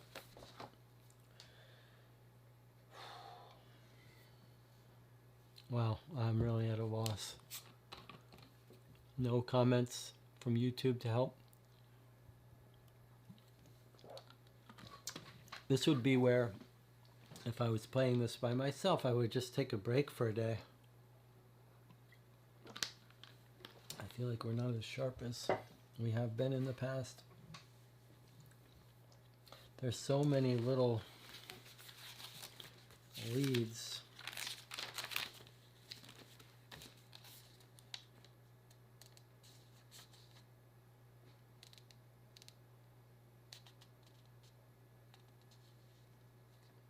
What's interesting is in this case, in our previous cases, we found lots of places where it was like, do you have this letter? Then you'll find out this information. We had this whole case full of things where like we knew there was information somewhere, but we didn't have the letter. This case is the opposite. We have not yet encountered a place that wants a letter that we don't have.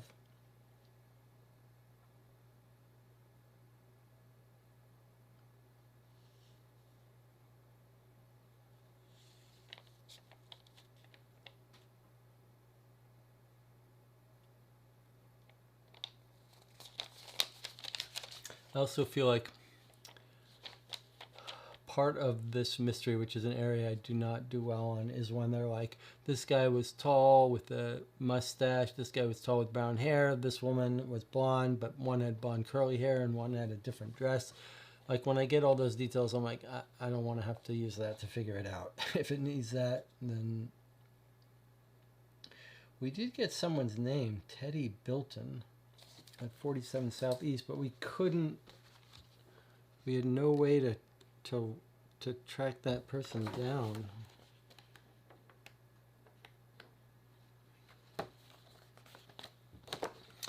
We find the guy they take in,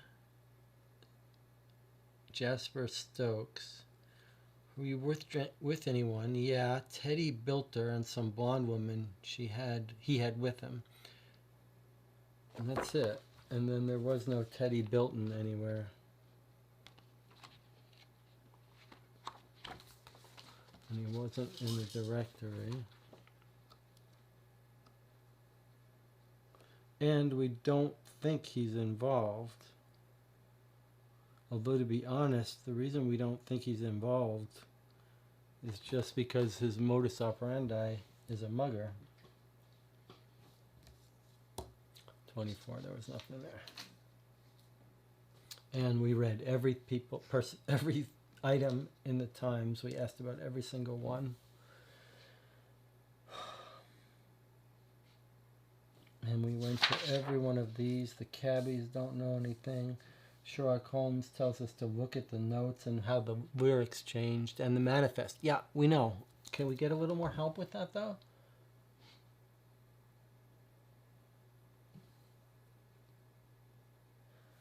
How about the American Embassy? Is there an American Embassy?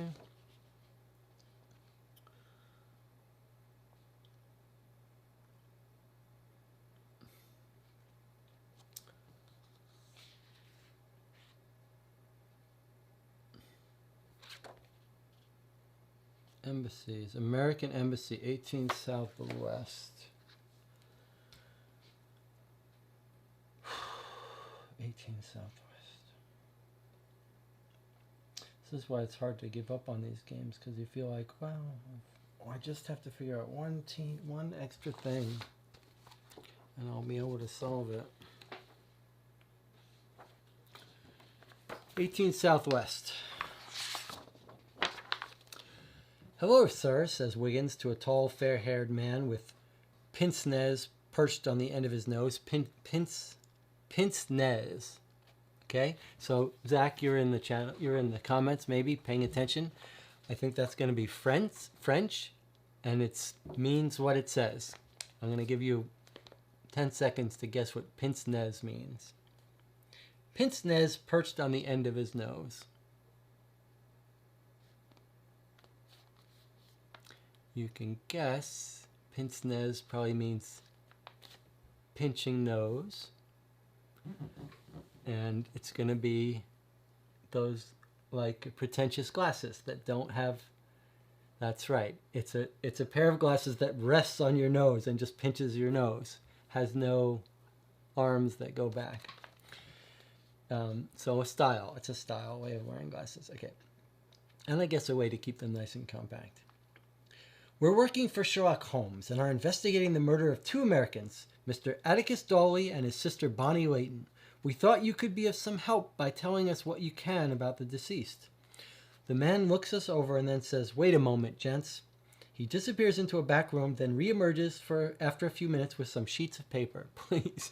Please, give us the answer to this case. "Well, I have to say," he mutters while looking down at the paper, "we are mighty glad and all that the deaths of the 2 of our countryfolk are being investigated by Mr. Holmes, but I'm not sure, truth be told, how much help we can be." He continues to thumb through the sheets of paper. "Miss Bonnie Layton left the United States for England in 1884 in the company of her husband, Ed Layton. Her brother, Atticus, arrived on May 22nd on the Augusta Victoria from the Cunards. Apparently he was engaged in some musical troupe who were planning to travel Europe for a year before returning home. Thank you. Is there anything else of interest you can tell us about them, or perhaps about other passengers on the ship he came in on? I have here that they were both born in Auburn, Alabama, to a Mr. and Mrs. Dawley, Atticus, 63, and Bonnie, Atticus in 63, Bonnie in 65. I cannot tell you much about any other passengers on the ship. The shipping company themselves may give you information, although I think," he opens a drawer and takes out a new sheet of paper.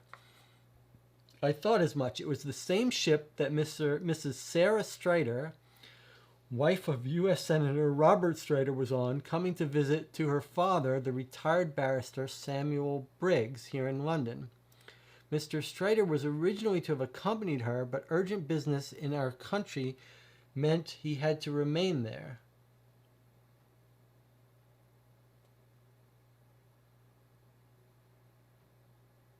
She goes to visit her father. Mr. Strider was originally to have accompanied her, but urgent business in our country meant he had to remain there. Remain where?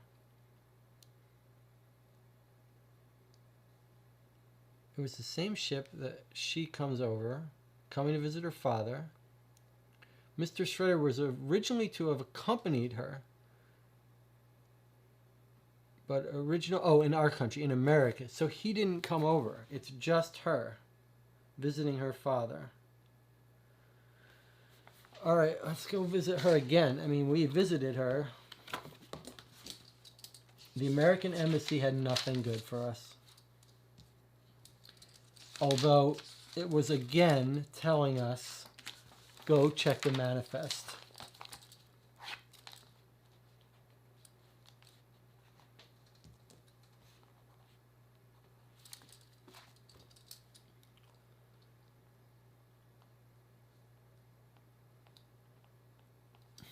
And we're told there's a detective coming over. We don't know what name he's going under.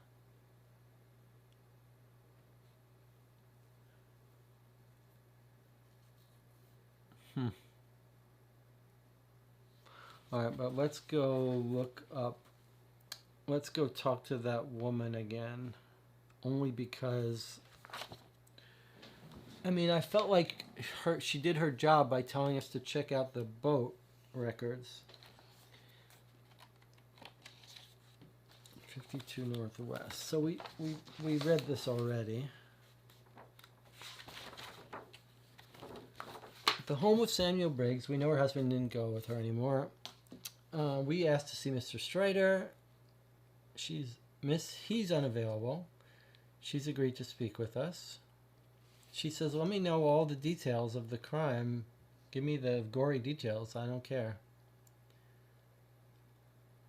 Were they killed in a way suggestive of something more than a petty crime or disagreement? Yes, they had their throats cut, and it looks like torture was used. What was the other victim's name? Bonnie Layton. I do not know of her either. I'm afraid you have a pointless journey and do not see how I can assist you. Imagine the shipping company may have more information.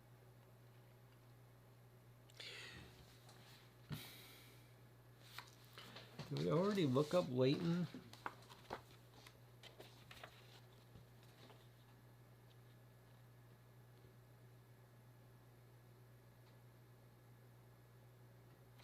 Yeah, there's no waiting.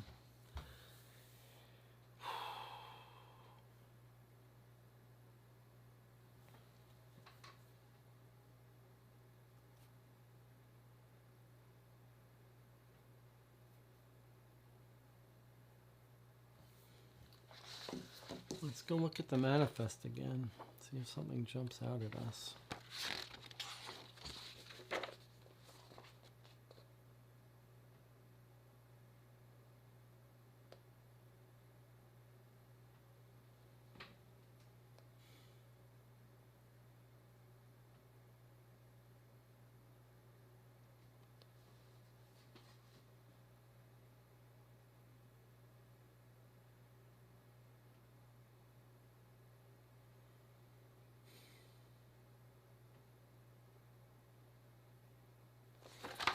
River 13, Marshall.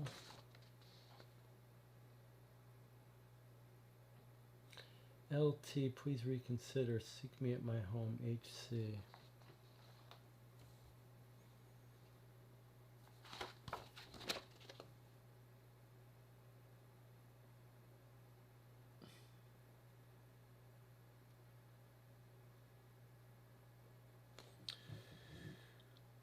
We look at the passenger list. A guy comes. He wants to see the list. He asks to look it over. Then he looks at today's newspaper, the first column.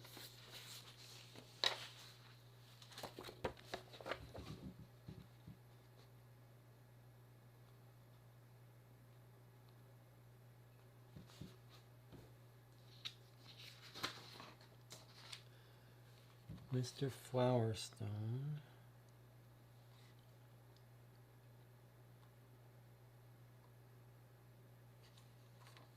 I mean, I was thinking that what he's looking for is Atticus Dawley's name, and then realizing that he's in the cowboy show.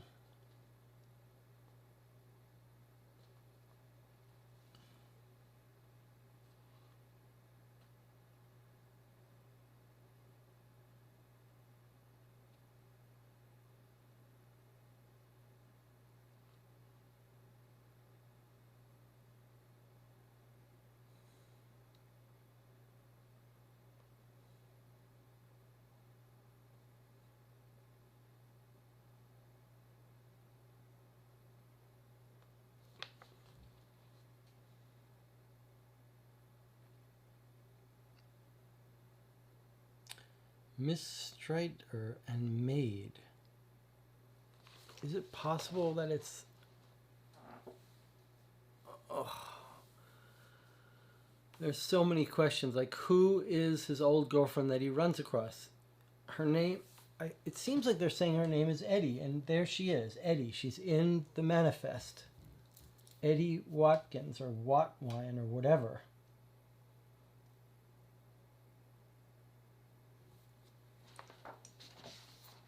But there's no entry for her. That's fine. Doesn't have to be an entry for her if she's coming from America.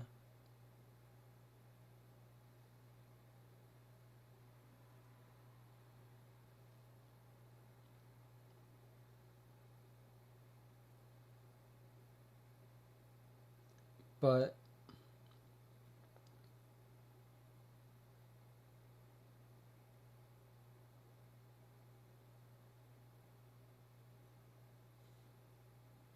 Watkins Edward 98 EC. I know we looked this up and it's not in here.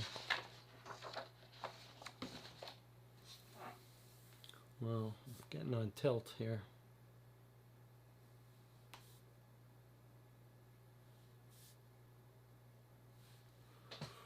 That was the American Embassy we want there.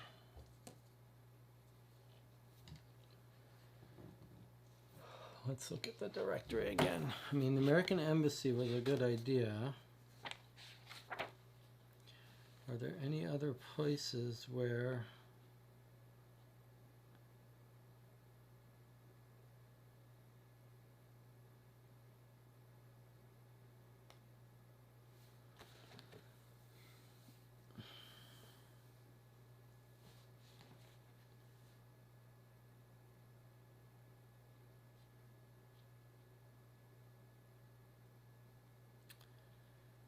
Um,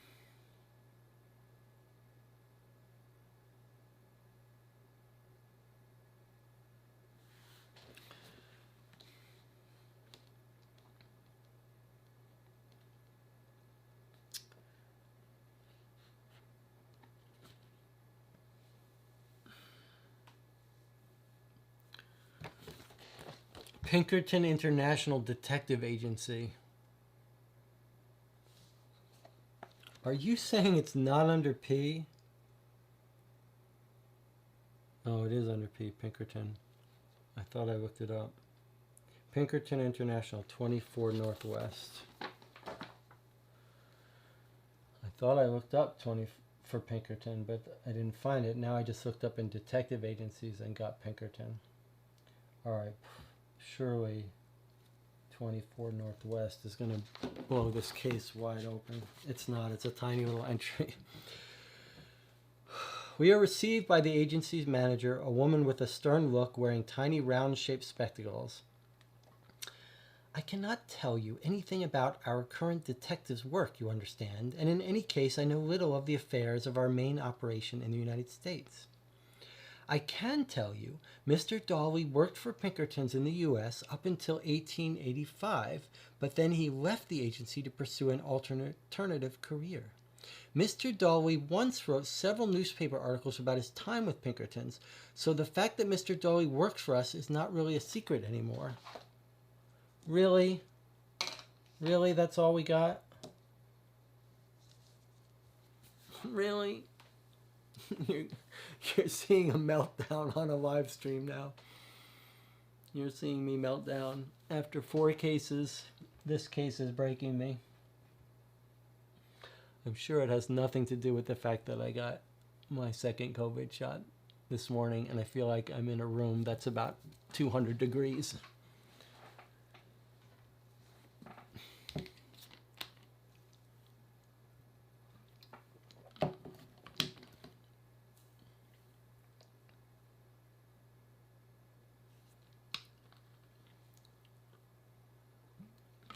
All right, maybe we just sit here in silence for a half hour.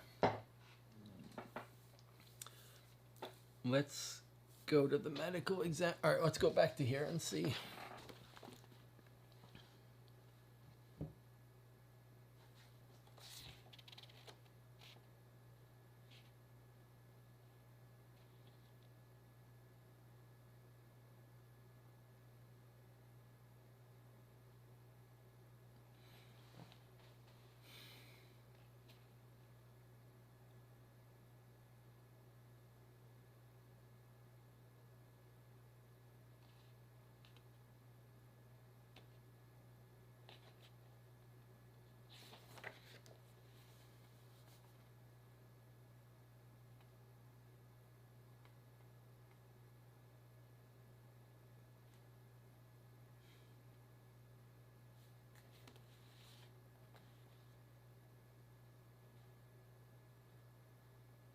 There's a Police Gazette newspaper, 35 EC.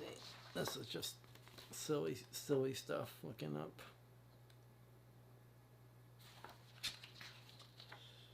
No.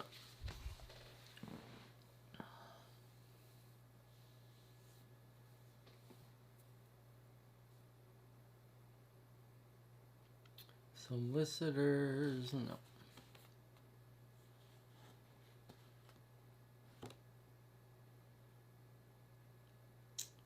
Sport.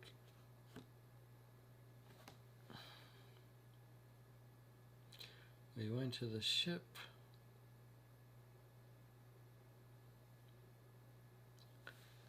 Theaters, watchmakers.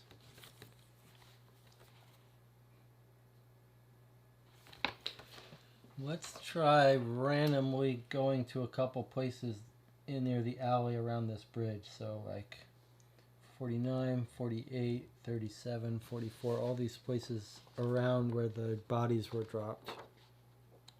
It's all southeast.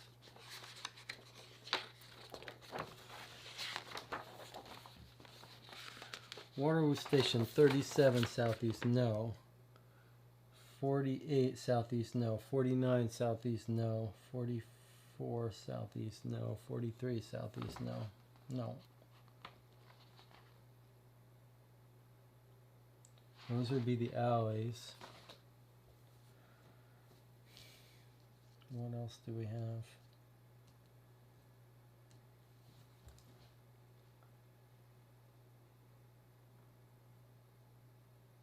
There's Waterloo Bridge.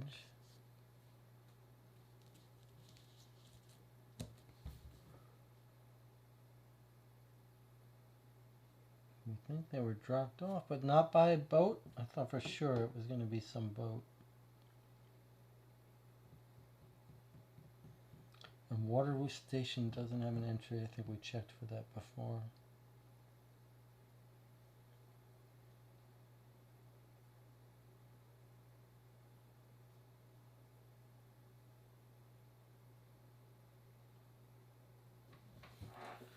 So if you had to guess, based on his lyrics and based on his behavior and what happened to him, I'm guessing that he was on this big case where there was this big robbery and he stole the money.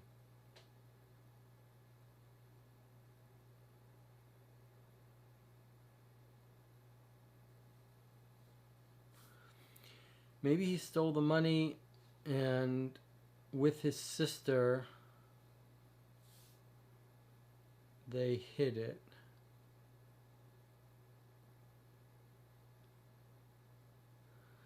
Then he's going over to visit her.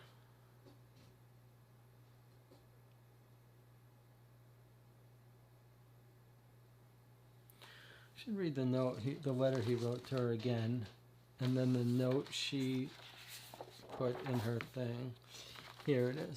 Dear Bonnie, I hope this letter finds you well. It has been far too long since we last conversed in person. I have felt, it must be said, a measure of guilt that you have had to endure so much with no family to comfort you. I'm going to go visit you. I'll arrive on May 22nd. There will be much for us to speak of, I'm sure. And I suggest we take supper at that place you have written about and which you are most fond, Simpson's near the river. God's blessings be with you, and may our reunion be the first of many new promising events to come. Your loving brother. P.S. I am touring in the interim. If you want to contact me, go through Frank. We don't know who Frank is. Let's look at the manifest. Is there a Frank?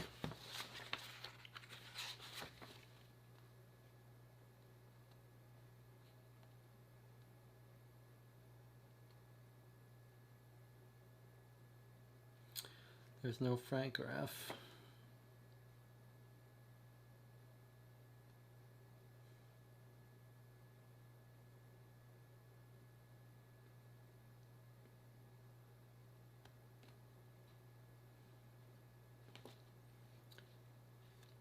Yeah, I mean, there's a million little loose ends that we have no understanding of.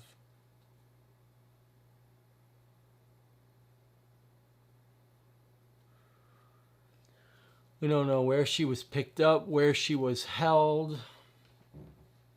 Someone comes, gives him the ring to prove that she's been kidnapped.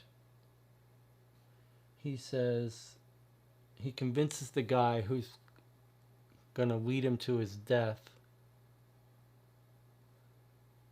that he will go with him so that he can tell the woman to leave.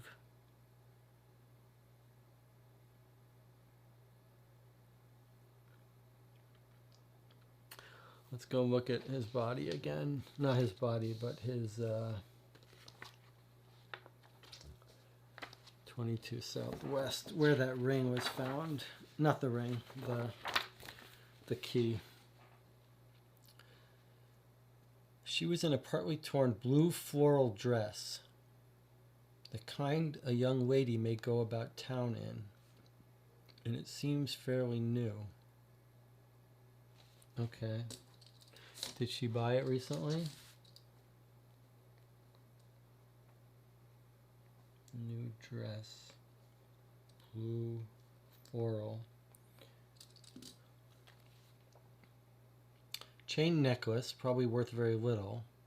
Gold wedding ring. She's missing a ring. Killer didn't search him. If they did, they were not interested in what he was carrying. In his pockets, there was a brown leather wallet with 1 shilling 6 pence. Is that how much that guy wanted for that book?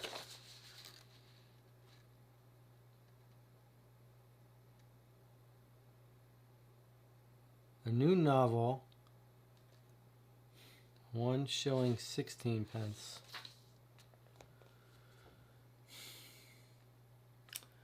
A key with a cloth bag marked with the number 9. His passport, which gave us his name and told us he was from the United States, and a crumpled sheet of paper. So it's not exactly how much the book was. So that's just a red herring, I guess.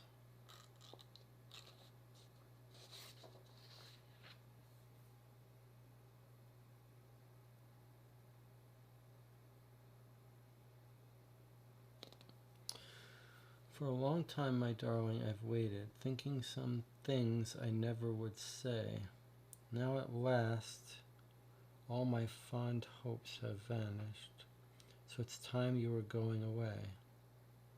As you go from my side, please forgive me. As you hasten to bid me adieu, just remember the Red River Valley and the one who has loved you so true.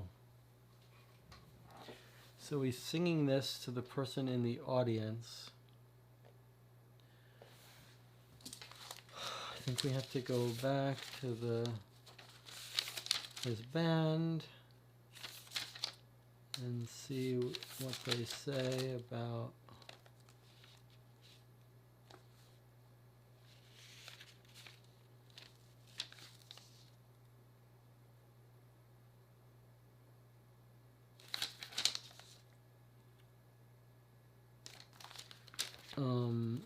see what they say about,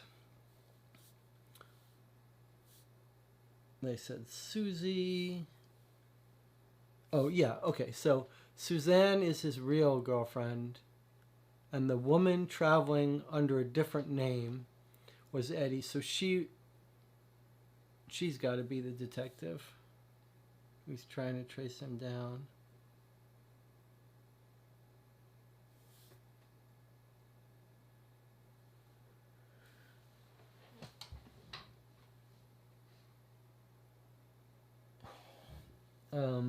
Let's see if we can find where she bought her dress.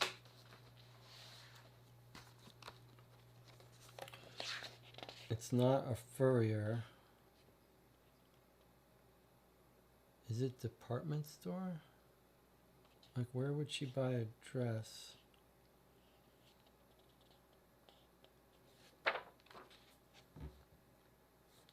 Drawers. Music hall. Post office. There was something interesting about Telegraph. She was like, that's how I sell. That's how I coordinate these pieces of art.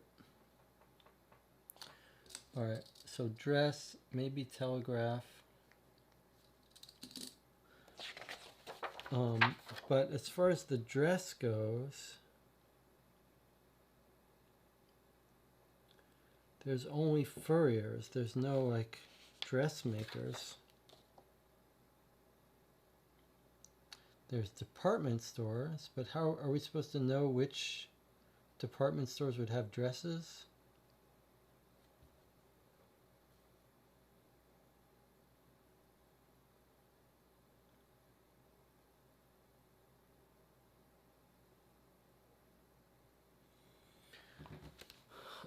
I don't know where to get information about her dress.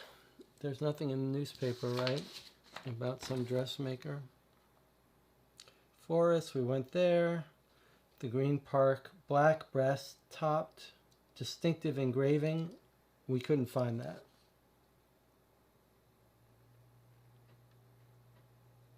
Right? Alright, let's go back. I don't know if, I don't understand. Times office, box 53, contact box 53, Times office.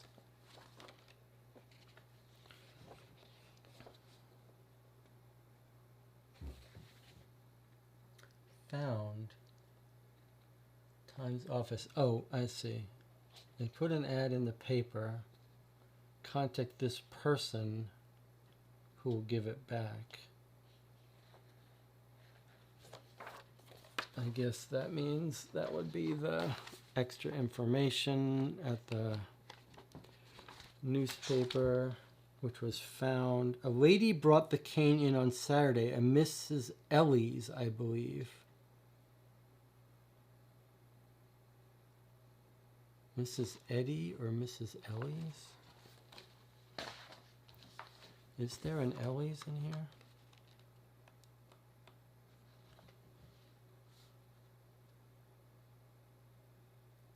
Oh my God, I'm gonna shoot myself. There's no Ellie's in the directory.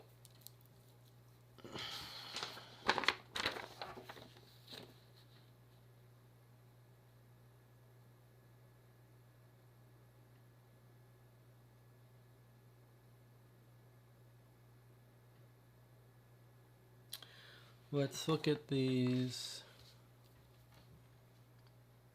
94 EC. This is Peter Earl Hughes, the person who's dying, and people should come and resolve their claims. We are shown into a dimly lit room paneled with dark teak, where a thin, weaseled-faced man introduces himself as Mr. Layham. Greetings, he says in a nasally voice. Do you wish to make a claim to the Earl Hughes estate? No, says Wiggins. We were just wondering if perhaps you could tell us more about Mr. Earl Hughes. Mr. Layham narrows his eyes. I cannot possibly discuss clients with strangers, he says, so I'm afraid I must wish you good day. As we leave, we notice a newly opened letter from an R. Strider on his desk. Oh, that's the person who's going in, but that doesn't help us.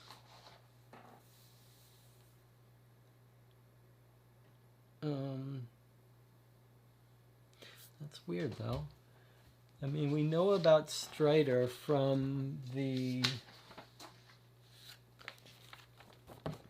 boat.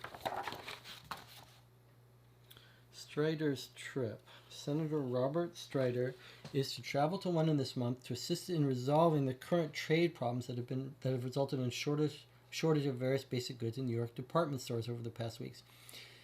Though we wish him good luck, we note his trip happens to coincide with his wife's planned voyage to London to visit her father, the English barrister Samuel Briggs. What luck. Now Mr. Strider can accompany his wife and claim state funds to cover her fare. For Mr. Strider's sake, we hope his political mission meets with success, or awkward questions may be waiting for him on return to New York. So we have no idea why he's related to this. He's going for some trade, and then this is an item about someone who's dead and wants people to come contact them about making a claim on his estate.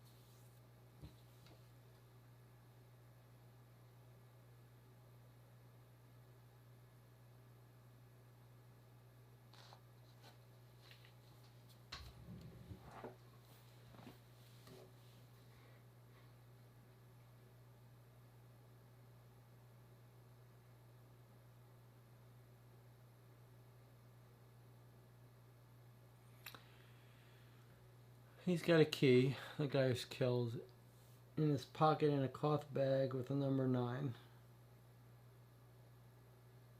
If our theory is that they kidnapped the sister to get leverage on him, then why isn't he, like, they broke her hands?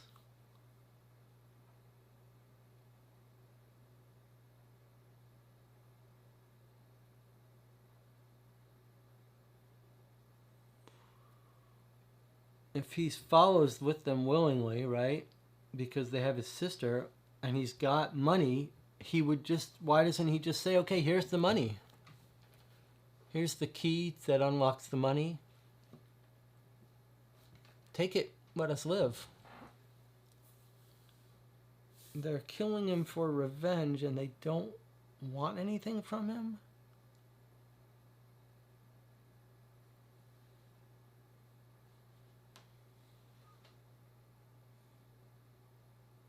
Boy, that makes no sense.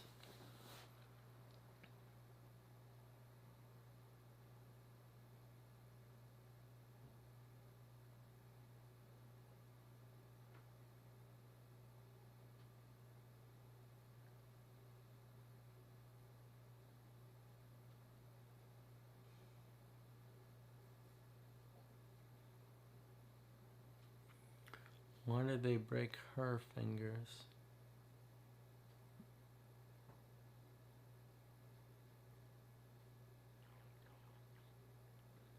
Because she's holding something? What is she holding?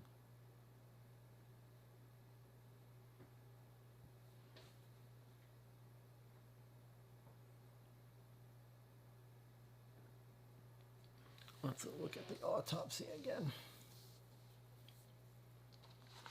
38 EC. Okay.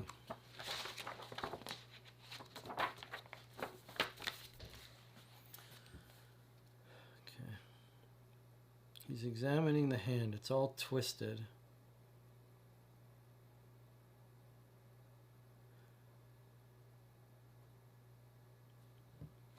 Bonnie Layton, maiden name Dolly. 3 of her fingers were broken on her left hand before she was killed. Deep cut on her face and rope marks on her wrists and ankles, all pre-mortem. She was tied up for a few hours before her death and she had a ring missing.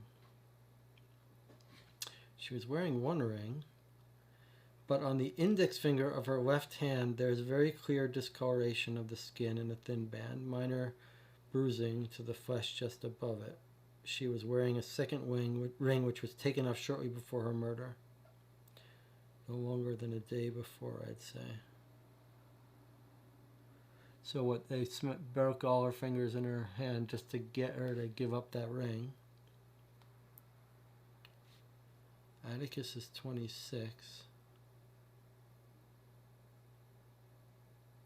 Professional killer.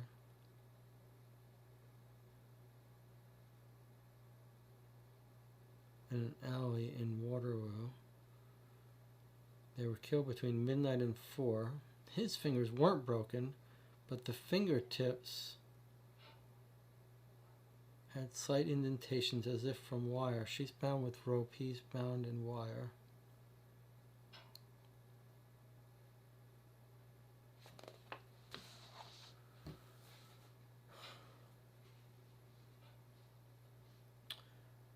Well,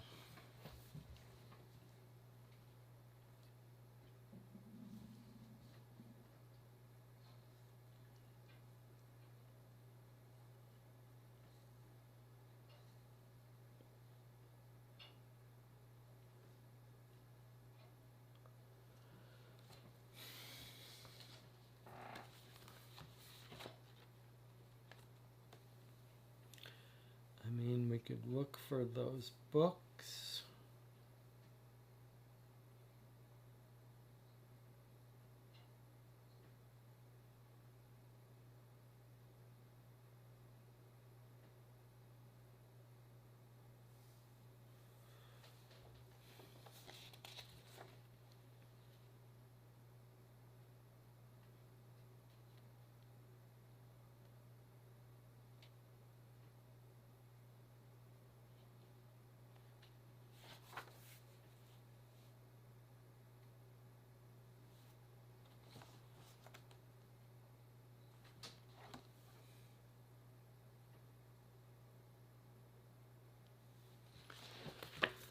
We know that the guy, Troy Craig or something, the guy that's not involved, we don't think, but was creeping her out.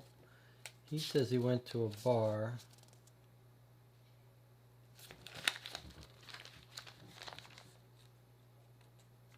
Infiltrate the Kozicki gang. Put Ken on this.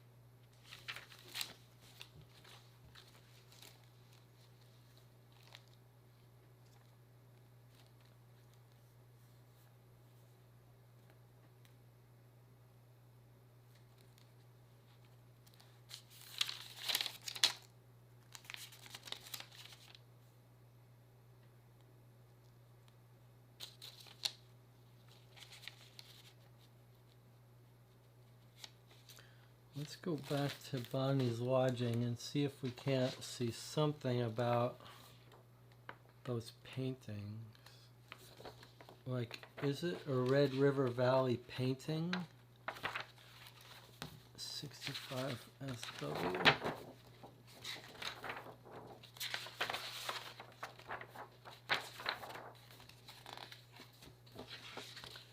Okay, so there's no 65 SW, which means I wrote it down wrong. Southeast, maybe. I'm losing it. I'm on tilt.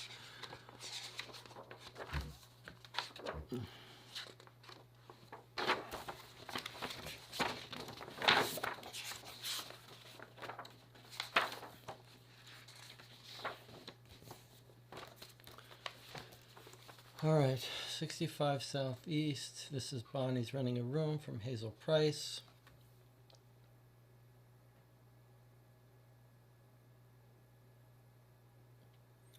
She arranged the concerts for her brother's band. She hadn't seen him in 5 years. They were close. She had a gold wedding ring, which she still had. Another ring, which she loved, looked like an emerald in a silver band, which her brother had given her when she left for England.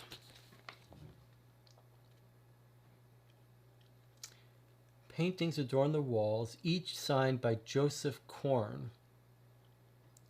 They portray aspects of American rural life. A herd of cattle crosses a river, Red River Gorge. On another, a dance is in full swing. On the third, a young bearded man sits by a fire playing the banjo. Gives him a sad look. Painted by the same man who did the others. She knew him when they lived in Alabama. She knew him when they lived in Alabama. She says one of the gentlemen from her brother's band was attempting to woo her, and he was becoming difficult. She was already being courted by someone else, who must have been this TR.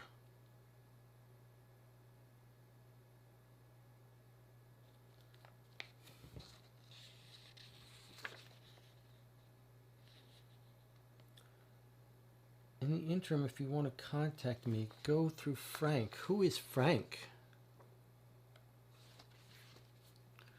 Who is Frank?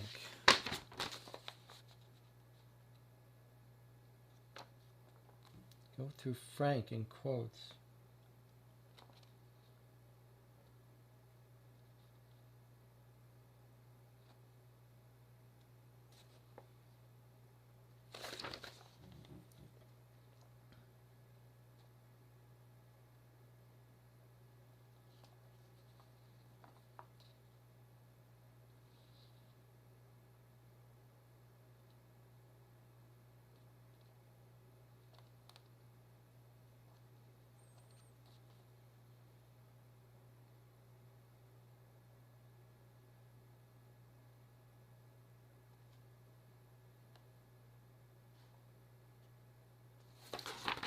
This case has so many things, so many, it feels like dozens of things that are going nowhere, that are unresolved.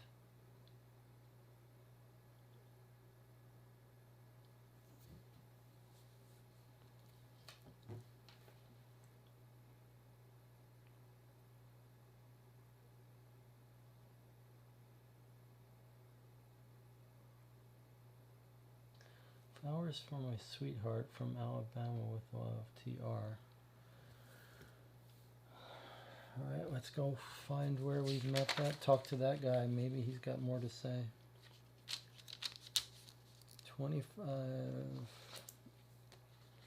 75 Southeast is where we talked to him.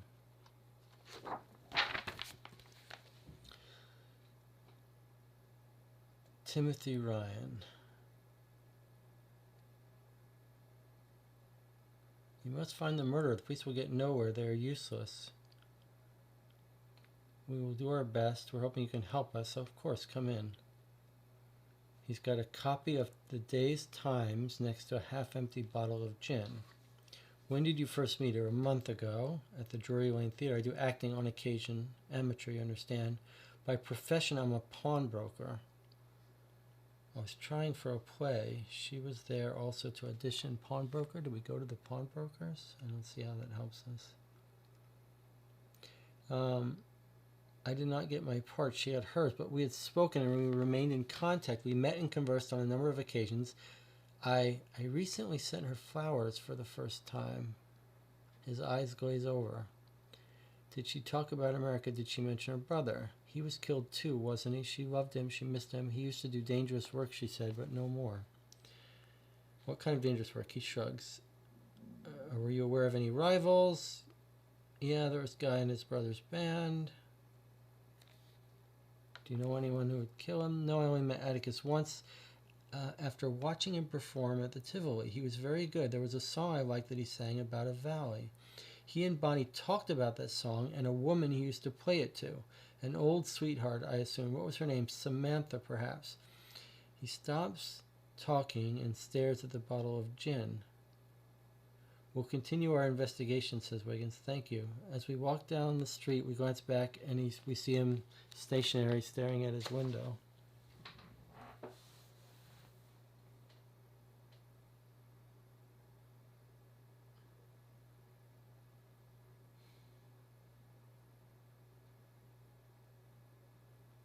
We have no idea where she was taken from. She had to be taken from somewhere off the street. Someone might have seen something, but we have no idea where that was.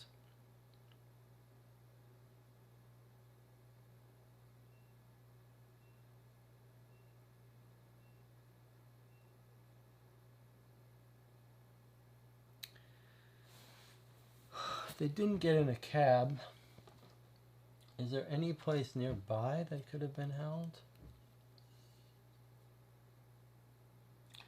Lyceum Theater, Allegro Theater, Covent Garden Theater,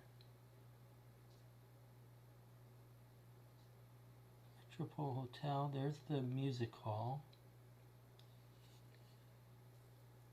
Charing Cross Station. We checked in there. We didn't see anything.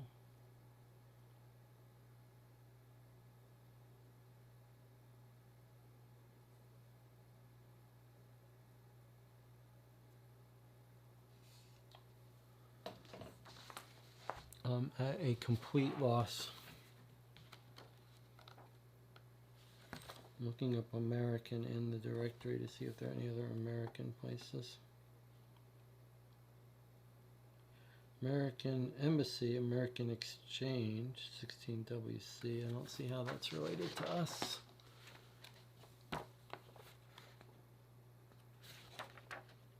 No.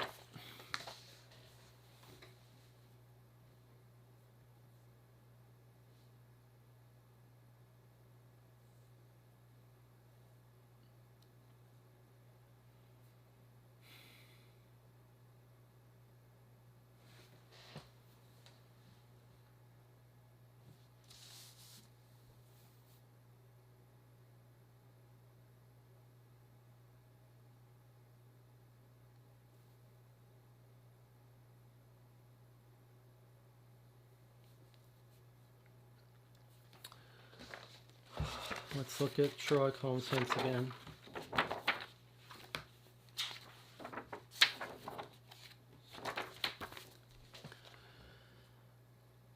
Someone on the passenger list is the detective, and that, I believe, could be the key to this case.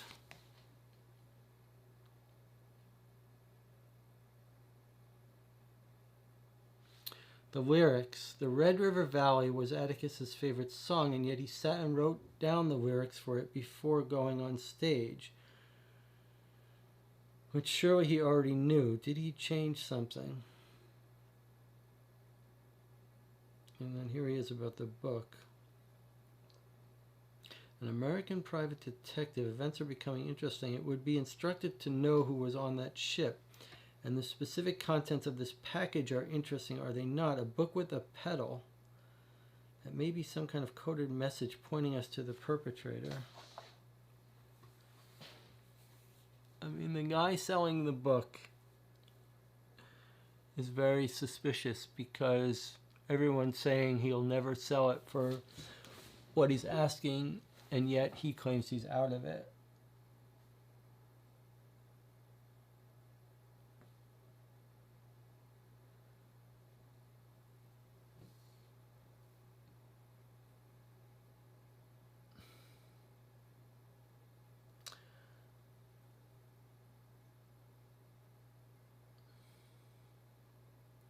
The bank guy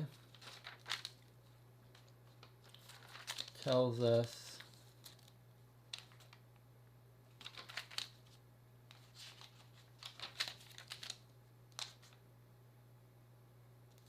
'67 Northwest.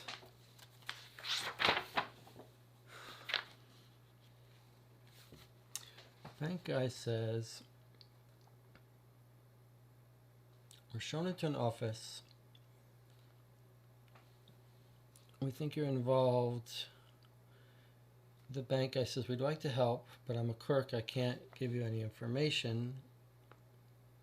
And he says, okay.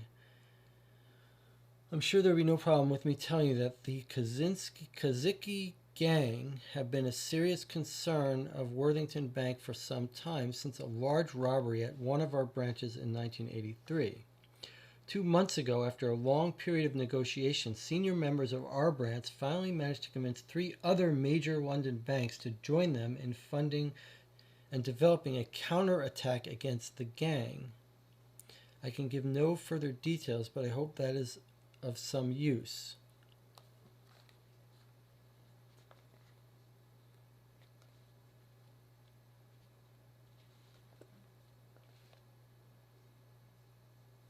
And what was the part about the letter? I made arrangements for an American private detective to travel to London and infiltrate the Kazicki gang. Infiltrate the Kazicki gang. So one of the people on the boat is infiltrating the gang. If we can figure out who that is,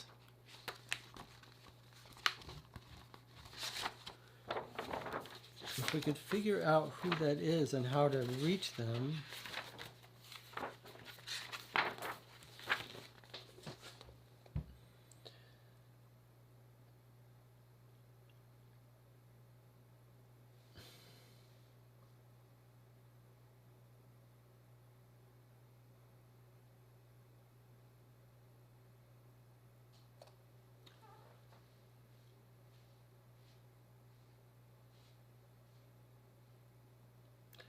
if we could figure out how to reach. So it's a detective trying to infiltrate the gang.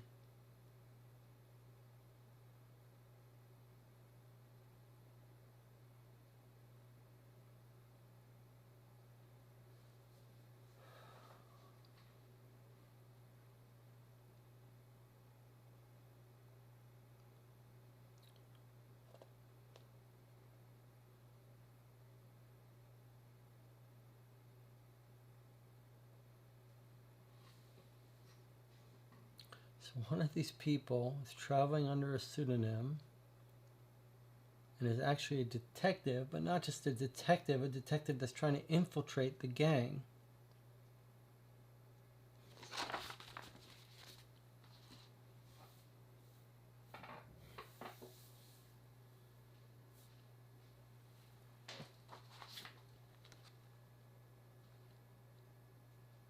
I was looking to see if that Bitler guy was on here.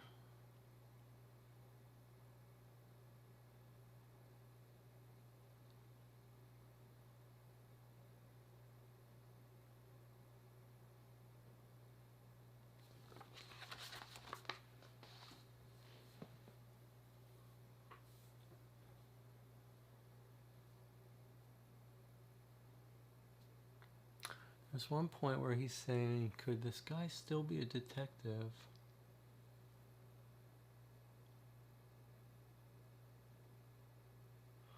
Alright, let's try this.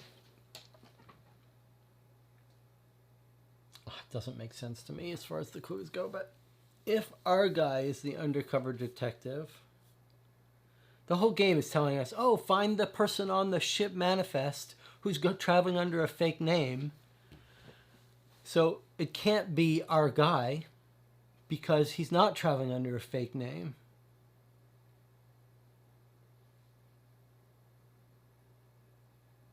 And the game is really hinting to us that he's traveling under a fake name. But let's say our guy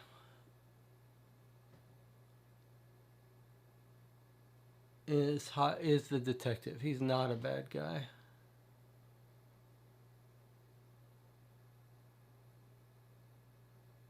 He's traveling over. He's going to pretend to infiltrate this gang, which we don't know where they are or what they do. He runs into the old girlfriend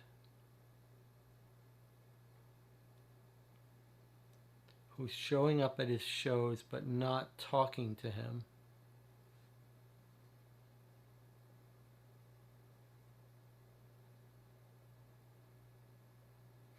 Makes more sense to think that Eddie is the detective.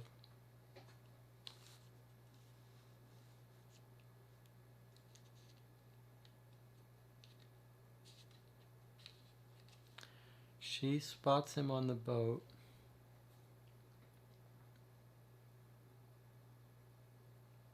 They reconnect, they're talking, they're reminiscing.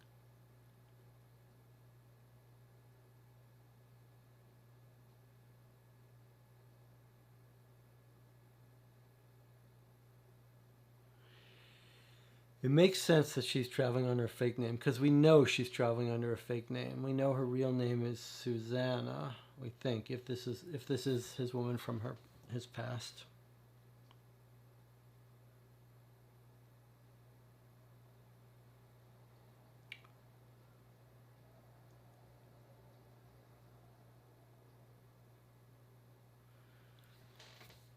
So is it possible that the gang has captured the sister to try to get him to cough up the name of the detective? Like he's the one who knows who that woman is, what her true name is. How the bad guys know that, I don't know. Why he's got a key with a 9 in his pocket, I don't know. What do the lyrics change mean? I don't know.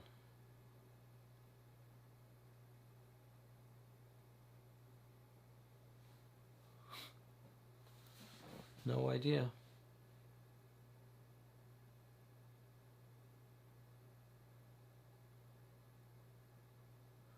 There's a million other things I don't know. It's the guy selling the book for an outrageous price, Flower Stone. Don't know. There's like an undercover detective. Then there's Moriarty saying that there's an undercover detective. Get my guy Kent on it. So there's another person named Kent. who's trying to find the undercover detective.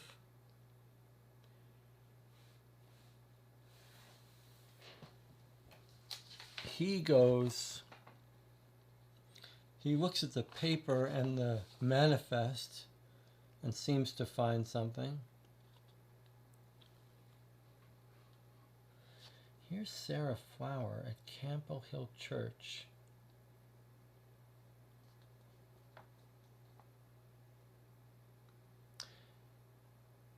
Savior's Church to Katie Suzanne Place.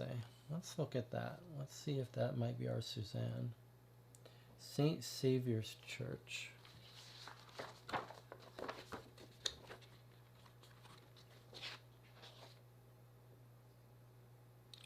St. Savior's is 2WC.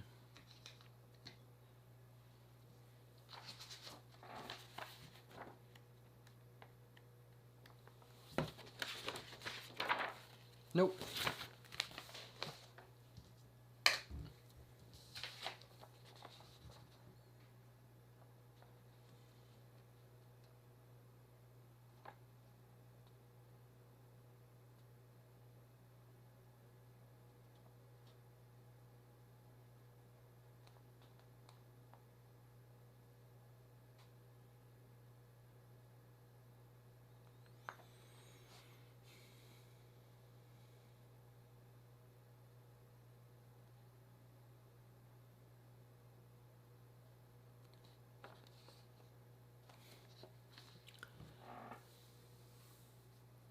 Kidnapped his sister to get him to give some information.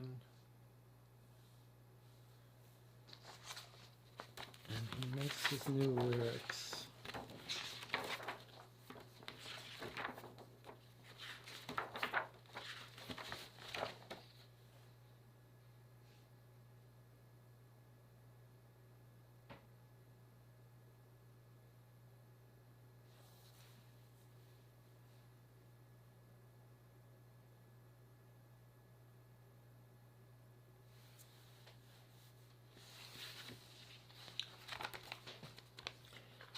Let's read what it says about that cloth bag again.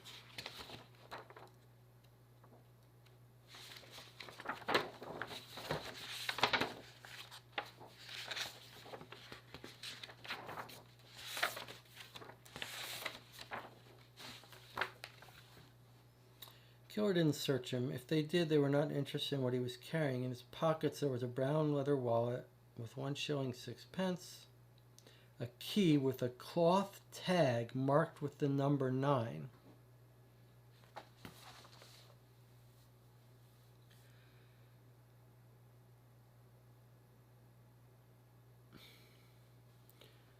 So that's like some sort of coat check thing.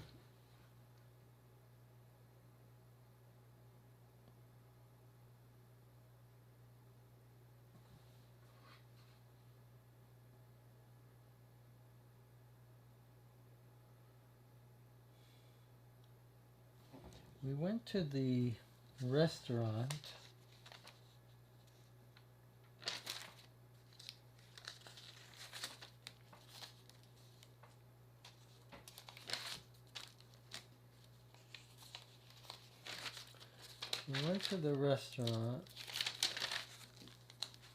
Simpsons near the restaurant.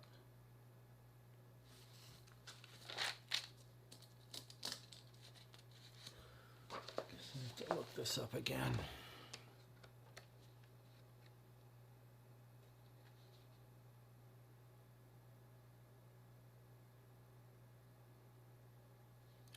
$20 WC.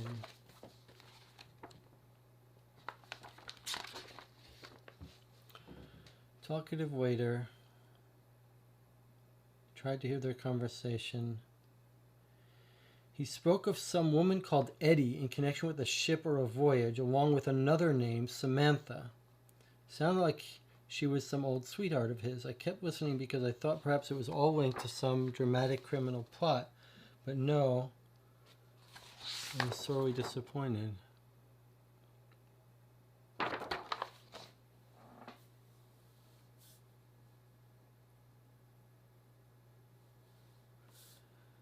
It seems pretty clear that this woman on the manifest named Eddie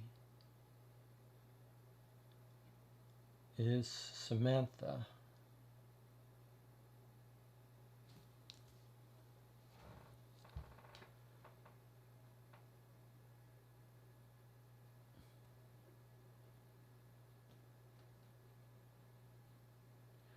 Where would he have left?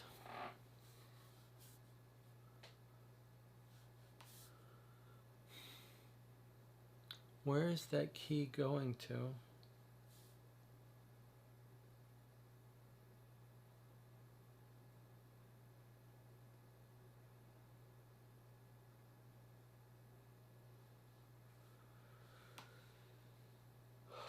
If Eddie is our woman, how does... We know her first name. The first time we learned her last name was when we find the manifest, which seems like a big deal.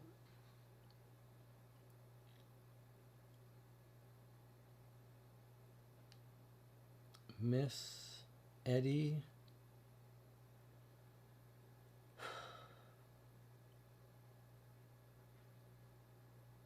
W-A-T.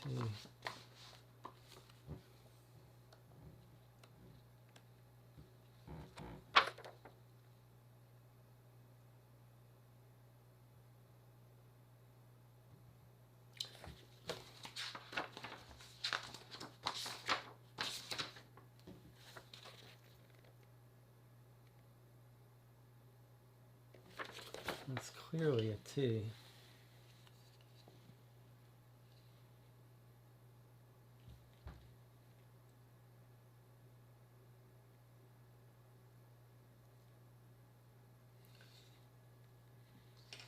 It would be nice if that wasn't relevant for this case, it would be nice to have that clear. Like if you're not supposed to have a hard time figuring out what that name is, it might be nice to actually spell that out clearly.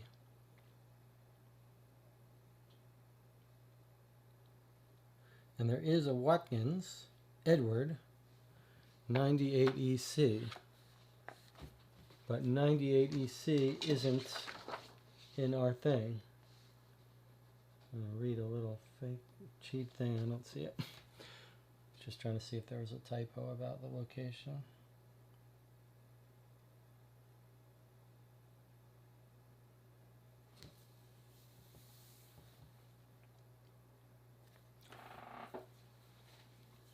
I think we're just going to look up the answer to this one. It's our first one in 5 cases that we're just totally at a loss for.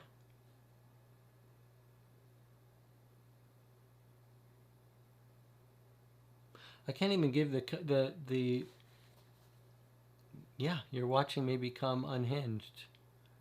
I'm having a little breakdown here live. It's really frustrating. I mean, I guess that's what you want. You don't want them all to be solvable and easy, but boy, this one's just off the rails.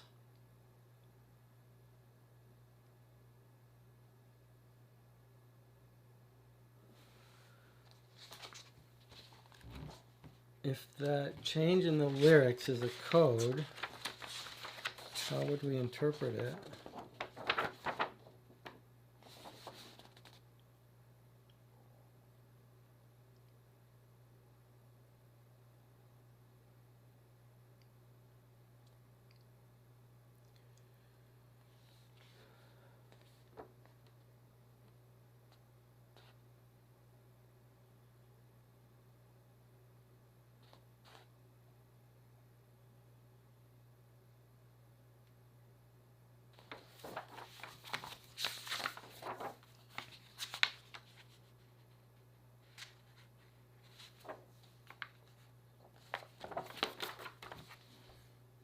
For a long time, my darling, I've waited, thinking some things I never would say. Now at last, all my fond hopes have vanished, so it's time you were going away. As you go from my side, please forgive me. As you hasten to bid me adieu, just remember the Red River Valley and the one who has loved you so true.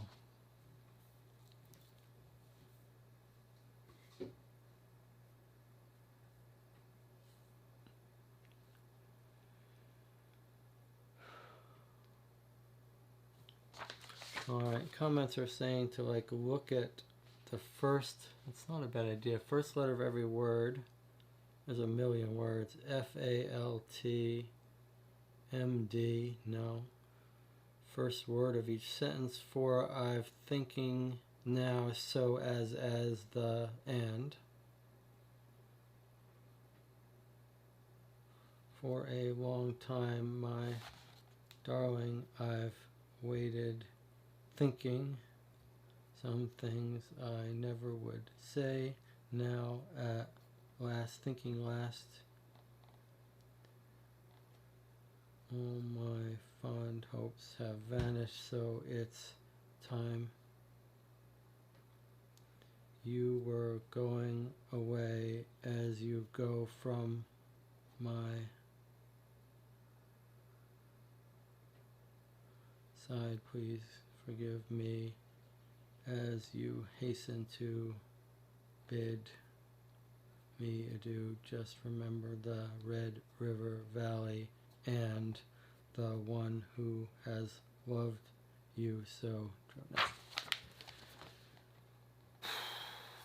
No, I think it's more likely that the 9 with the cloth is some sort of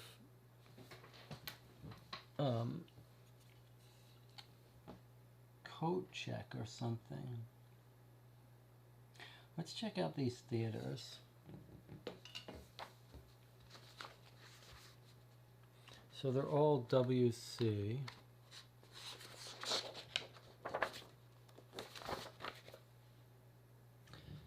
18, no. Looking for 2793.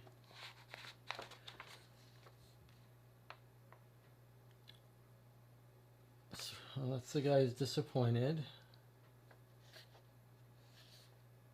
I do see this one we read about her husband that died at Charing Cross Hospital for typhoid fever. I don't see why on earth we would have to go to Charing Cross Hospital.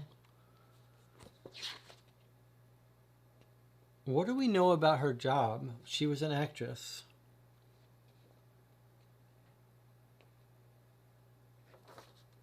We know she was being followed by that pawnbroker guy. Charing Cross 91WC. Charing Cross Hospital. We asked various staff members at the hospital about Ed Layton and eventually managed to confirm that he did die of typhoid fever in July 1886, and a week later his lead actress Anne Brindle also died of the disease. Come on, guys.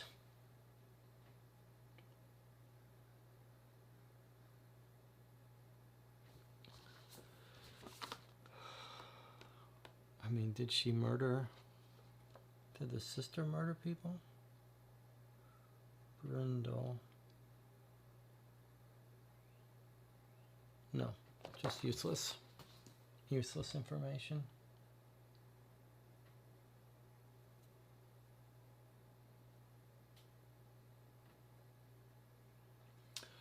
Cloth key, is that his room? Is that where he was? Wait, oh, they said they were, did they say they were living in room 9? Is that the solution to that mystery with the cloth key? Is that the room they were all staying in, the entire band?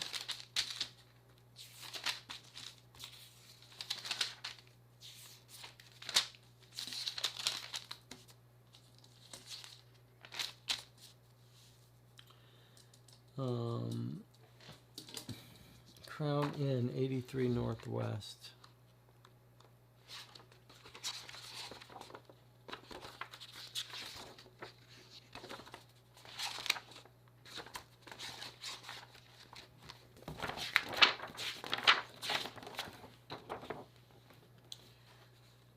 We go to the Crown Inn.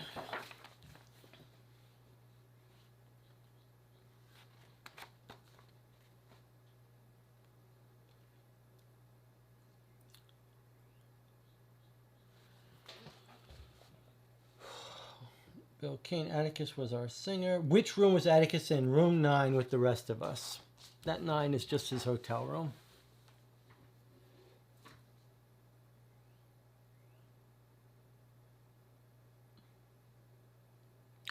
So the 9 key has nothing to do with anything. It's just his hotel room.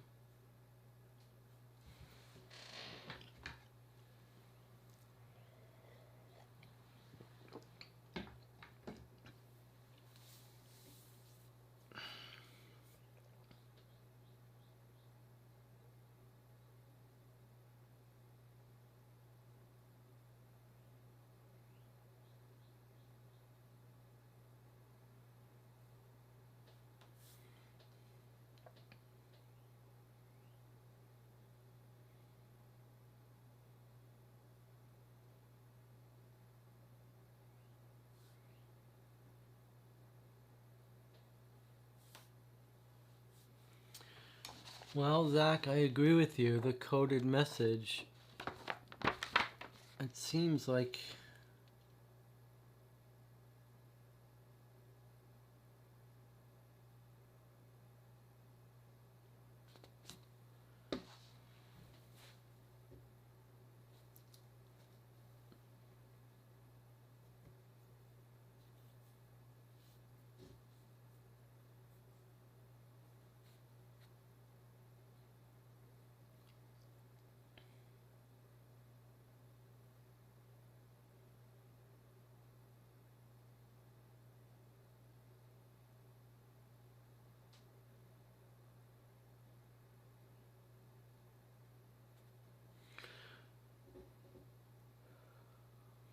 I'll read it again.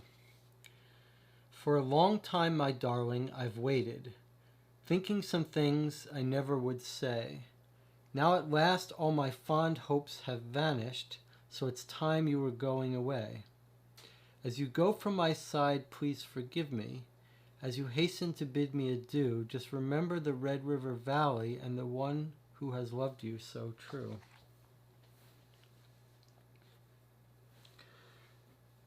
So, here's my thinking. He's going over on a boat to perform as a musician. He's going to visit his sister. Everything's on the up and up. There's no secret double plan there. Meanwhile, the banks have decided they're going to infiltrate a detective into the gang. They choose his old girlfriend as the detective who's going to pretend she's a criminal and infiltrate the gang. They run into each other unexpectedly on the boat. They catch up and she starts coming to his performances.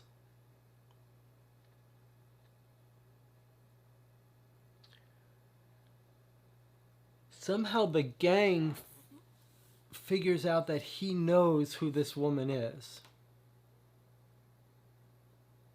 So they kidnap his, they try to get him to tell him. They kidnap the sister.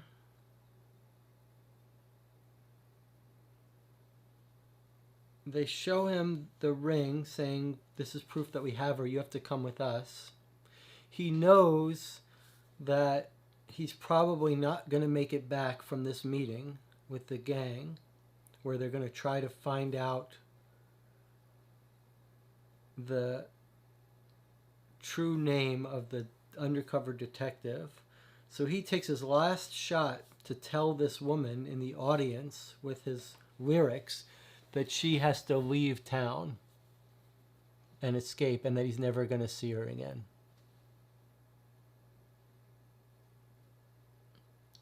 And then he's killed. They tortured the sister to get him to talk.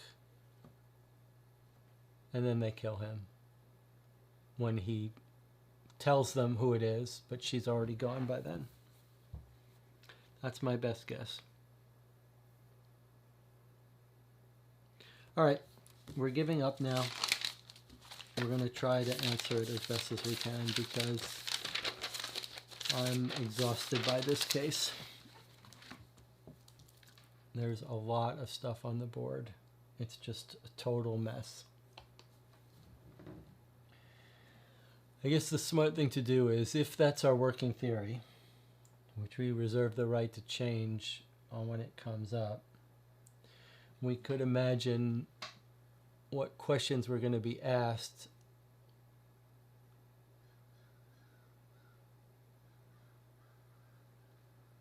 about the Flower Stone. So we think that Moriarty's involved in trying to help reveal the identity, and maybe that's the Flower Stone person that's checking the records of the manifest to try to track it down. But boy, that's just, that manifest makes no sense, because if it was supposed to reveal something to us, that manifest, what it revealed to us was Eddie's last name, which helped us not in the slightest. So that makes no sense.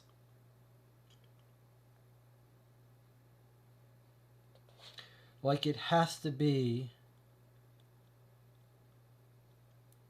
that knowing that last name has to be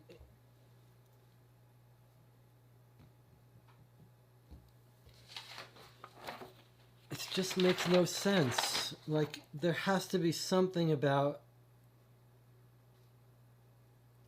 the name in that manifest, whether it's Eddie. It would make sense that it's Eddie because we haven't gotten her last name until we get this.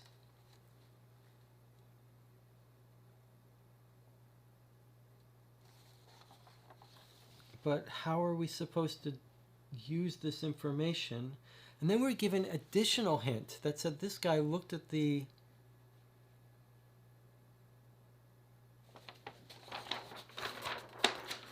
newspaper. The other alternative theory was that he was looking for Atticus. And he found in column 1 that Atticus is playing at the cowboy tunes.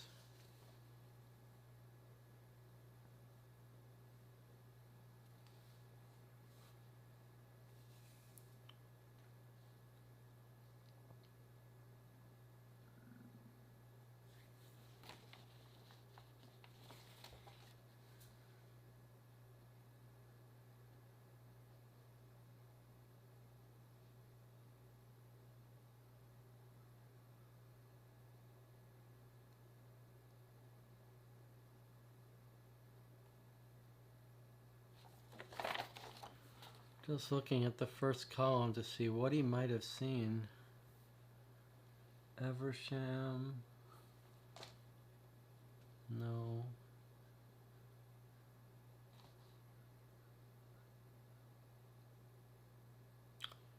Toft and Ellie's. And it is alphabetical, so it's making it easy for us to look up people. Corona.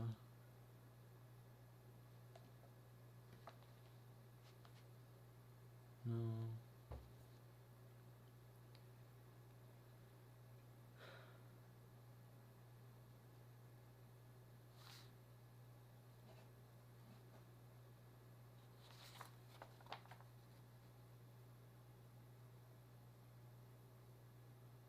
Then this whole thing about a woman found this cane, brass topped, some distinctive engraving.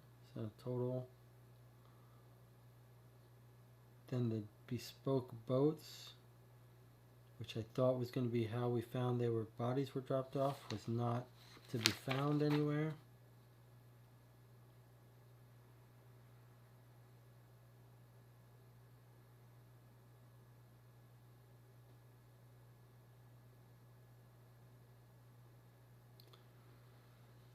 Stockbrokers, 86 EC. This is just stupid to be looking this up because it's just irrelevant. Cook required 13 SW. I mean, I suppose you could argue we're looking for alibis for what people... 13SW, was that right? No. But 13SW is where we got to Lestrade. One thing was stolen, one of her rings. Yeah. Okay, 43SW was the... No.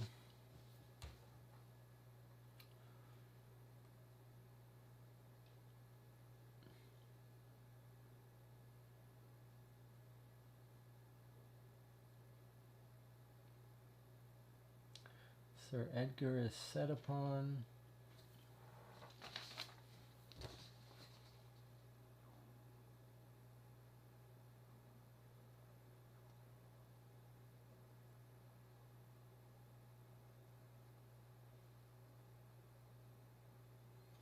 The French bark Applesum arrived in London last night. On May 30th, it was picked up the captain's second mate and 5 seamen, which had burned off the south coast of Spain. They had been in a float.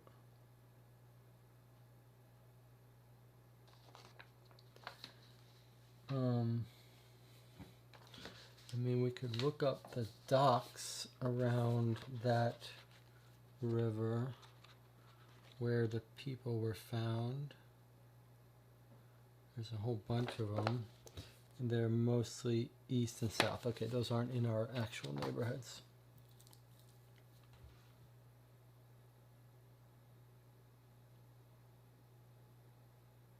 What was, there was the art. Corn was the guy who was the artist.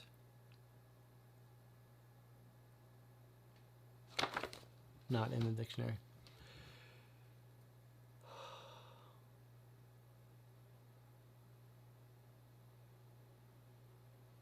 The thing is, Zachary is in the comments, it's asking how it was changed, but you could see, like, it's not just like a word is changed, it's like the whole meaning of the whole poem is changed. In the original, it's talking about, for the sweet words you never would say, now at last all my fond hopes have vanished, for they say that you're going away, so come sit by my side if you love me. Please don't hasten to bid me adieu. Just remember the Red River Valley and the one who has loved you so true. So in the original, it's saying, you would never tell me you love me, and now they say that you're going to leave, but I want you to come sit with me as long as possible. His version says, basically, go away. It says, for a long time I've waited, thinking some things I never would say. Now at last all my fond hopes have vanished, so it's time you were going away. So he's telling her to go. As you go from my side, forgive me. As you hasten to bid me adieu, just remember the Red River Valley and the one who has loved you so true. So in his version, he's telling her to leave. That's why my only theory is that she's the detective and he's telling her to get out of town because he's about to be forced to confess.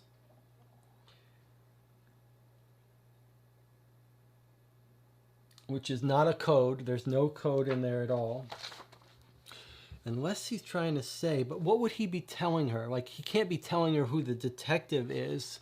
That makes no sense.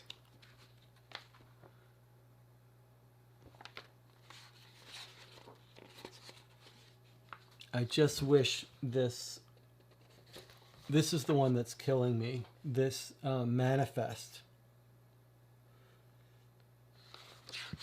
There was another guy who came, looked at it. He had today's Times. He wanted to check something. He glanced at the first column, handed it back. He just demanded the passengers list.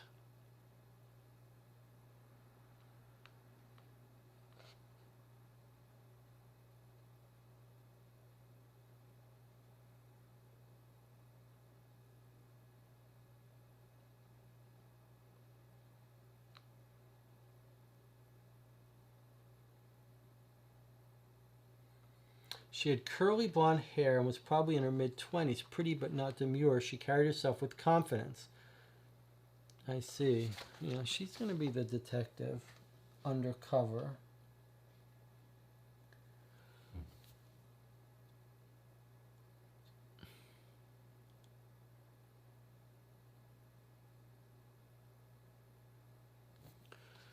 Like, could she be staying somewhere? How do we find where she was staying?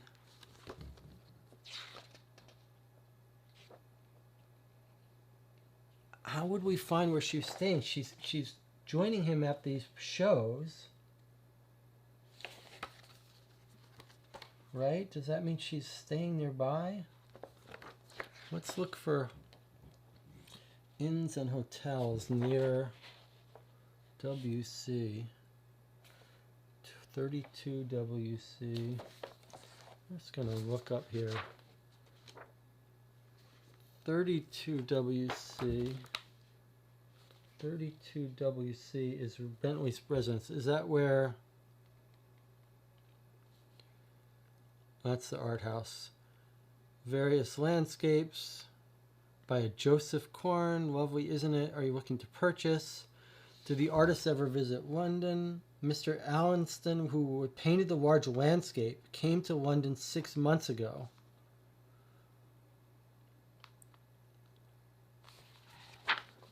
Allenston.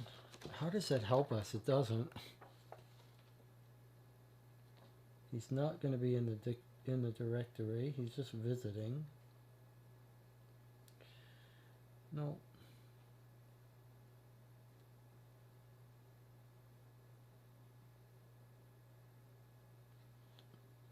I had an idea to look for Alabama.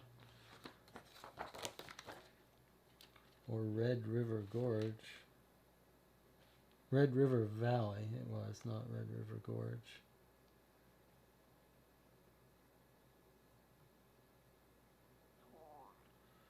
I do not see anything. Reuters Telegraph Agency, 87 EC. There was mention about telegraphing about sales. No, 87 EC. All right, let's go back to the idea of thinking that she might be staying somewhere nearby. If she's attending all the performances, maybe she's staying nearby. Tailors. Remember we were looking for the dress of Bonnie? And we didn't know where to get her dress. Maybe she went to one of the tailors. 10 EC.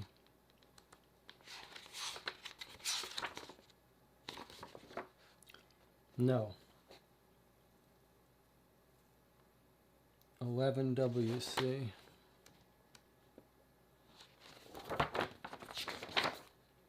No.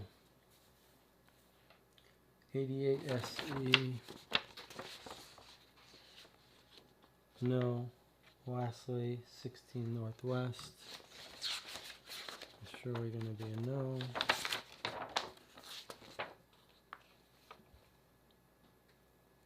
No. All right.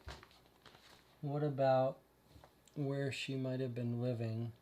So the Metropole Hotel is right next to it, but I think it seems like we already went to 27 WC. Let's see. 27 WC is not even in here, so I guess we didn't. Where else would she be staying?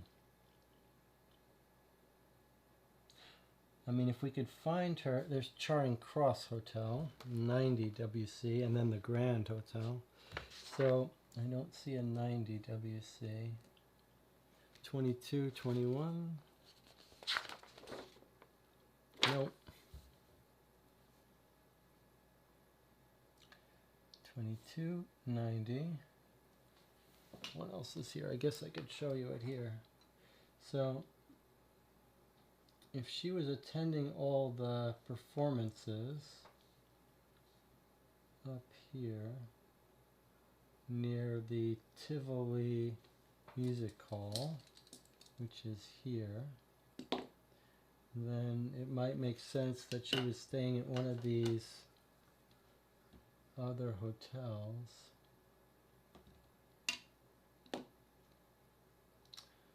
There's the Bentley Hotel. That's the one we already went to. And that was not something there. We've been to the Somerset House.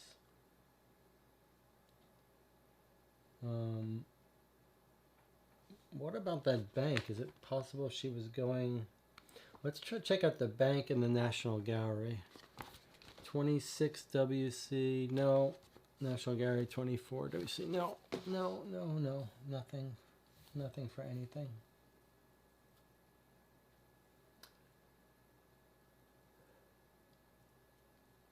No.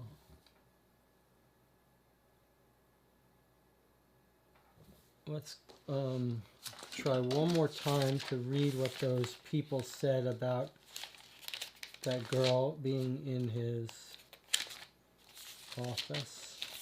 I mean,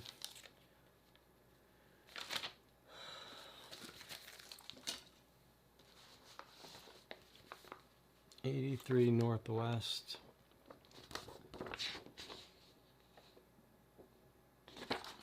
They're playing their music. Okay. Was he behaving oddly? He was right as rain. He got some lyrics wrong. He said something happened to Bonnie and he left.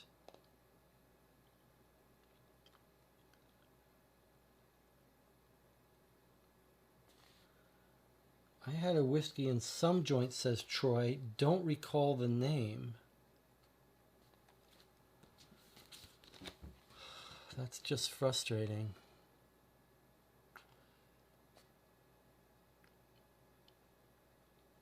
He's away with the ladies. He's courting a young lady in New York, Susie, I think. He was courting before we set sail. Then there was the lady on the ship voyage, Eddie. I'm sure I saw her attend several of our gigs too, though she didn't seem to speak to Atticus.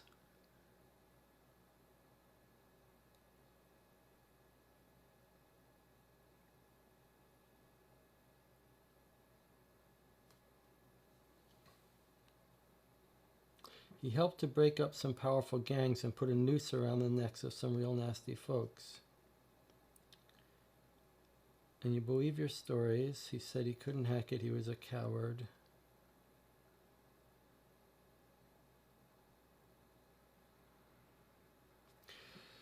Do you think he was still working for them? He says it's unlikely. I'd love to know at what bar that other guy went to. Is that just a red herring that the other guy in the band is hitting on the sister?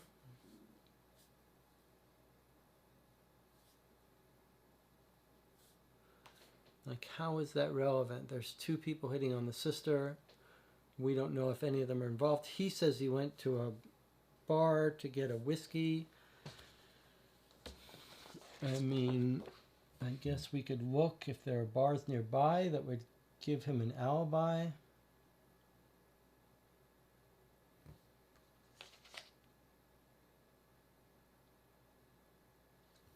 There's some other stables here.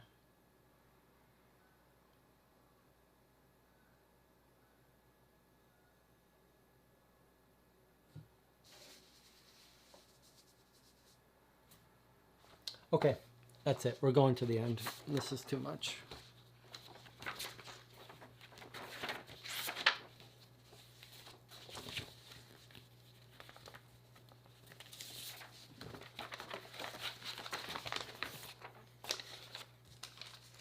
I'm sort of burnt out. First question is, who killed Atticus Dawley and Bonnie Layton?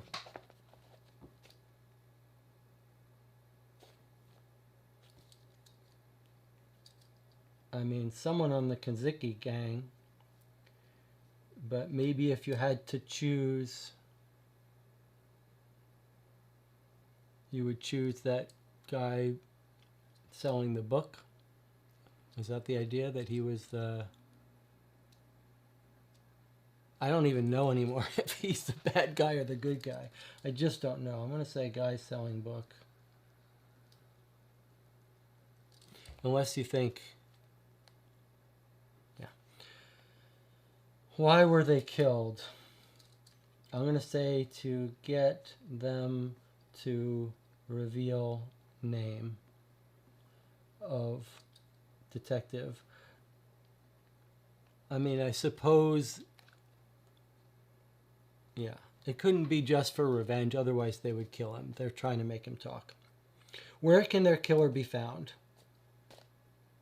I don't know who the killer is. If the killer is the bookseller guy, then he can be found at his when I say bookseller, I mean the guy pretending to sell this expensive book, which is Mr. Flowerstone, 49 St. John Street. No idea. Can't even be bothered to try to figure out.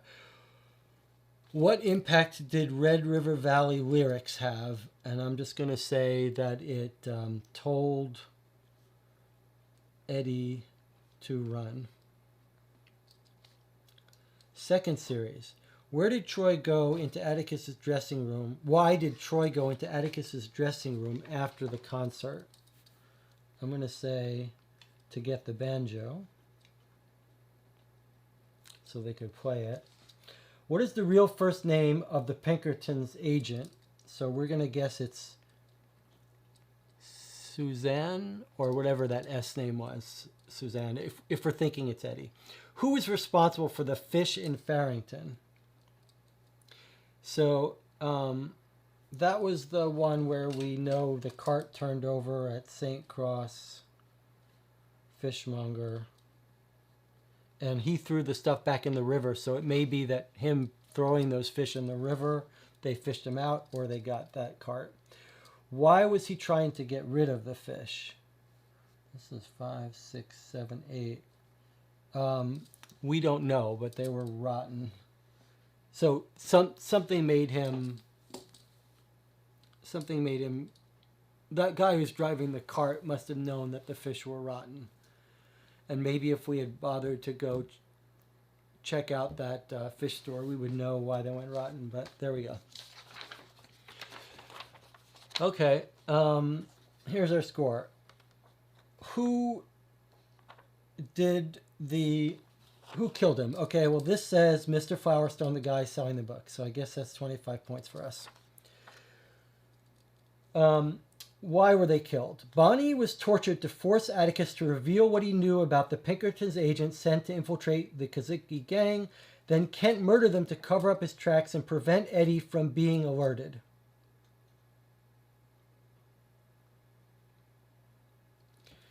To reveal what he knew about Pinkerton's agent sent to infiltrate. Well, that's what we guessed, that Eddie was Pinkerton's detective undercover.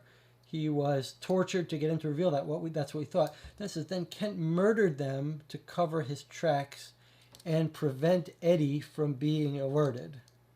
Okay, I mean, I think we got that right. Although the prevent Eddie from being alerted is a little weird.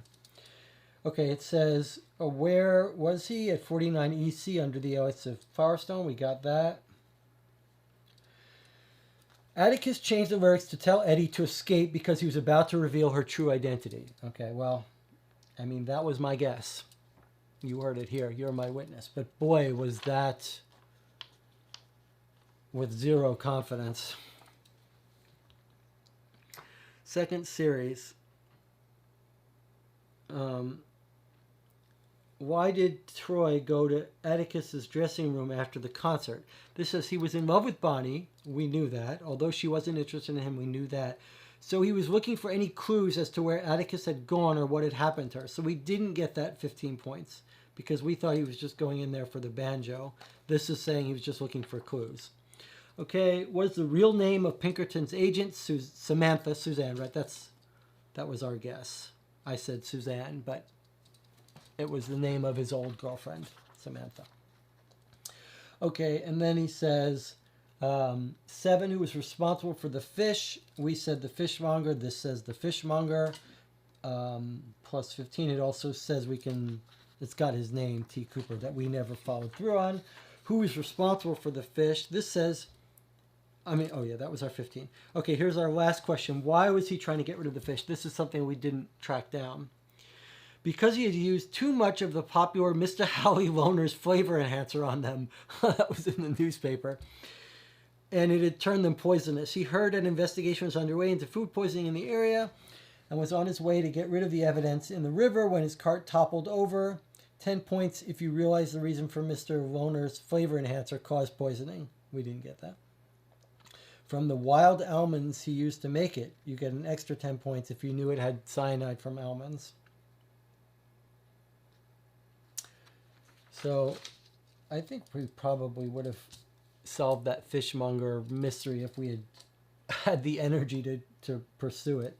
But we got all of the main first set right, which was 100 points.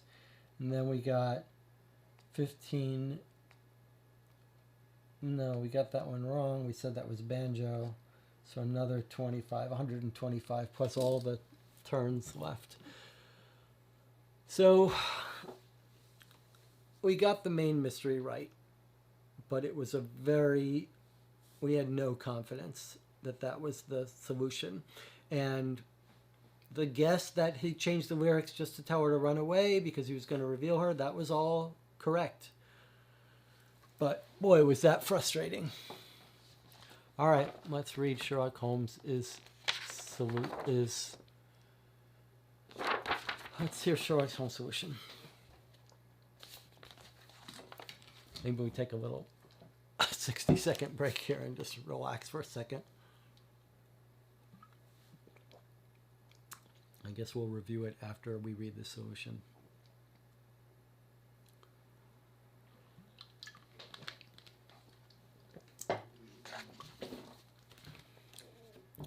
We have gathered at Baker Street along with Inspector Lestrade, who has been summoned with the promise of an arrest. There's 2 pages to read here.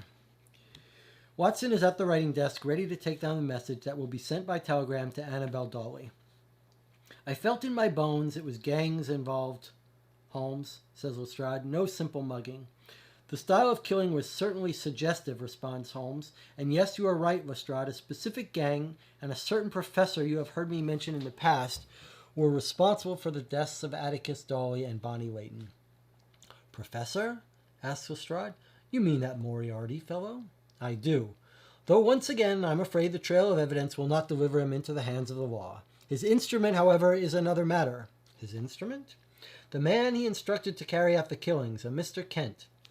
Where do I find him? I will come to that. We shall first consider things from the beginning. It is, in my experience, a wonderful place to start. As well as it may be, Mr. Holmes, but while there is a killer on the run... He is not on the run, Lestrade, says Holmes with a smile. He is waiting. There is no rush. Lestrade looks like he is about to respond, but changes his mind. So, says Holmes, there were 2 obvious initial points of consultation in this case, the newspapers and Jasper Meeks at the morgue, because although our information was limited, it was at least clear that there had been 2 murders. From the Times and Dr. Meeks, I gathered the names of the victims and the fact that Atticus played a stringed instrument. From the indentations on the fingers of his left hand. Oh, the finger indentations were from him playing the banjo, not from being tortured. Okay, interesting. Mr. Murray was my next port of call because the effects of the victims seemed to have played a role in the whole affair, particularly a ring which had been removed. Mr. Murray presented me with a sheet of lyrics that were found in Atticus's pocket. These lyrics and the fact that he was a musician from the U.S. suggested Atticus was a performer of cowboy ballads of the type that were advertised in the newspaper as happening at the Tivoli. Before going there, however, I had another call to make. Because the nature of the killings was reminiscent of previous cases involving powerful underworld figures, I stopped by to see if Porky had anything for me. Useful information or a message from one of my informants. Lestrade raises his eyebrows. I learned from him that Worthington Bank had arranged for an American detective to infiltrate the Kaziki gang, and that this detective arrived on the 22nd May. I also learned that someone by the name of Kent had been tasked with tracking this detective down.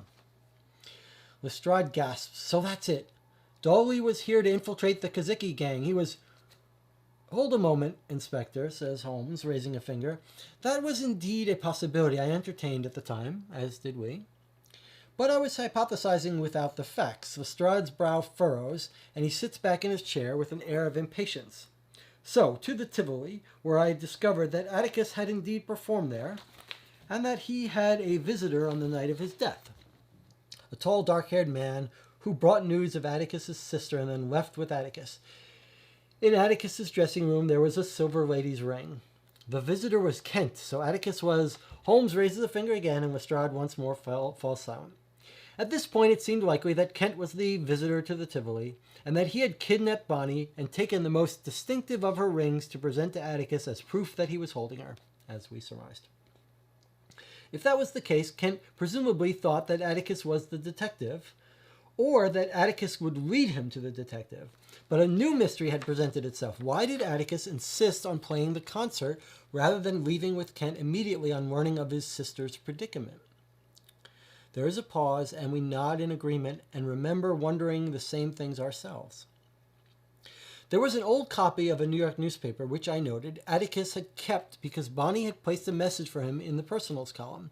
As Atticus was a traveling musician, he had no specific location to which she could send him a message. The paper mentioned the departure of a ship from New York, which would arrive in London on 22nd May, the Cunard Line Auguste Victoria.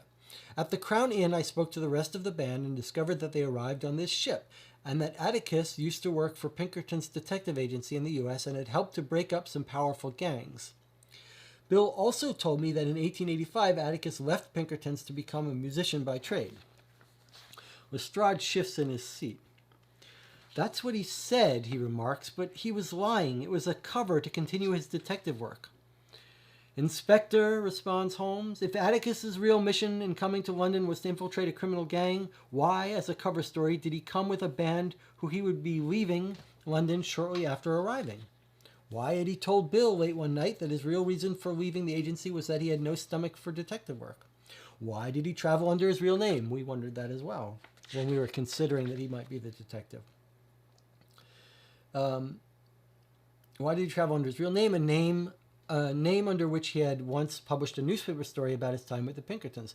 The answer is that he did give up his detective work in 1885 to become a musician. But there was one more vital piece of information I learned from the band, namely the fact that Atticus had romantic affairs with various women, including one on the voyage from New York to London by the name of Eddie. At this point, I formed a hypothesis which seemed to explain all of the facts, and a visit to Cunard's offices confirmed my suspicion. Atticus and Eddie knew each other. The Cunard's bar worker thought he had seen love at first sight, but even if such a thing exists, he saw no such thing.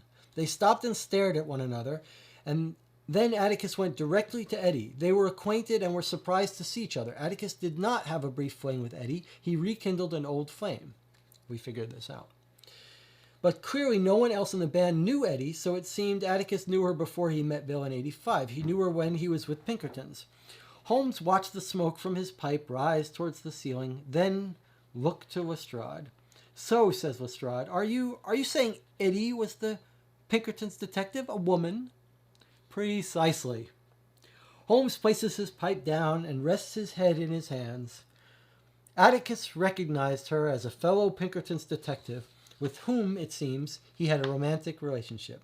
They rekindled their romance on the voyage, but it had to cease once they reached London because Eddie had a mission to accomplish and a fake identity to maintain. That explains why she wasn't talking to him and being friendly with him when she was sitting in the theater listening to him. Atticus did, however, tell her he was performing at the Tivoli, and so she went to watch him there. He may not have known which nights she would be there, but I think he felt sure that she would be there on Saturday for his final performance. And the moment he realized that he would tell Kent anything to save his sister, this is what we thought, that maybe he knew he was going to confess. He knew he wasn't going to have much chance of surviving this, and he was going to try to save his sister, but maybe he would die and be forced to talk. At the moment he realized that he would tell Kent anything to save his sister, he also knew he had one chance to alert Eddie to the fact her true identity was about to be revealed. He quickly rewrote a verse of his favorite song, a song he probably used to play to Eddie and which she knew well, The Red River Valley. Atticus knew she would notice the altered lyrics, and he would sing to her from the Tivoli stage, imploring her to forgive him and to leave quickly because he was about to tell all. Oh, maybe, I did guess that the lyric changes were telling her she had to leave right now. But maybe if you look at it more, he's saying he's about to confess. I should look at that again to see if he is saying he has to confess. And Kent takes Atticus to where he's holding Bonnie, says Wiggins, tortures her until Atticus gives up Eddie, then he kills them both. Eddie, we hope, understood the message in Atticus's version of the Red River Valley and has got out of England. Lestrade stands. But what about Kent Holmes? What about Kent Holmes?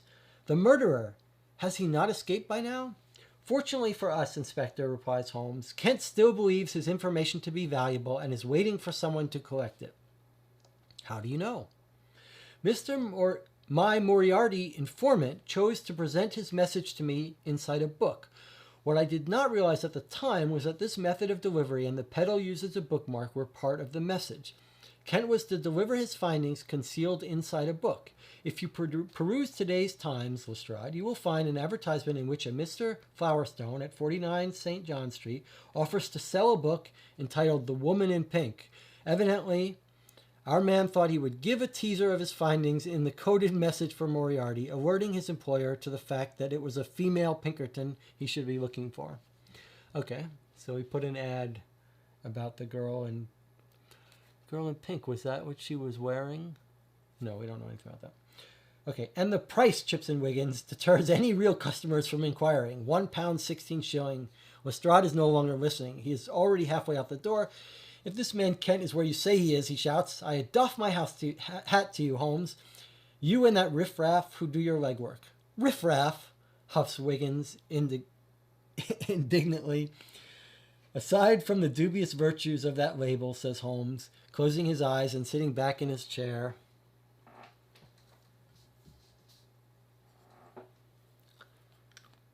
It's much more than legwork you and your irregulars do for me, Wiggins. But he's never been one for the details, our friend Lestrade. So it tells Holmes would have solved it in seven clues. It's like Holmes solves it in 15 minutes, and it took us 6.5 hours. And however many dozen clues. All right. Let's talk about this case for a second. So first of all, I was fully on tilt. There were so many. I guess we should say we did solve the main mystery and the little sub-fish mystery, aside from one little detail of the fish that we didn't even care about. So you could make the case that this was a very hard case, and you have to make some leaps and guess what happened. And we were going back and forth with whether he was the detective or Eddie was the detective, and we came to the right conclusions. The real problem was, well, there are a couple problems that we had. We did get the right main solution, but one of the problems we had was that we were given these maybe 3 little mysteries that Holmes is pointing us to. He's like poking us, saying, go look at the manifest. There you'll find the detective and the secret. And when we looked at the manifest, we immediately saw Eddie, but we knew she was on the boat. We knew there was an Eddie on the boat. So we're looking at that manifest to figure out what additional information is it giving us to help us crack this case. And it gave us her last name in a script that was hard to read, and we could not do anything with that name. And that was very, very frustrating, because it seemed like we already knew Eddie was the person. We figured out that she was the long-lost love. It seemed maybe logical that since she was traveling under an alias, which we knew because we knew her real name was probably Samantha, that she might have been the detective. But we fully expected to be able, once we found finally her last name on that manifest, we assumed we would be able to locate her, and we couldn't. Similarly, that change of lyrics, which Holmes sort of suggesting is a code, and I guess he means it in the very loosest of sense, but we did eventually come to the right conclusion that it was basically just saying, get out of here. You have to leave. You're in danger. Or it doesn't say danger, but it does. The change is from the guy in the original lyrics wanting the girl to stay to him wanting her to leave. But if the real solution was that there was a code in that message, like the third letter of every other word, that would have been possible too. Like, we just had to give up solving the code. Is basically how we concluded that he was just telling her to leave, was by exhaustion. We got exhausted trying to find a deeper meaning of it. So that was frustrating. Now you can see how Dave Neal, the author, actually did some fair play with some of them. Like that key in the cloth, the 9 with the cloth, right? Like, that really sent us off on a little wild goose chase. Like, has he got money stolen that he's hiding and it's in a 9 locker? And it was a very nice mechanic that we were able to eventually figure out, oh, that's just his hotel room key. Like, that's how these mysteries should be. You wrap it up, you tie it up, you say, okay, that was not a significant lead for my mystery. And that's what you want in these games. You want lots of little things pulling you in one direction that you can go, resolve, tie up, put a bow on it, and say, that's not related to our thing. And that's why this case was so frustrating, is that there were a million little loose ends that we were never able to tie up. This whole thing about them going out to drinks with 2 other people. Where did the band member who liked her go? Where did he go have a drink? Tons of unknowns. And I appreciate that real mysteries are like that. You get unresolved mysteries. You get unresolved issues and unreliable witnesses that point you to somewhere that you never can tie up into a neat bow. But the alley they got left in, where was she when she got picked up? Like, there were so many details of the crime and what was going on. And the paintings, like, they were made by a certain author. He had some of them. She had some of them on her wall. The gallery owner had some of them. All these things that seemed like they might be significant, not only weren't significant, but didn't allow us to chase them down. Like, I don't know, we could look through this and see that, but we never found Eddie. We never found where Bonnie was picked up. We never found where the 2 of them were taken to and tortured. We never found out how they were dropped. Like, these all seems like things that we should have been able to get information and tie into a bow. The cane that was found, just total red herring. So many unresolved red herrings that we couldn't resolve into understanding that they were red herrings. And that's where the case got frustrating for me. Plus, it didn't help that I've got a headache and it's like 200 degrees in here and I've probably got a flu symptoms. I'm glad we solved it for the most part. Although, if we were completely wrong, I would not have been surprised. I am surprised that it seems like it's not saying we missed a big chunk of something somewhere. When we got to the end of the case and decided to try to answer the questions, I felt like there's some big part of this case we have not figured out and solved. And the whole thing about the Flower Stone book and Moriarty's book, that was weird. Weird to the extent at which I just said, well, he's probably the bad guy. But I didn't really try to nail down why the 2 books were related. It just seemed like he's obviously related to Moriarty's book, so he's obviously the bad guy. But yeah, I would say of the 5 cases, this was my least favorite.